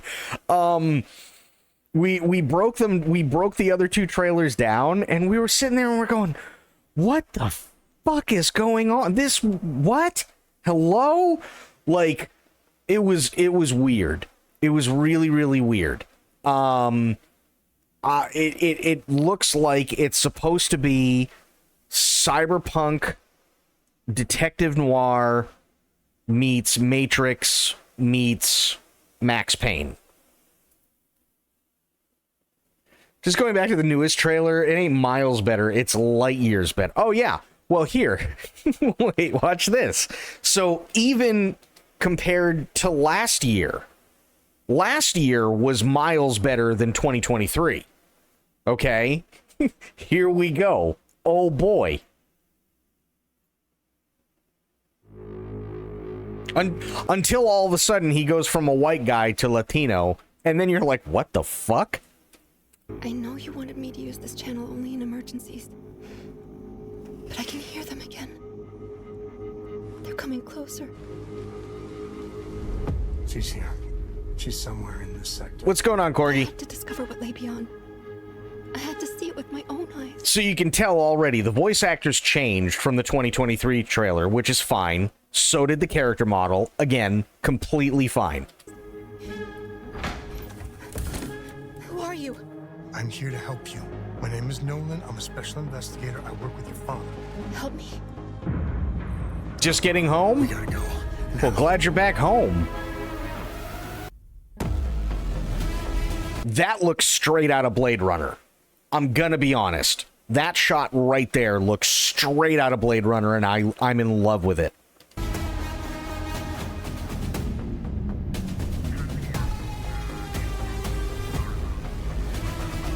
Oh, yeah. Here you go. So now you can also tell it looks like he might have eaten some bad shellfish because his cheeks are all puffed out compared to the cinematic the cinematic we saw like maybe 10 seconds ago. It looks like maybe he's got an allergic reaction, or I don't know, maybe he was playing around in ragweed or something. But even this looks miles ahead of what 2023 did. Wife and daughter were in a wreck, so we were at the ER. Oh, man, I'm sorry to hear that. I hope they're both okay.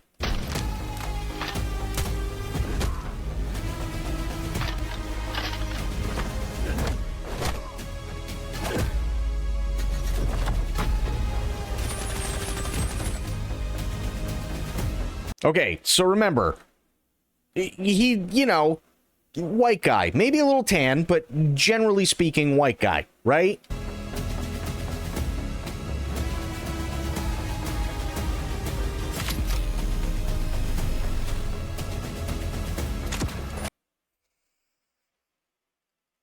Latino.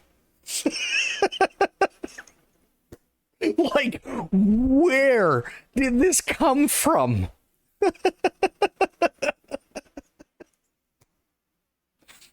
The only thing I can think of is they were using game footage before they changed the character model, and because of the way that the lighting and everything works, he just looks like he just flipped it and went from white guy to Latino. Went from Nolan to Jose.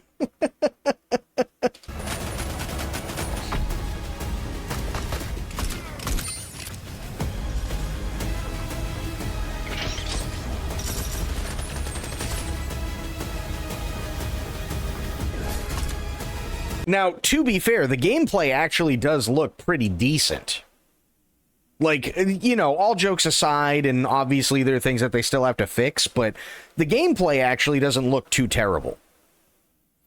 So what are we shooting full of holes now? This is called Neo Berlin 2087.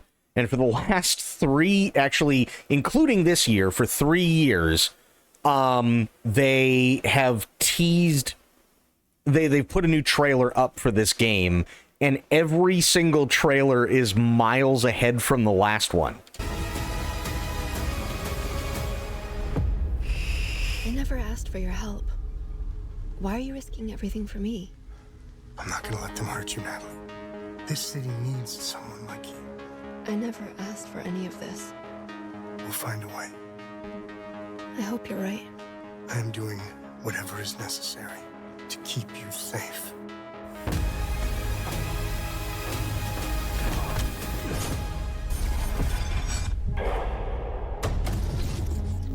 Well, no. You know who God, I'm trying to remember. Hang on. I have to hit BRB because I'm really scared that I'm going to type in what I'm going to type in and it's going to bring up porn. Hang on.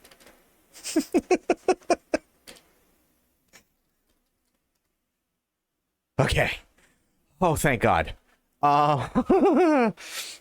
Because I had to well, I had to type in XXX, as in the movie, right? I had to type in XXX, but let's face it, we all know what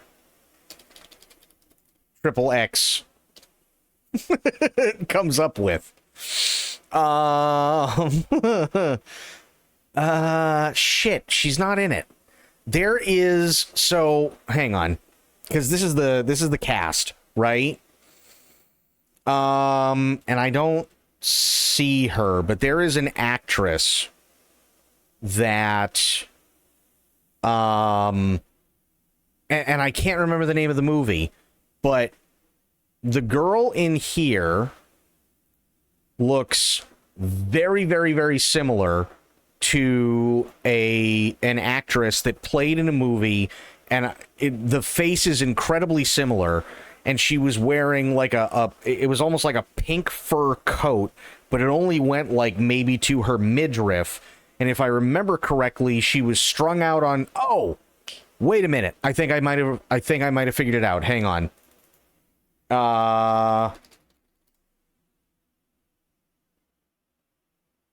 Max Payne. It might have been the Max Payne movie. Hang on one second. Max Payne movie cast.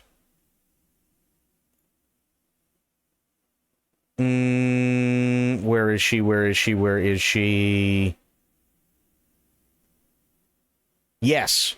This might... Yes. There you go.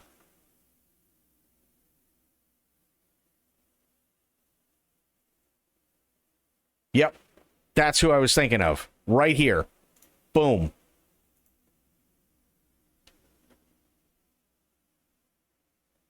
That could have went wrong in a bit. Yeah, exactly, Corgi. Yeah, Olga Kurylenko. Yeah. It looks very, very, very similar to her. Very similar. Yeah. No. She's not from the Triple X movie. I thought it was the Triple X movie, but it's not. This is she's in the Max Payne movie. And I was trying to remember where I saw her from. So I think maybe it's modeled after her. I'm not entirely sure. What did I miss? Spice Boy. There was actually quite a bit, but hang on one second. You know, if YouTube decides it wants to actually do a thing. I'm not gonna let them. Asked for your. You see what I mean? She looks very, very, very similar. She looks very similar.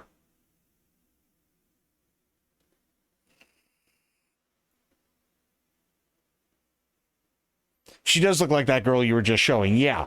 She looks very, very, very similar. She was also in Quantum of Solace. That's the other place I've seen her in. Yeah, she was also in that. And in Johnny English, but I don't remember her in Johnny English Strikes Again. But yeah, so I actually do have a list of the things that I thought looked interesting. So we have a new Battlestar Galactica game. We have Bubsy 4D, Valor Mortis, which is made by the same people who made Ghost Runner. Yeah, Bubsy 4D. Yeah, Bubsy's coming back. We had PVKK, Routine, which was supposed to be out like 6 years ago, and finally got a release date, which is amazing. Sword of Legends, it's another Souls-like. Road Kings, which is, it looks like it's not American Truck Simulator, but it looks like it's the within the same vein, but you're actually driving across country. Looks interesting. So yeah, Lego Batman, Legacy of the Dark Knight.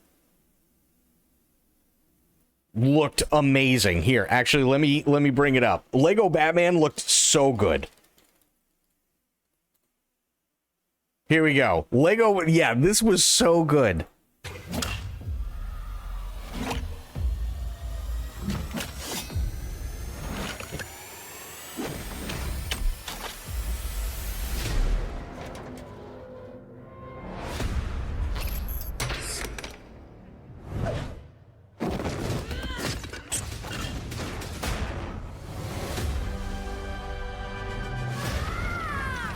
I need to become more than a man. I need to become a symbol. What did you have in mind?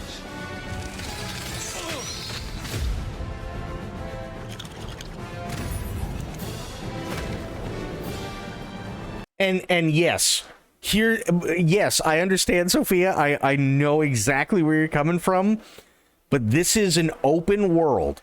Think Arkham Knight, but literally Lego.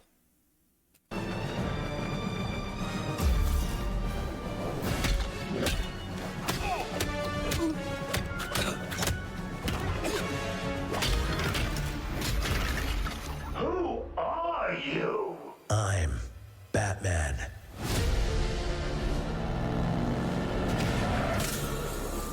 Oh yeah, that's the other thing that the lead does. Oh yeah, he's talking about Black Myth Wukong. That's the other thing. You get to choose which Batmobile you get to drive around in. Right? You get to choose which one. Yeah, you get to choose which Batmobile you drive around in, and on top of that, you also have the entire legacy. So it goes from Batman Begins all the way through basically every Batman movie, but puts everything in order and in succession so that by the time you get to here, you're already a legend. My soul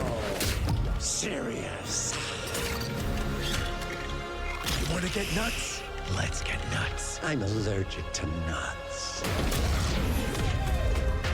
Who's the man behind the mask?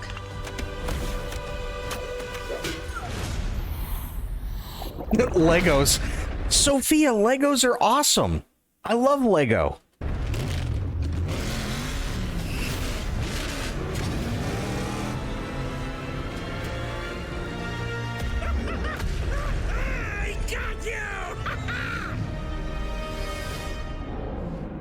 But it's not Monkey Souls this time, Corgi. It's Black Myth is not just the Westward Journey. It looks like it's going to be an anthology IP.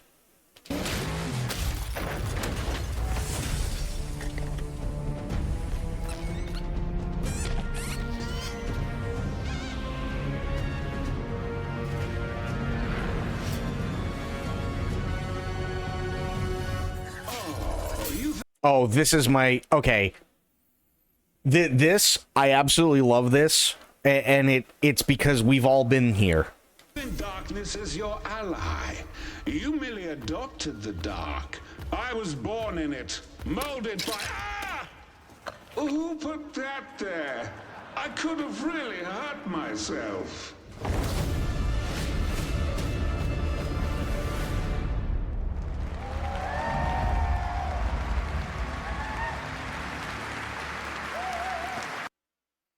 You got to admit, like, come on.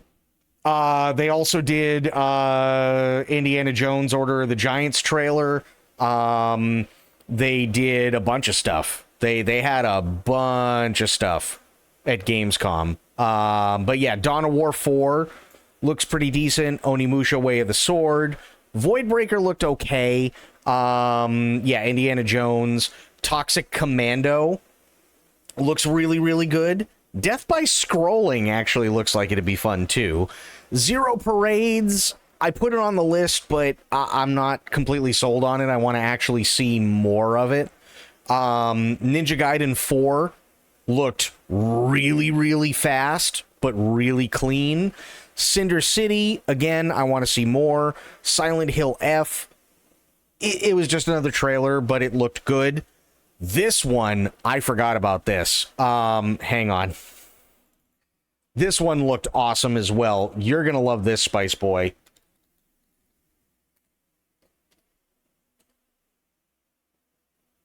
Here we go.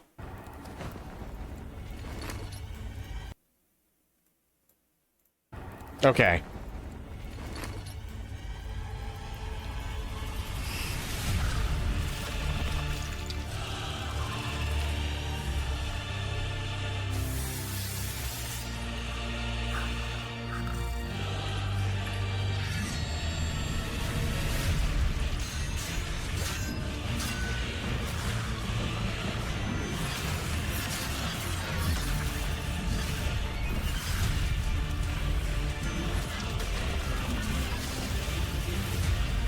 In-game footage, yep.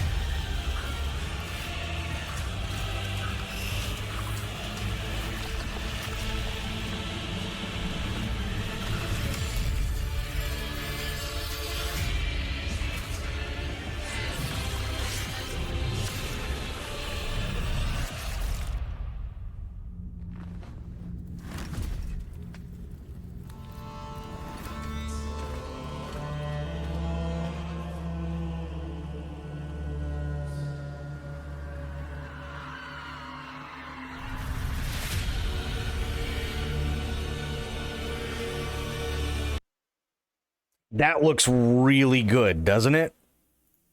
Now, I don't know if it's supposed to be a continuation of Dante's Inferno that came out years and years and years ago. I have absolutely no idea. But the Divine Comedy looks amazing. It looks really, really, really good. And this is actually the full version, so they'll probably show you the very, very beginning of it, which they missed, and Dawn went nuts for it. There you go. That was the thing that Dawn went absolutely nuts for.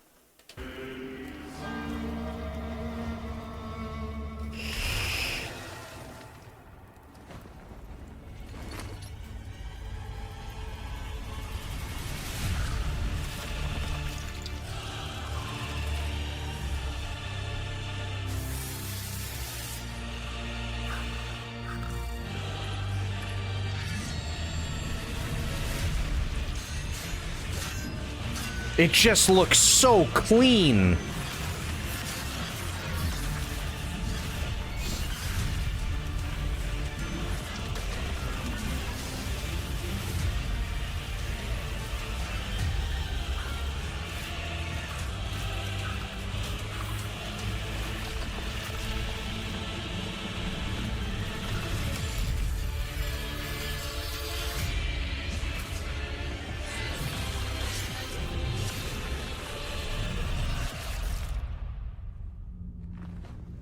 Well, so here's the thing about this, right?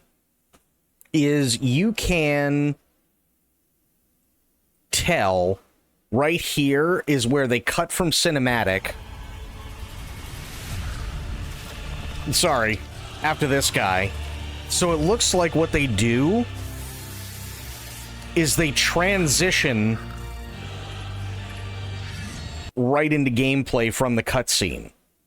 Which, it's not the first game in the world to do it, but it's something that's kind of rare.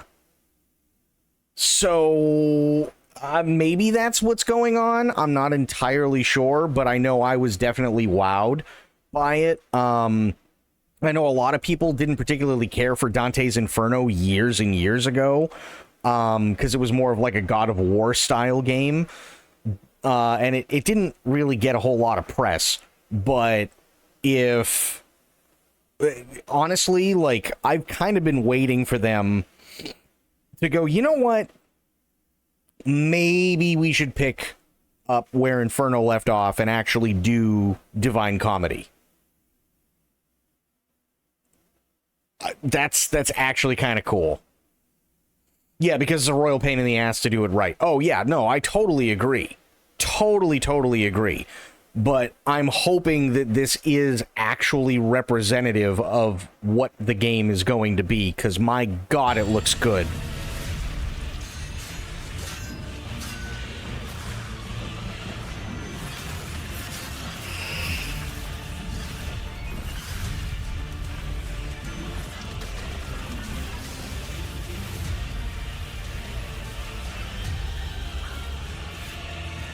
And then there, obviously, when it cuts away from him and it's from the third-person perspective of the monster, I think it goes back into cinematic.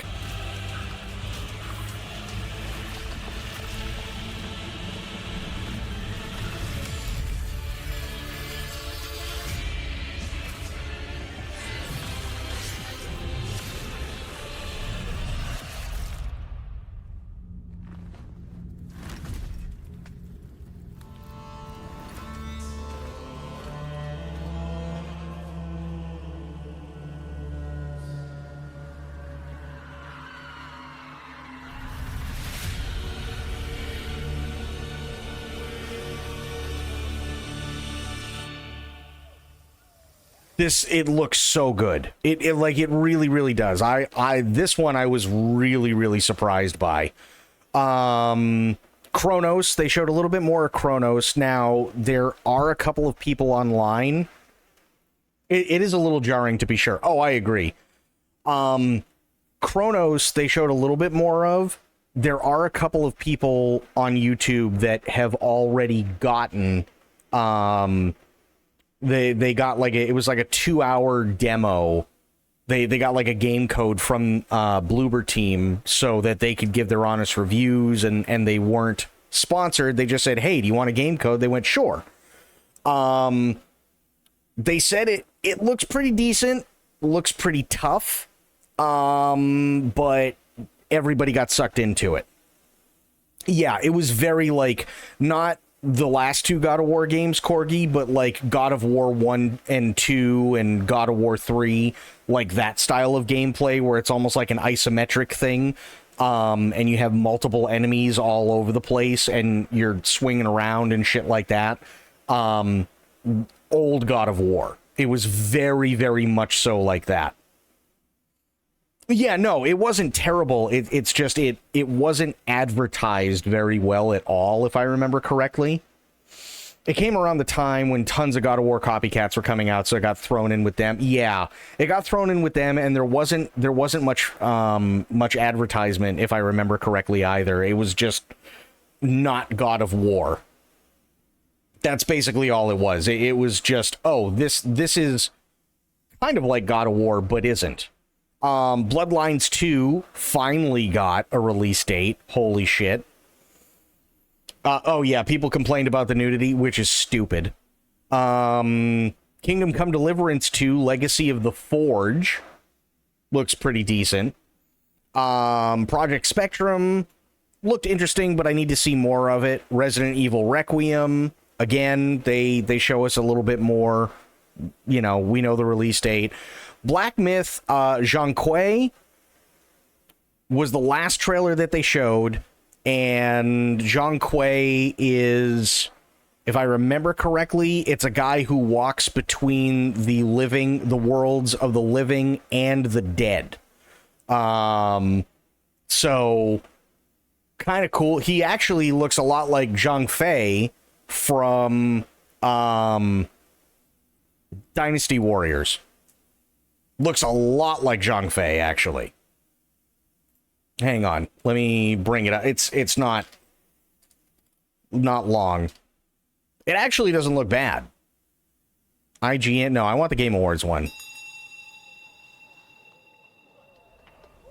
They didn't announce a release date for it yet, but it looks decent. Brother, help me out. You ain't even trying. It's all me.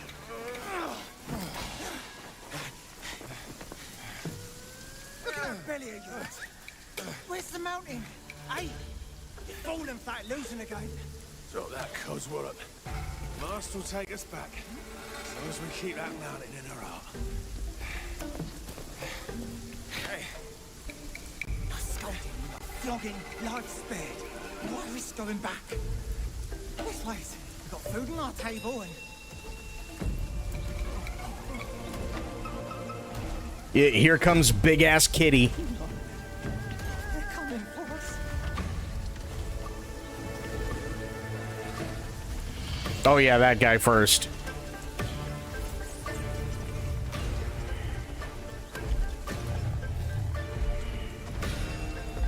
Big kitty. Very big kitty.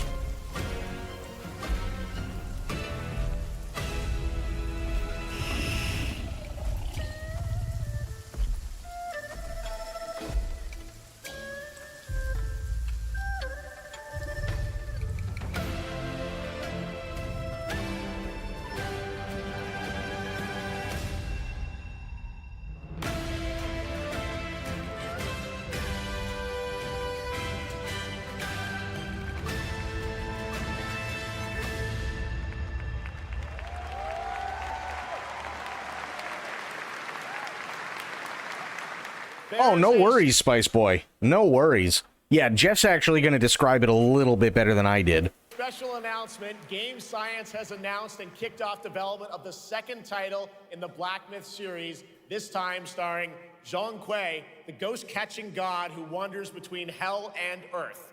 This will once again be a single-player ARPG rooted in ancient Chinese myth and folklore, and don't worry, to those who love the Black Myth series, the westward journey won't end here either. It's been amazing opening night. That was literally the last thing that they showed. That tiger looks dope, doesn't it? Holy shit. And again, the guy looks like Zhang Fei from Dynasty Warriors. He just does. That looks like Zhang Fei, who was one of my favorite characters, but obviously this guy wields a sword and not a glaive. I love mythology and lore and absolutely. Absolutely, I agree wholeheartedly. So yeah, that was the last one.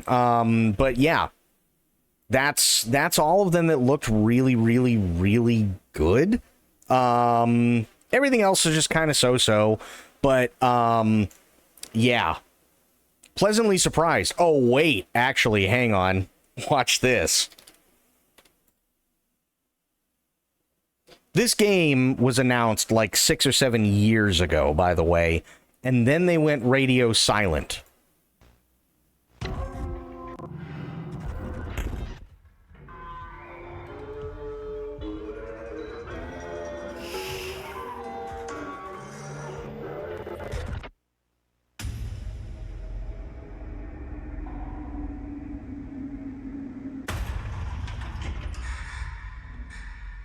Very heavy Alien Isolation ambience and vibes.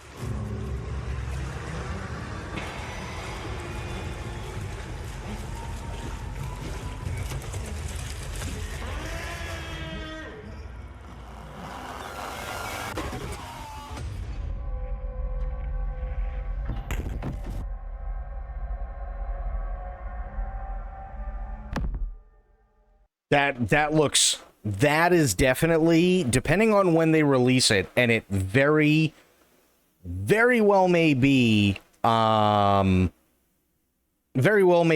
Halloween. I wouldn't be surprised. But yeah, I feel like this is going to be another Alien Isolation shit your pants game. What's with the flowers? A little Annihilation? I have no idea. But yeah, this feels, at least from the trailer, like it's going to be another Alien Isolation, just absolutely complete intestinal evacuation game. So yeah, I was really surprised that they showed this. True and I almost shit our pants when we saw it. Let me see. Oh yeah, Valor Mortis actually looked really good. They showed more of Valor Mortis. I was actually really pleasantly surprised with that. IGN, we'll just do IGN, fuck it. Isolation was really, really good. This looks clean too, by the way, Spice Boy. This looks really, really clean too. Again, parrying, timing, excuse me, and so on, but all first person.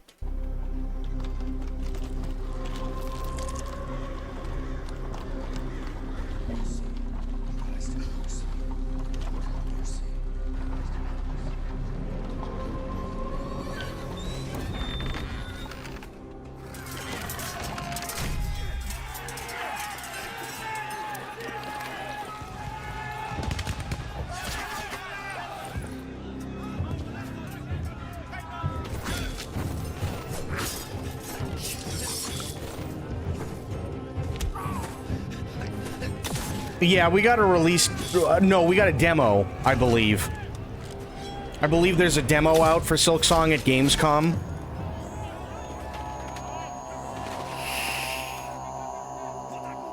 Maybe a release date too.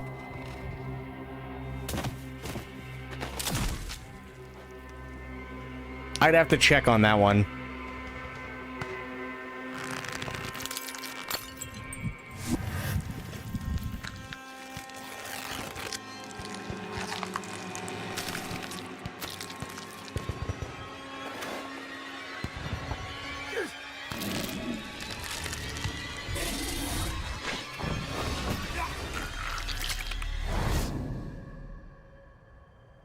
Here we go.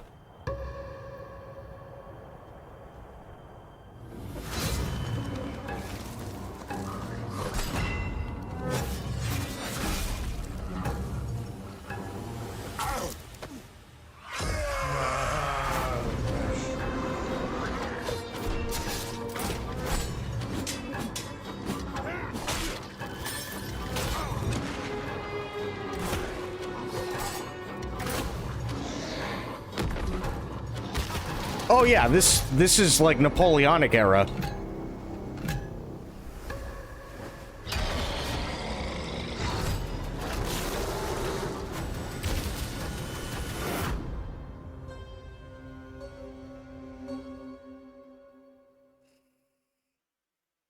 Even the first-person combat and magic abilities, yeah.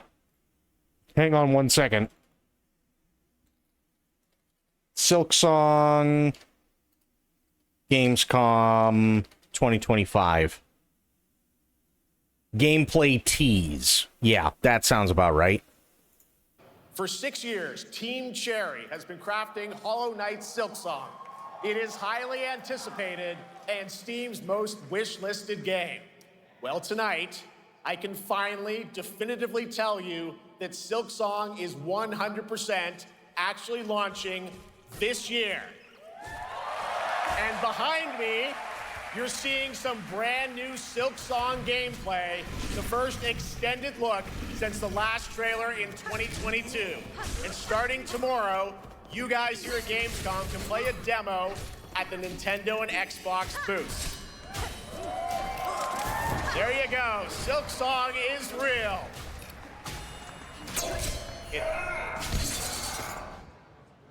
And on Thursday, Team Cherry is going to be sharing some news as part of a YouTube premiere on their channel, so make sure to check that out. Tonight. There you go. So, Silksong, there is a Silksong demo for Gamescom, and then Thursday they're going to, yeah, they're going to be doing something on their YouTube channel. I don't know what, but obviously they're going to be doing something. So, yeah, there was quite a bit at Gamescom. Oh, Road Kings. That was the one I wanted to show you. Road Kings actually looks really fun. Yeah, here we go.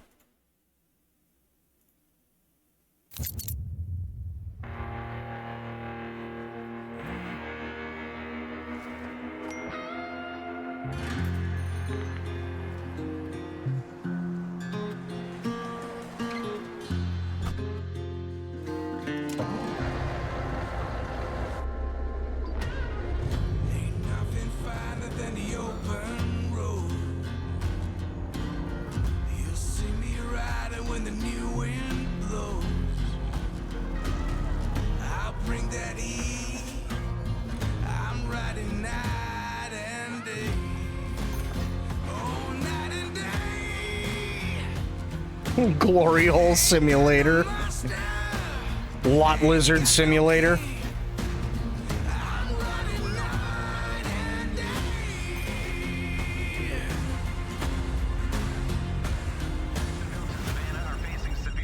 Bad news, Deacon. Storm's almost on top of you. I got eyes on it. You can still turn around, you know. Pineview won't hold out. XTC Logistics. They said you were coming. But take care now, you hear? Let's get it done.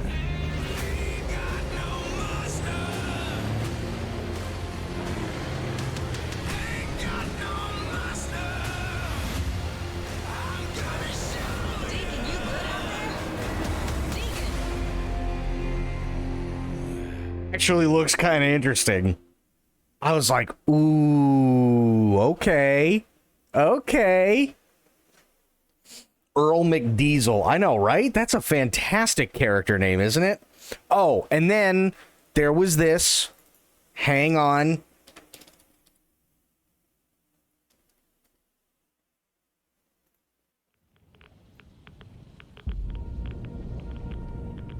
I'm looking for someone.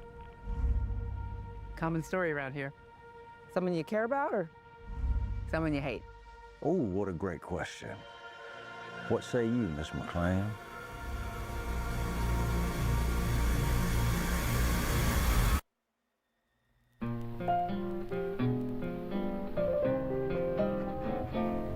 dad go to Las Vegas?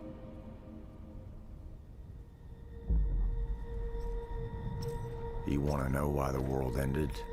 It started here with one man. It's all over, but the cry. Cooper Howard, star of the silver screen. Like yourself, I am the very best at what I do. But and what I do is I know everything.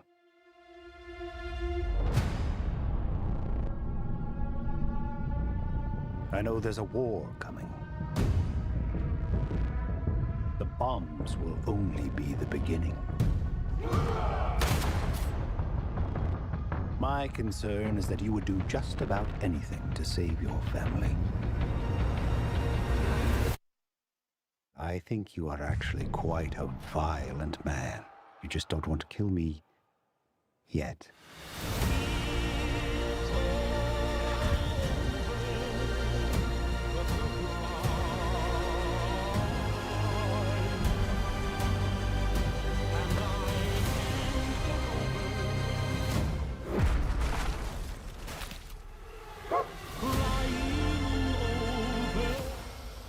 Chicken fucker. Let's get lucky, shall we?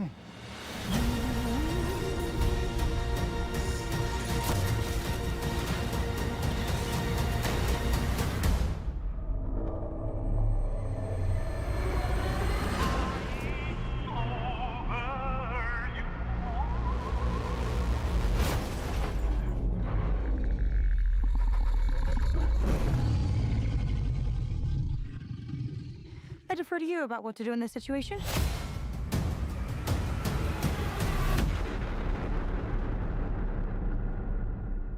Okie dokie, yeah. And I'll be honest, the trailer actually looks really decent. The trailer actually does look really, really decent. I hope the things that, at least to some extent, that I have gripes about when it comes to season 1 are fixed, and they smoothen out the edges a little bit. I really, really hope they do. Now, you're not an anime dude or even a Sekiro dude, but they showed a teaser for... Yes, they did. And actually, it's not... Well, A, it's not bad, but B, it's not the game.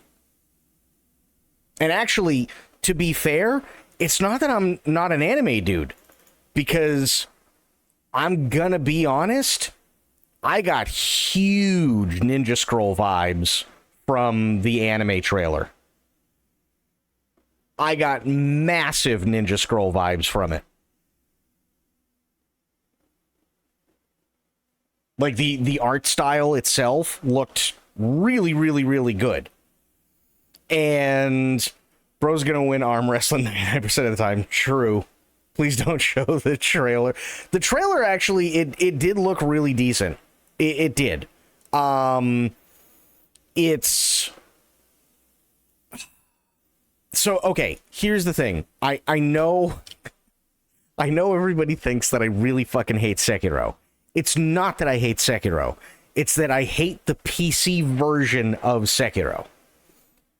Because you need a nuclear reactor to run it well. That's the only reason I got so pissed and rage quit Sekiro. Now, just to be fair, I also do happen to be in possession of a nuclear reactor. So there's still a chance. There is still a chance. Poor From Software is so bad with their PC adaptations. Typically, yeah. And historically, they're terrible at their PC adaptations. Unless it's made from the ground up to release everywhere at the same time, they have been historically pretty dog shit at their PC releases. But yeah, because And honestly, like, Sekiro only came out. It didn't come out too long after I got, or after, you know, the PC that I ended up making. Like, it wasn't, like, necessarily all that far away. And that PC was screaming. Like, it was begging for its life. And, I mean, Spice Boy was there. I went against that boss. It has to be hundreds of times. Easily has to be hundreds of times. And it's like, you got so close so many times. I know. And I did it at like 12 frames a second. So it's like, there is definitely a part of me that really, now that I have a nuclear reactor, wants to try and go back and actually beat it. The rest of the game, from what I had played up to that point, was really good. Like, insanely good. But having said that, once I got to that boss, it was not, oof. Yeah. Oh boy. That's the only way I can put it. It was just, oh boy. Like, giga oh boy. But that's why it hurts so much. My soul.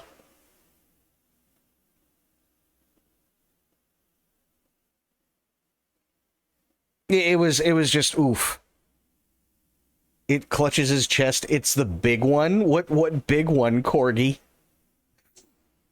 But yeah, like, Sekiro is one of those games that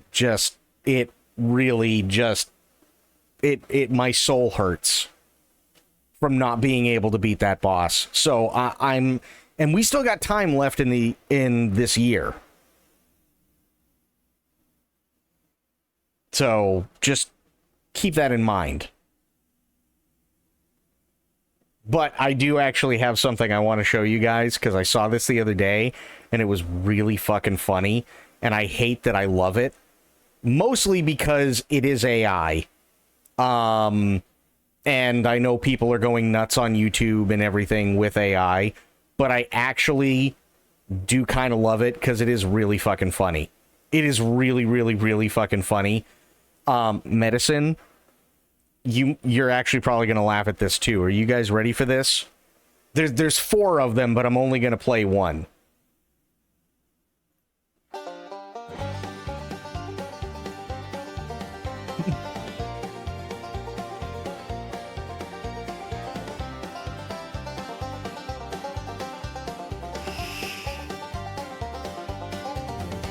Out in Sector Bubba 9, past the Cracker Barrel Nebula, we're cruising through the stars in a rusted Winnebago. Picard's on the porch, wearing flip-flops and Crocs, sipping tea, sweet iced out his warp safe mason jar box. He says engage while lighting his pipe. Riker shirts off, grilling ribs with hype. Wesley runs up, tripwire on his foot. We laugh as he trips and lands face first and beam me up, there's gators in the nacelles. We got Borgs in the barn and tribbles in the wells. We're redneck trekkers, just warping with pride, with a trailer park, starship, and a possum inside. Warp speed, y'all get it. Worth chugging moonshine, wrestling a raccoon, calls it a glorious hunt under the redneck moon. Troy's reading minds at the poker shack, says y'all feeling shame, and we say yeah, but it's fine with Jack. Data's playing banjo, trying to feel the groove. Emotion chip failed, but he's still busting moves. Dr. Crusher's run a backwood clinic, cure space scurvy with gravy and a biscuit.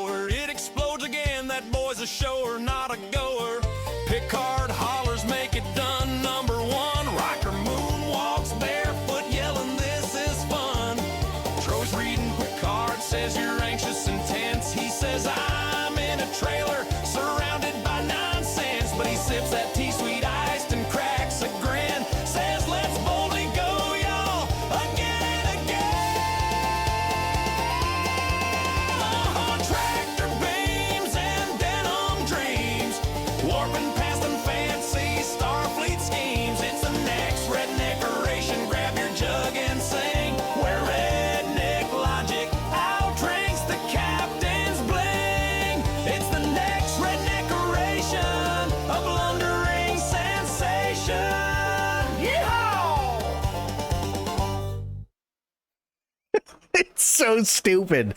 But they have original Star Trek, they also have Deep Space Nine, and they have Voyager. And they're so stupid, but they're actually so good. Like it's crazy how good they are. It's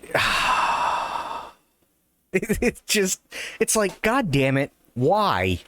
Like, why are they so good? I don't get it. They're so good.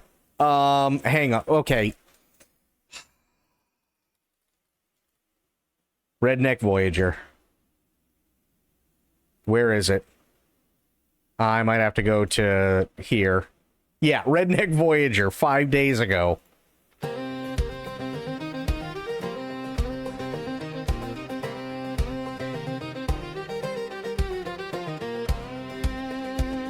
Out past the stars where the maps run thin, Janeway's running on grid and a steel strong grin.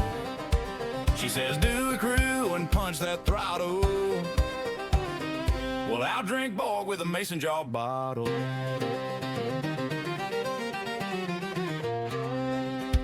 7 and 9's got that icy glare. Individuality will do a sin, I swear. Neelix serves supper that'll make you pray. Chakotay ain't not says we'll be okay. Red alert, the cubes roll near, but we ain't backing down in fear. Borg Queen's preaching resistance is futile, but she ain't met country folk in style. Resistance is redneck, we ain't going quite what you expect. From the warp core hall to the shuttle deck. Resistance is redneck, we'll fight, we'll drink, we'll keep them in check. Out here in the dust of the Delta spec. Resistance is redneck.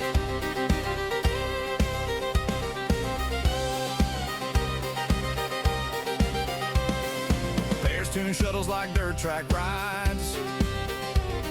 Harry's still dreaming with wide-eyed pride. Tuvok's patience is wearing thin. Got the doc fussing about his hollow skin. Seven's calibrating the long-range scan. Says individuality will ruin the plan. Neelix sets dinner and the crew just prays, 'cause nobody trusts what he cooked today.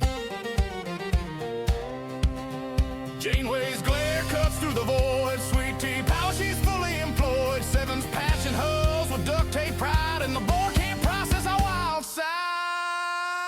Resistance is redneck. You can keep your cubes and your fancy tech. We'll keep fighting from the trailer deck. Resistance is redneck. From barnyard moons to nebula specks, you'll never tame these stubborn necks. Resistance is redneck. Hell's Klingons. Resistance is redneck. Resistance is redneck.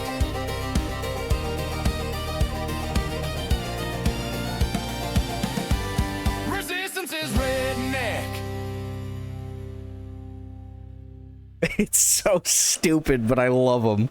I hate that I love them, but I love them. Okay, now I'm offended. I love them. They're so funny. They really are. They really are. Like it's stupid, but that's kind of the point. Hell's Klingons, yeah. But that's quite literally, I mean, what else would they be? Of course they're going to be bikers. They have to be. They absolutely have to be.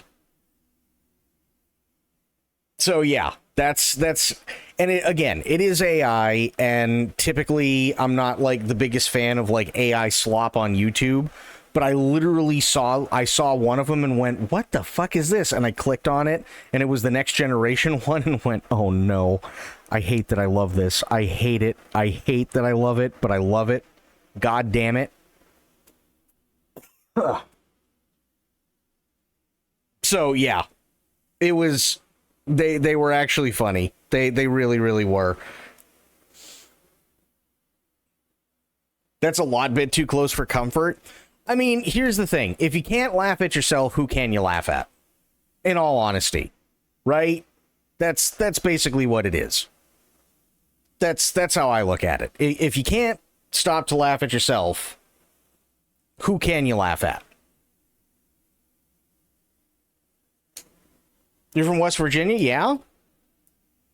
I lived in Arizona. I've met a lot of people, especially driving cross country, who were exactly like that, right? You know, so I get it. And there are a lot of really, really good people. A lot of really good people. But it's all in jest. It's a joke.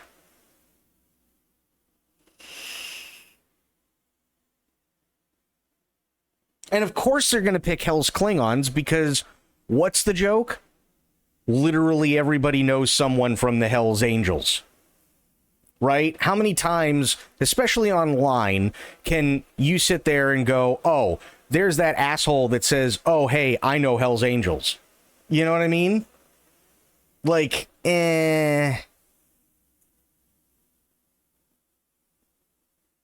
Like, of course, they're, you know, unfortunately, it's one of those things where they've literally outdone themselves and become such a meme. It's not like,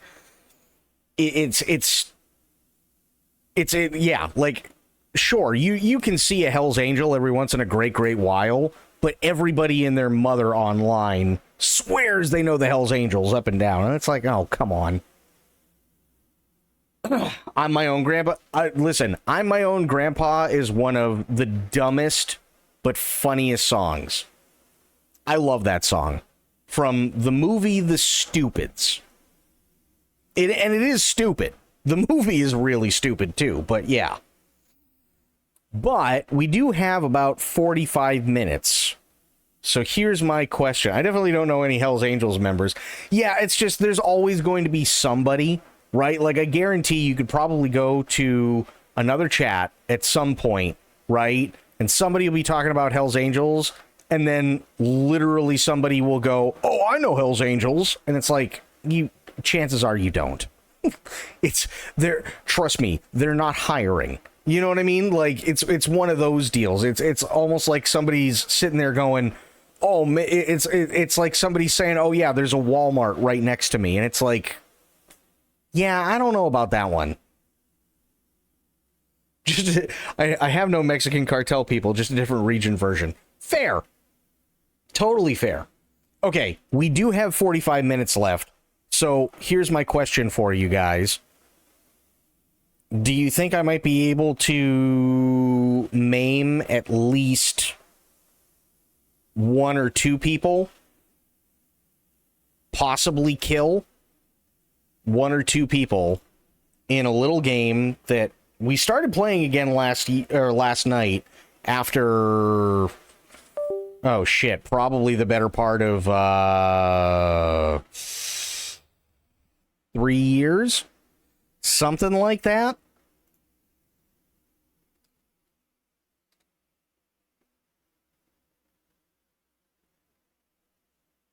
What is it? Oh, the Dawn of War Definitive Edition popped up on Steam.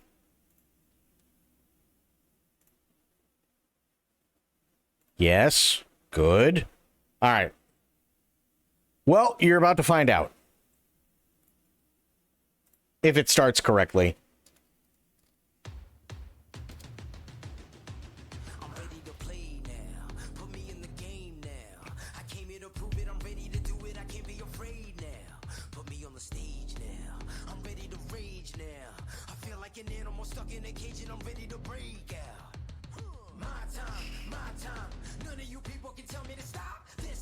And, by the way, chat decided last night we were going to create a new character. And his name... Okay, well, let me start out by saying he kind of looks like Sylvester Stallone if he was a gladiator, but they decided to name him Throbbin Hood.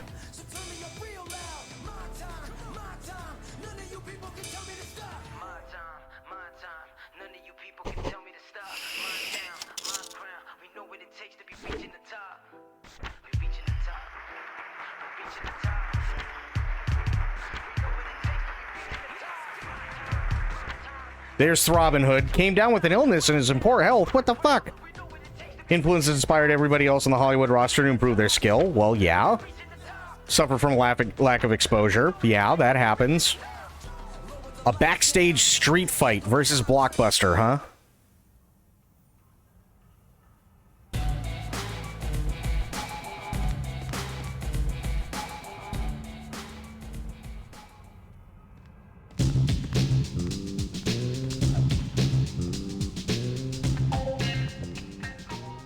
Oh, hell yeah, absolutely.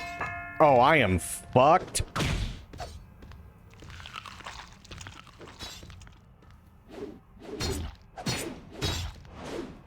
Ow.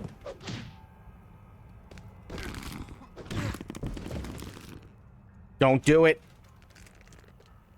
Don't do it. Yeah, because my health is so shit. No.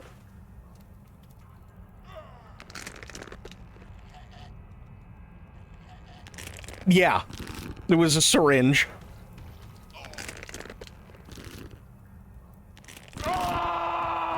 God damn it. Oh, he's gonna kick my ass. I know he's gonna kick my ass because I'm in such poor health. There we go. No, give me that. Thank you.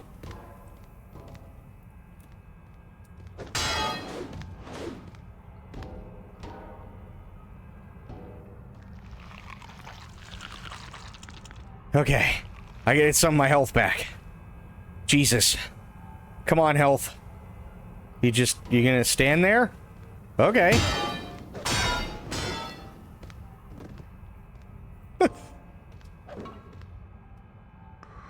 Oh, water.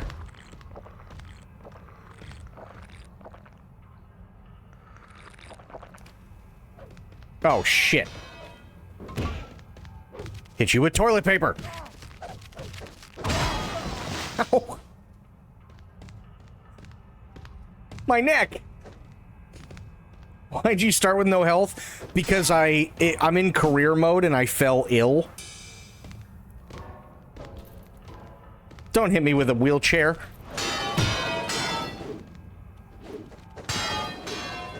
Ow! Ow!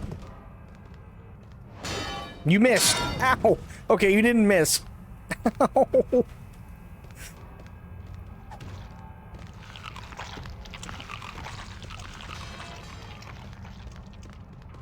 Okay. We're doing better. Okay, not so much. Ow. I think he just knocked my ass out on a bed.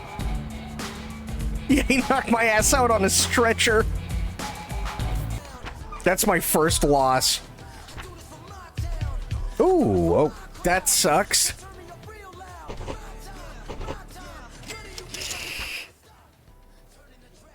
Sorry you couldn't beat Blockbuster this time. That knocked your profile down to 95%. Yeah, me too.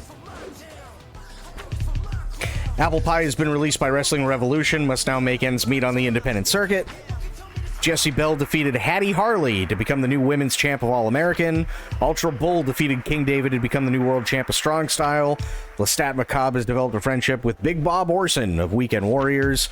Online polls identified God of War as the strongest wrestler in the world. Super Lucha have sunk below Maple Leaf to become the least popular brand of wrestling. Have you ever worked with a wrestler called Slapnut here at Hollywood? No? His contract is up for renewal soon, so we'd be interested to know if you have any feedback. I don't remember Slapnut. I mean, sure, we'll keep him. Slapnut would be pleased to hear that. We'll do our best to keep him at Hollywood. Oh yeah, they make fun of everybody in this. Oh, I forgot I have to fight Lestat.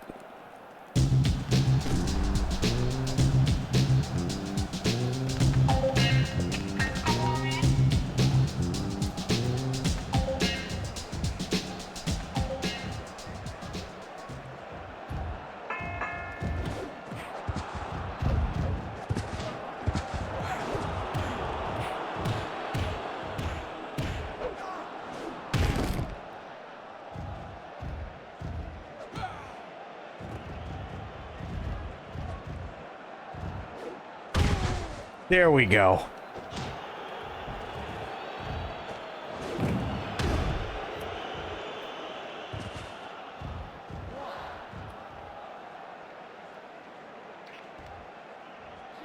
Big Papa Pump move.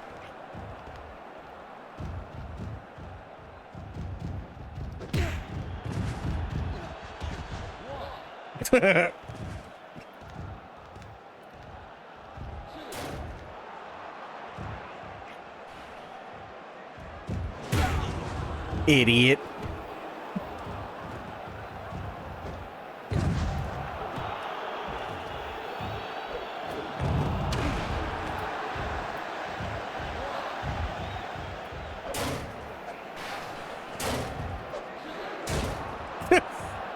Threw a chair at him.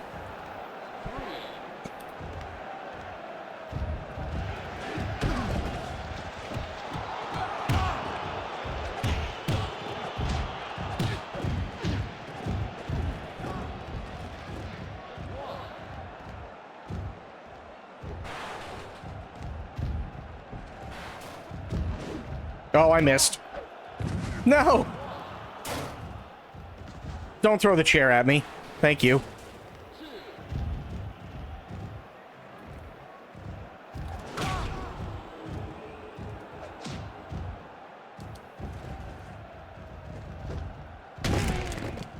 Okay. Please just scream. Oh, not yet, huh? Why did I do a somersault?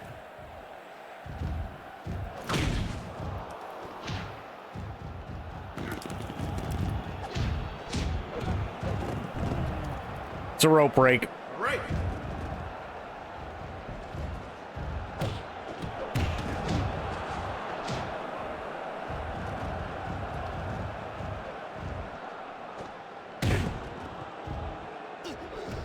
Oh no, you ain't getting away that easy, buddy. Just scream for me. Oh, really? Ow. Kick me in the dick. Ow. How did I miss that?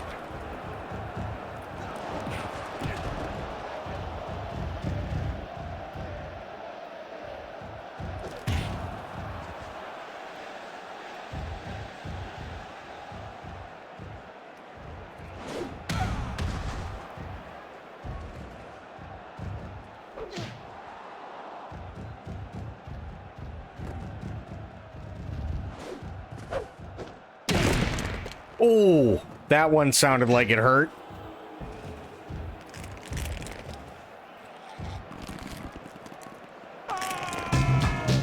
There we go.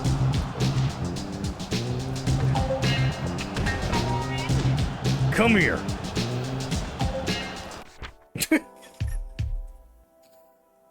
Easy peasy.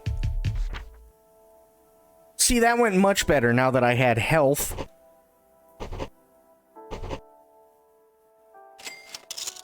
Music to my ears. True. Jock Laser renewed his contract. Hanjin's presence on Rising Sun roster has elevated their ratings. Buttermonk's presence on Super Lucha has elevated their ratings. Slapnut developed a heated rivalry with High Note of Wrestling School. Maple Leaf has sunk below Super Lucha. Nice to meet you, Throbbing Hood. We invited you here to discuss working for Federation Online. Oh boy. Better be a good deal. Not exactly a priority for us right now, but we considered bringing you on with this deal. What the fuck?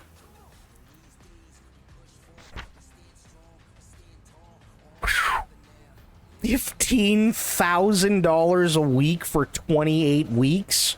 How about Creative Control? No, I don't want... Yeah. Nice. Okay. I'll take it.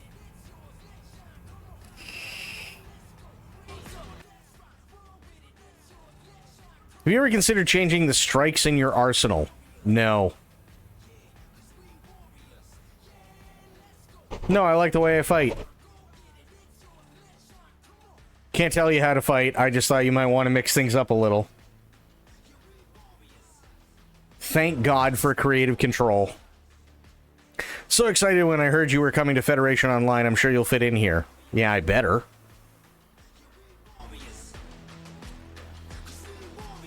Four-man gauntlet. Oh boy.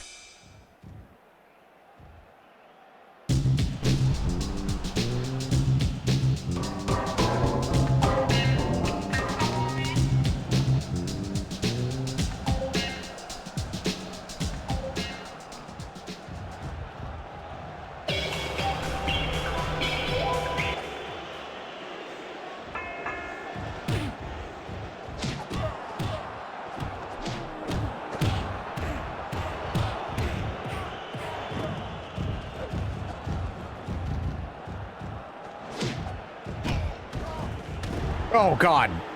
God damn it, Dan.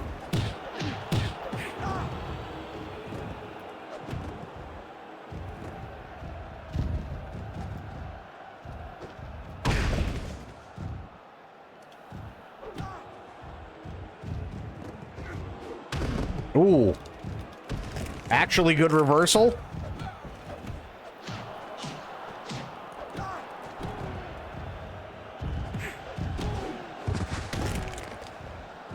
Come on.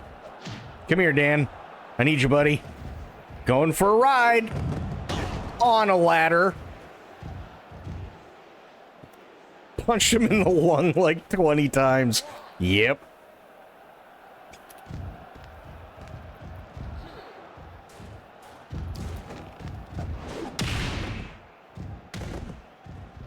Jesus.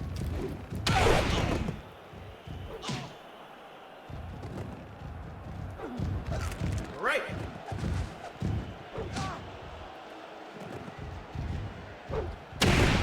There we go. Oh, he's hurting big time.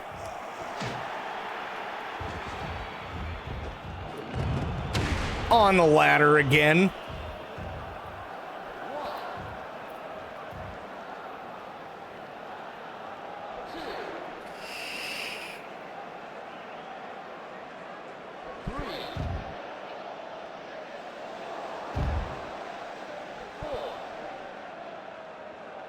Dan's having a rough day.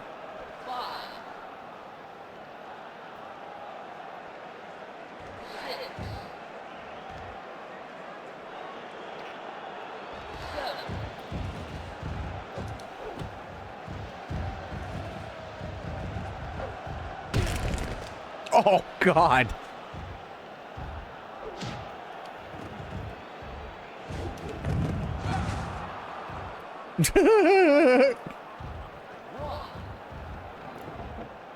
Don't worry, Dan. It's fine. Don't worry about it. Come here, buddy. I need you.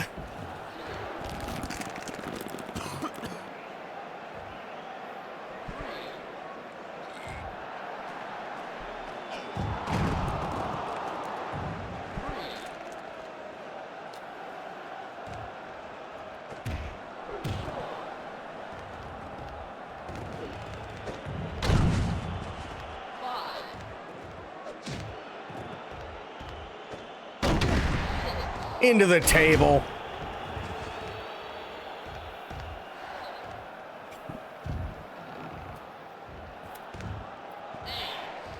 Oh, I'll make him scream.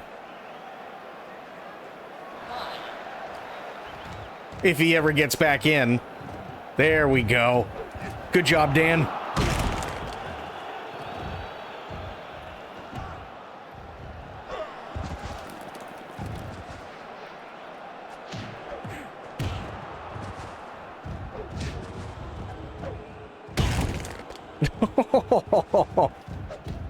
All right, Dan. Time to scream for me, buddy.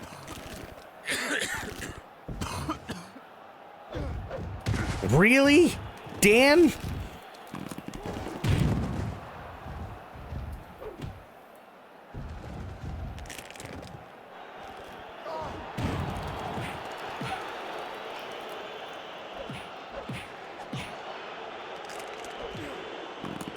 Dan, you're screwed, buddy. Just give it up.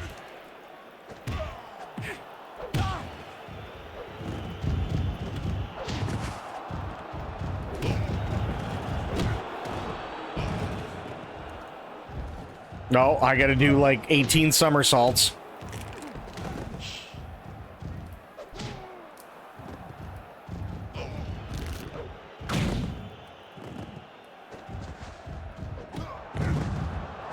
Right. Damn, use my own moveset against me.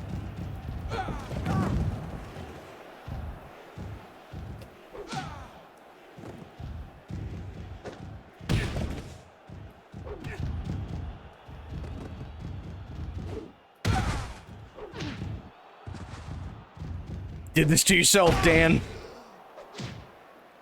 You did it to yourself.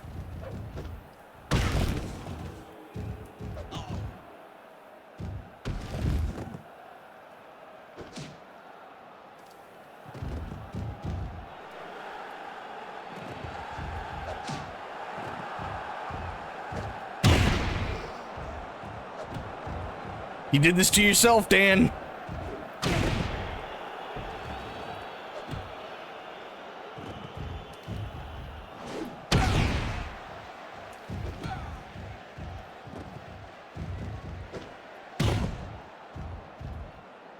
He's really taking a beating. Yes, he is.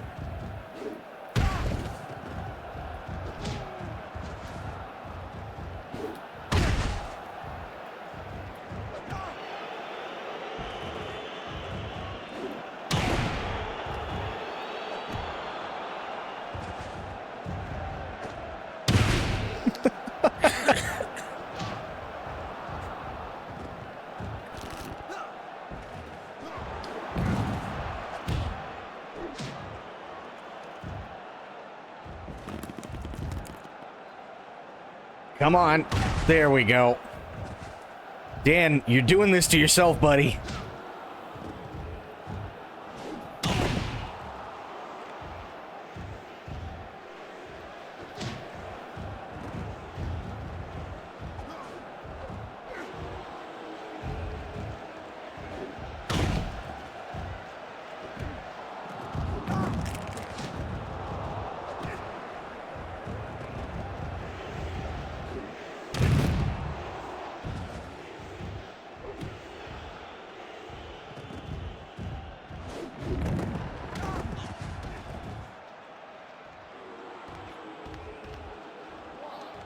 Dan's having a really bad day.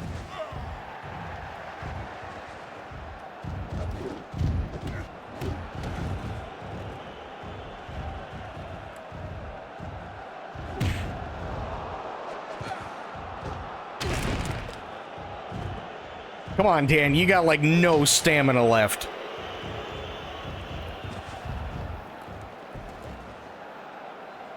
Scream. Do it. Scream. Oh my God, he doesn't want to die.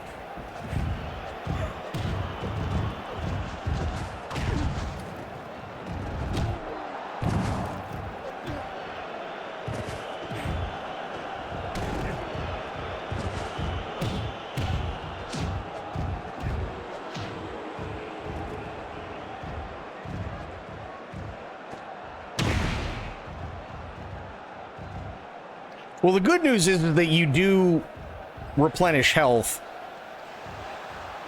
That is a good thing.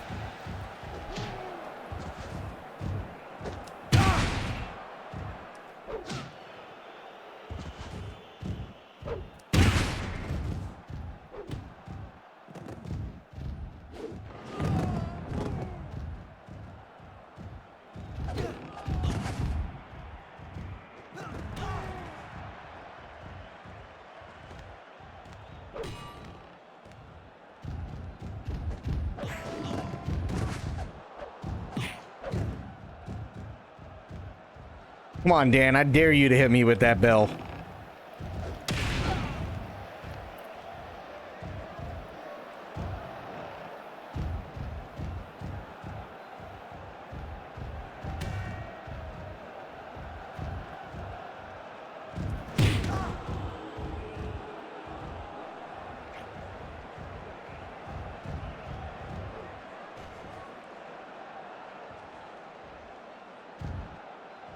Dan's having a really rough night.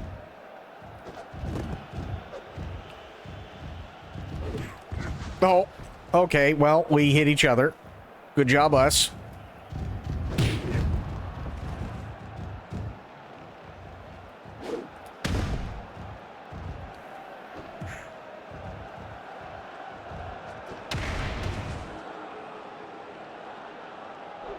Come on, Dan.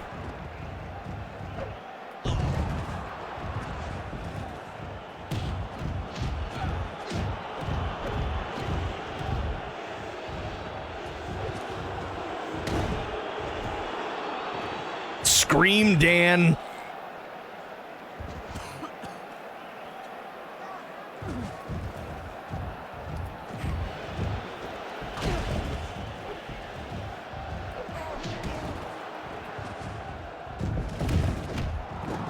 Oh, shit.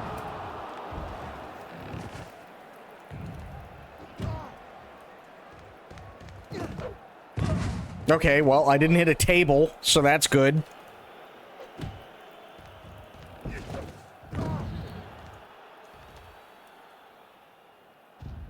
We're both fucked.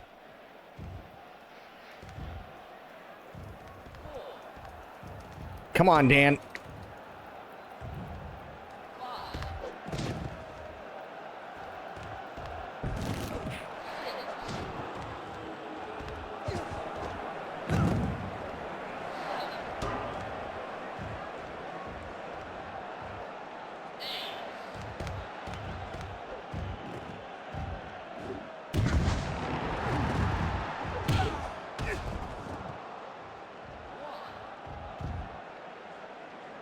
Those fans look like shit. Oh, yeah. But this is like... It's like the old school N64 games. For wrestling, which I love.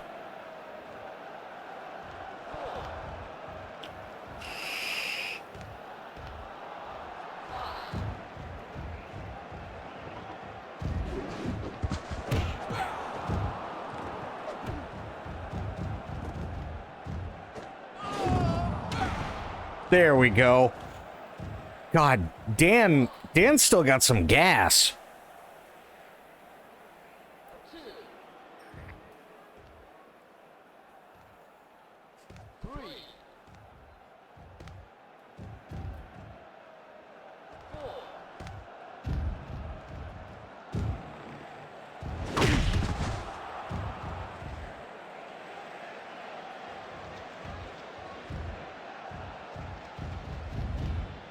Come on, Dan. Just call it. Let's go home, Dan.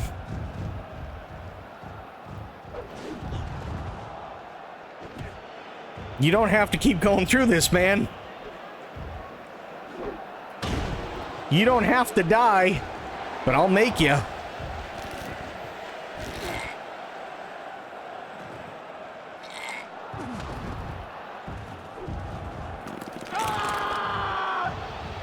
Okay, he's hurting.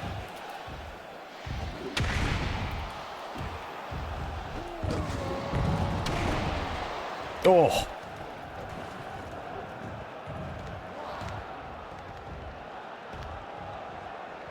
Yeah, have fun with that, Dan.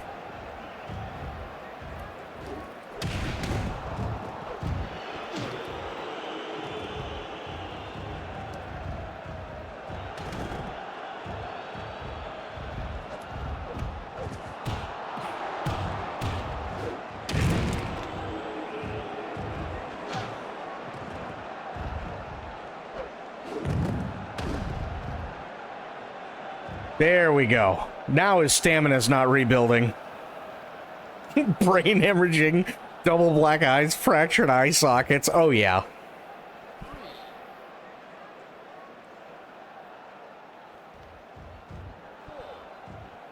Dan, I will pick something up and beat you with it if I have to.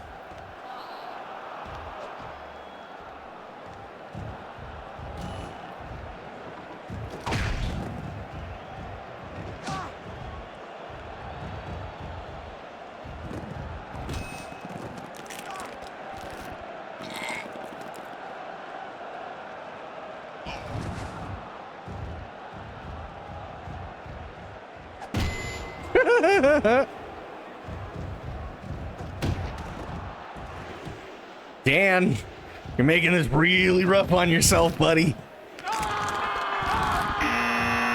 There we go. Jesus.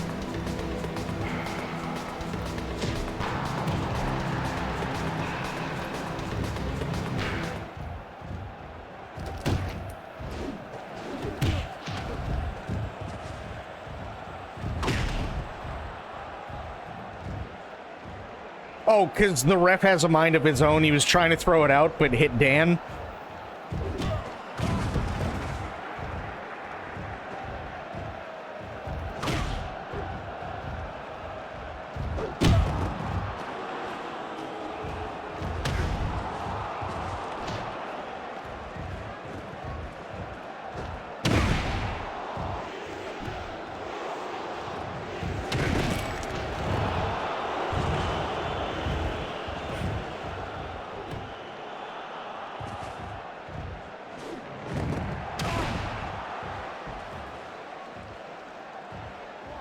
Tommy Hawk's Pro Skater 2. Yep. Tommy ain't doing so well. Not as good as Dan was.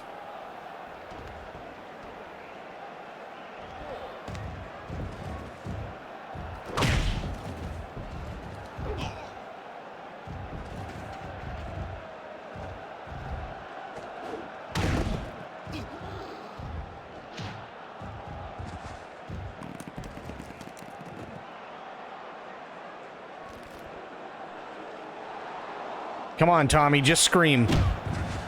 Really?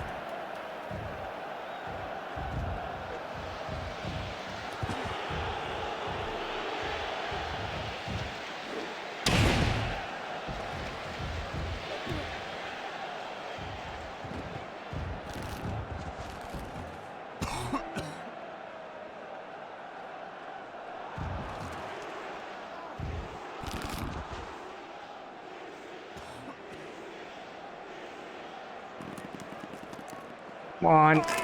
There we go.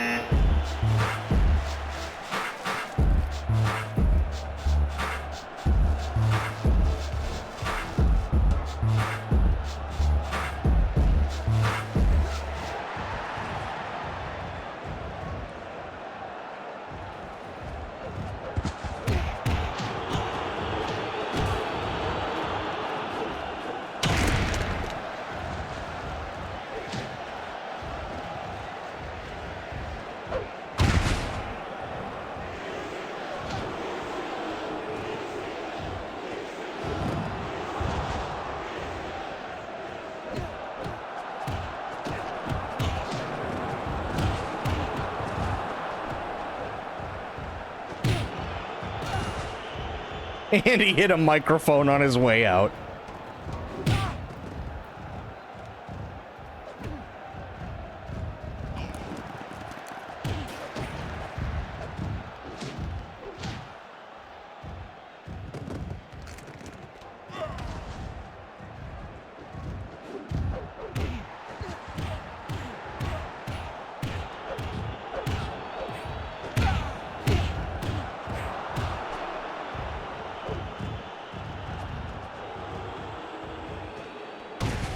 There we go.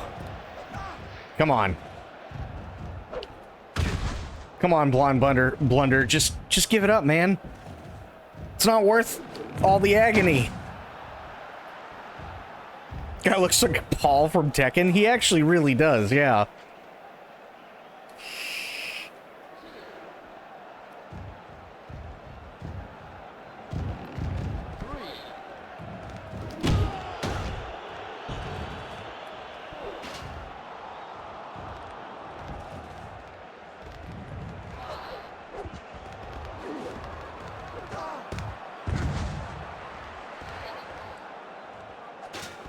Oh, shit.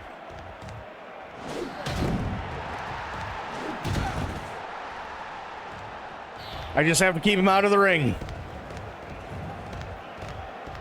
Oh, damn it. I was really hoping.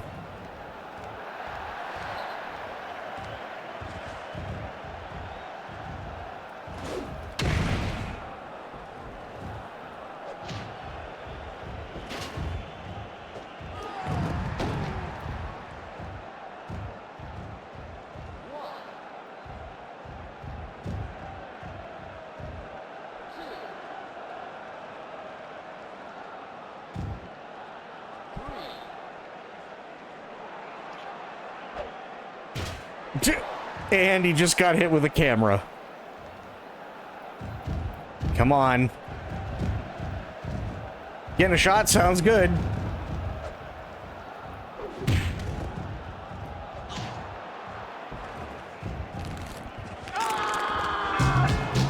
Done and done.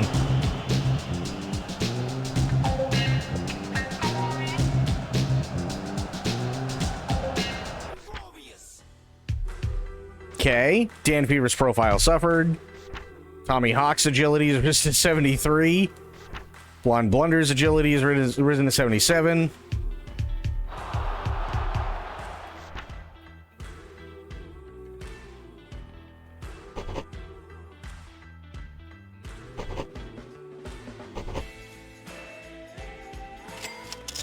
Nice. Struggling to fill the card tonight. Do you think you could stay and work another match? Yeah, I think I got one more in me. And then we'll call it after this match.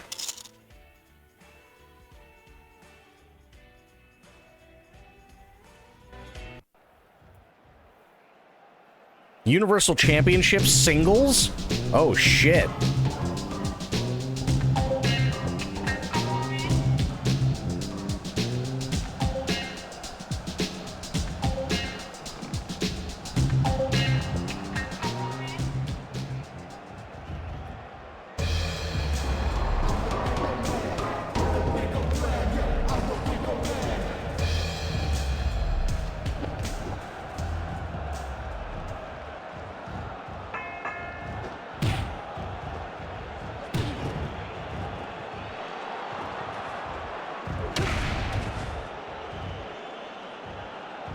The mini Goldberg. Really does look like a mini Goldberg, doesn't it?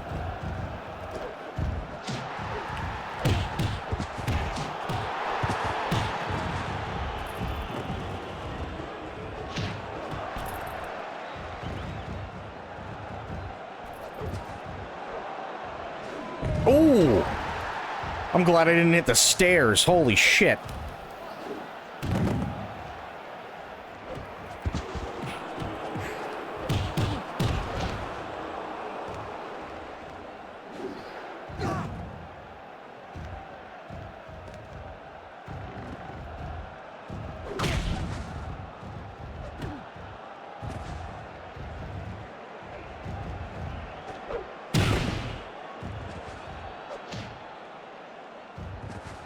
Throw me out of the ring.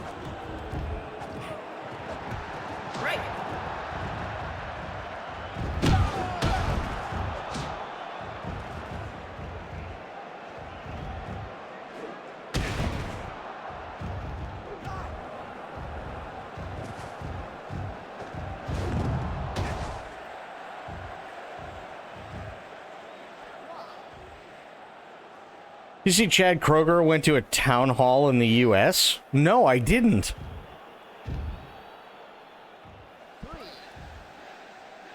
I can tell you one thing, he ain't no crad choker, though.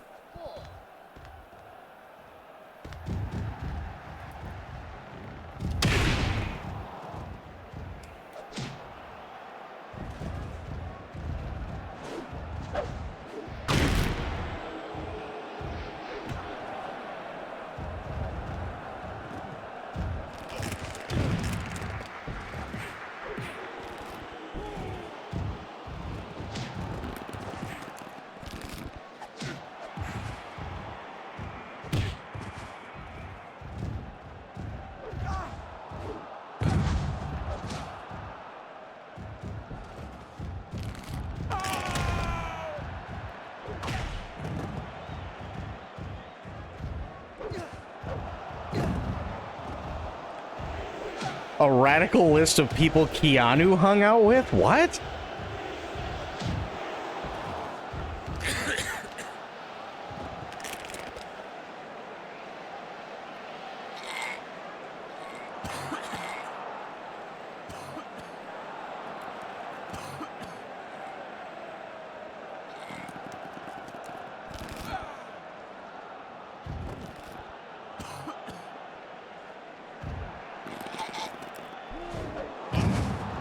Interesting. That's an interesting take, I guess.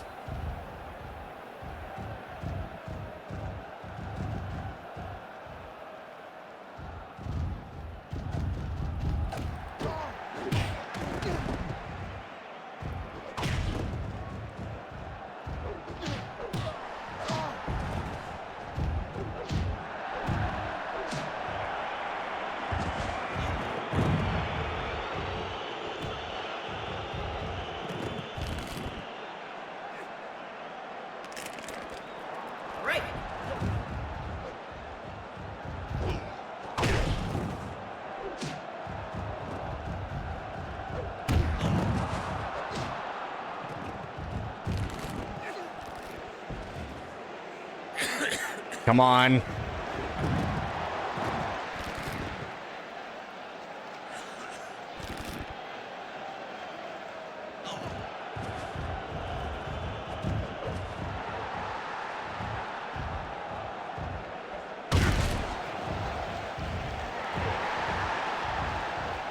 You're gonna make me bleed, huh?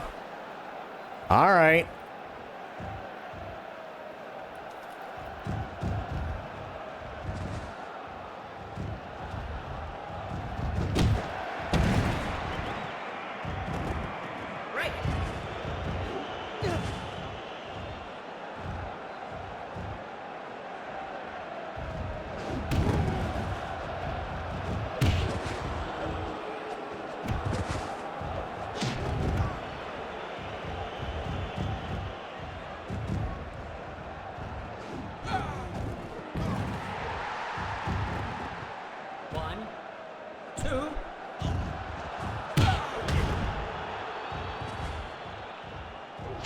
All right, buddy.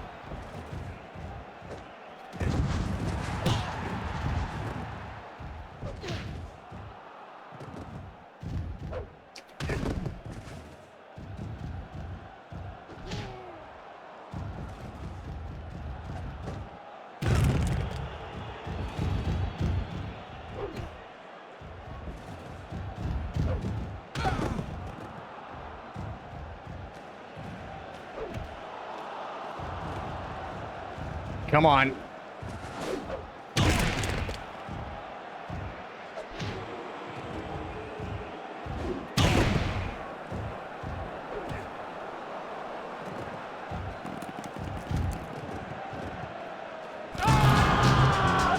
There we go. Universal Champ.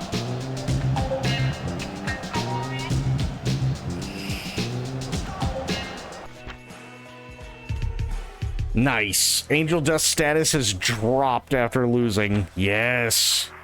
New Universal Champ of Federation Online. Only been in 3 fights. Samsara renewed a contract with Strong Style. Sam Mower defeated Rusty Rose, become the new Super Junior Champ of Rising Sun. Tenryu Mist and Greg McMahon have defeated Trojan Force and Dream Hornet to become the new Tag Team Champs of Rising Sun. Tenryu Mist's presence on Rising Sun roster has elevated their status. As their contract stipulates, Sunshine's salary has risen to $15,200 to match that of Throbbing Hood. Lacey Spencer's status is being compromised by the limitations of Fed Online. Matty McFly's association with Enemigo has established him as a heel. Throbbing Hood is back, and he's good. Online polls identified Union Jack as the most popular wrestler in the world. A lot has changed since we first signed you to $15,200 per week.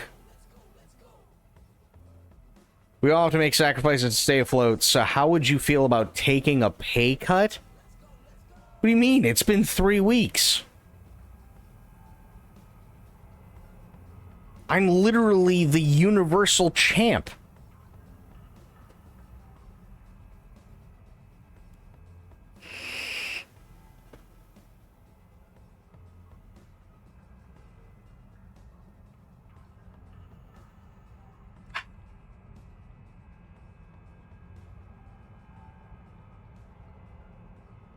I don't know how much, but I gotta keep the job.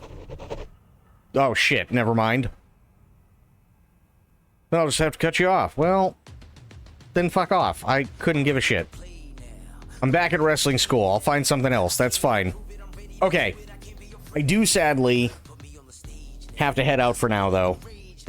But I do want to thank everybody for hanging out. Tomorrow's Wednesday. We'll probably be doing more of this.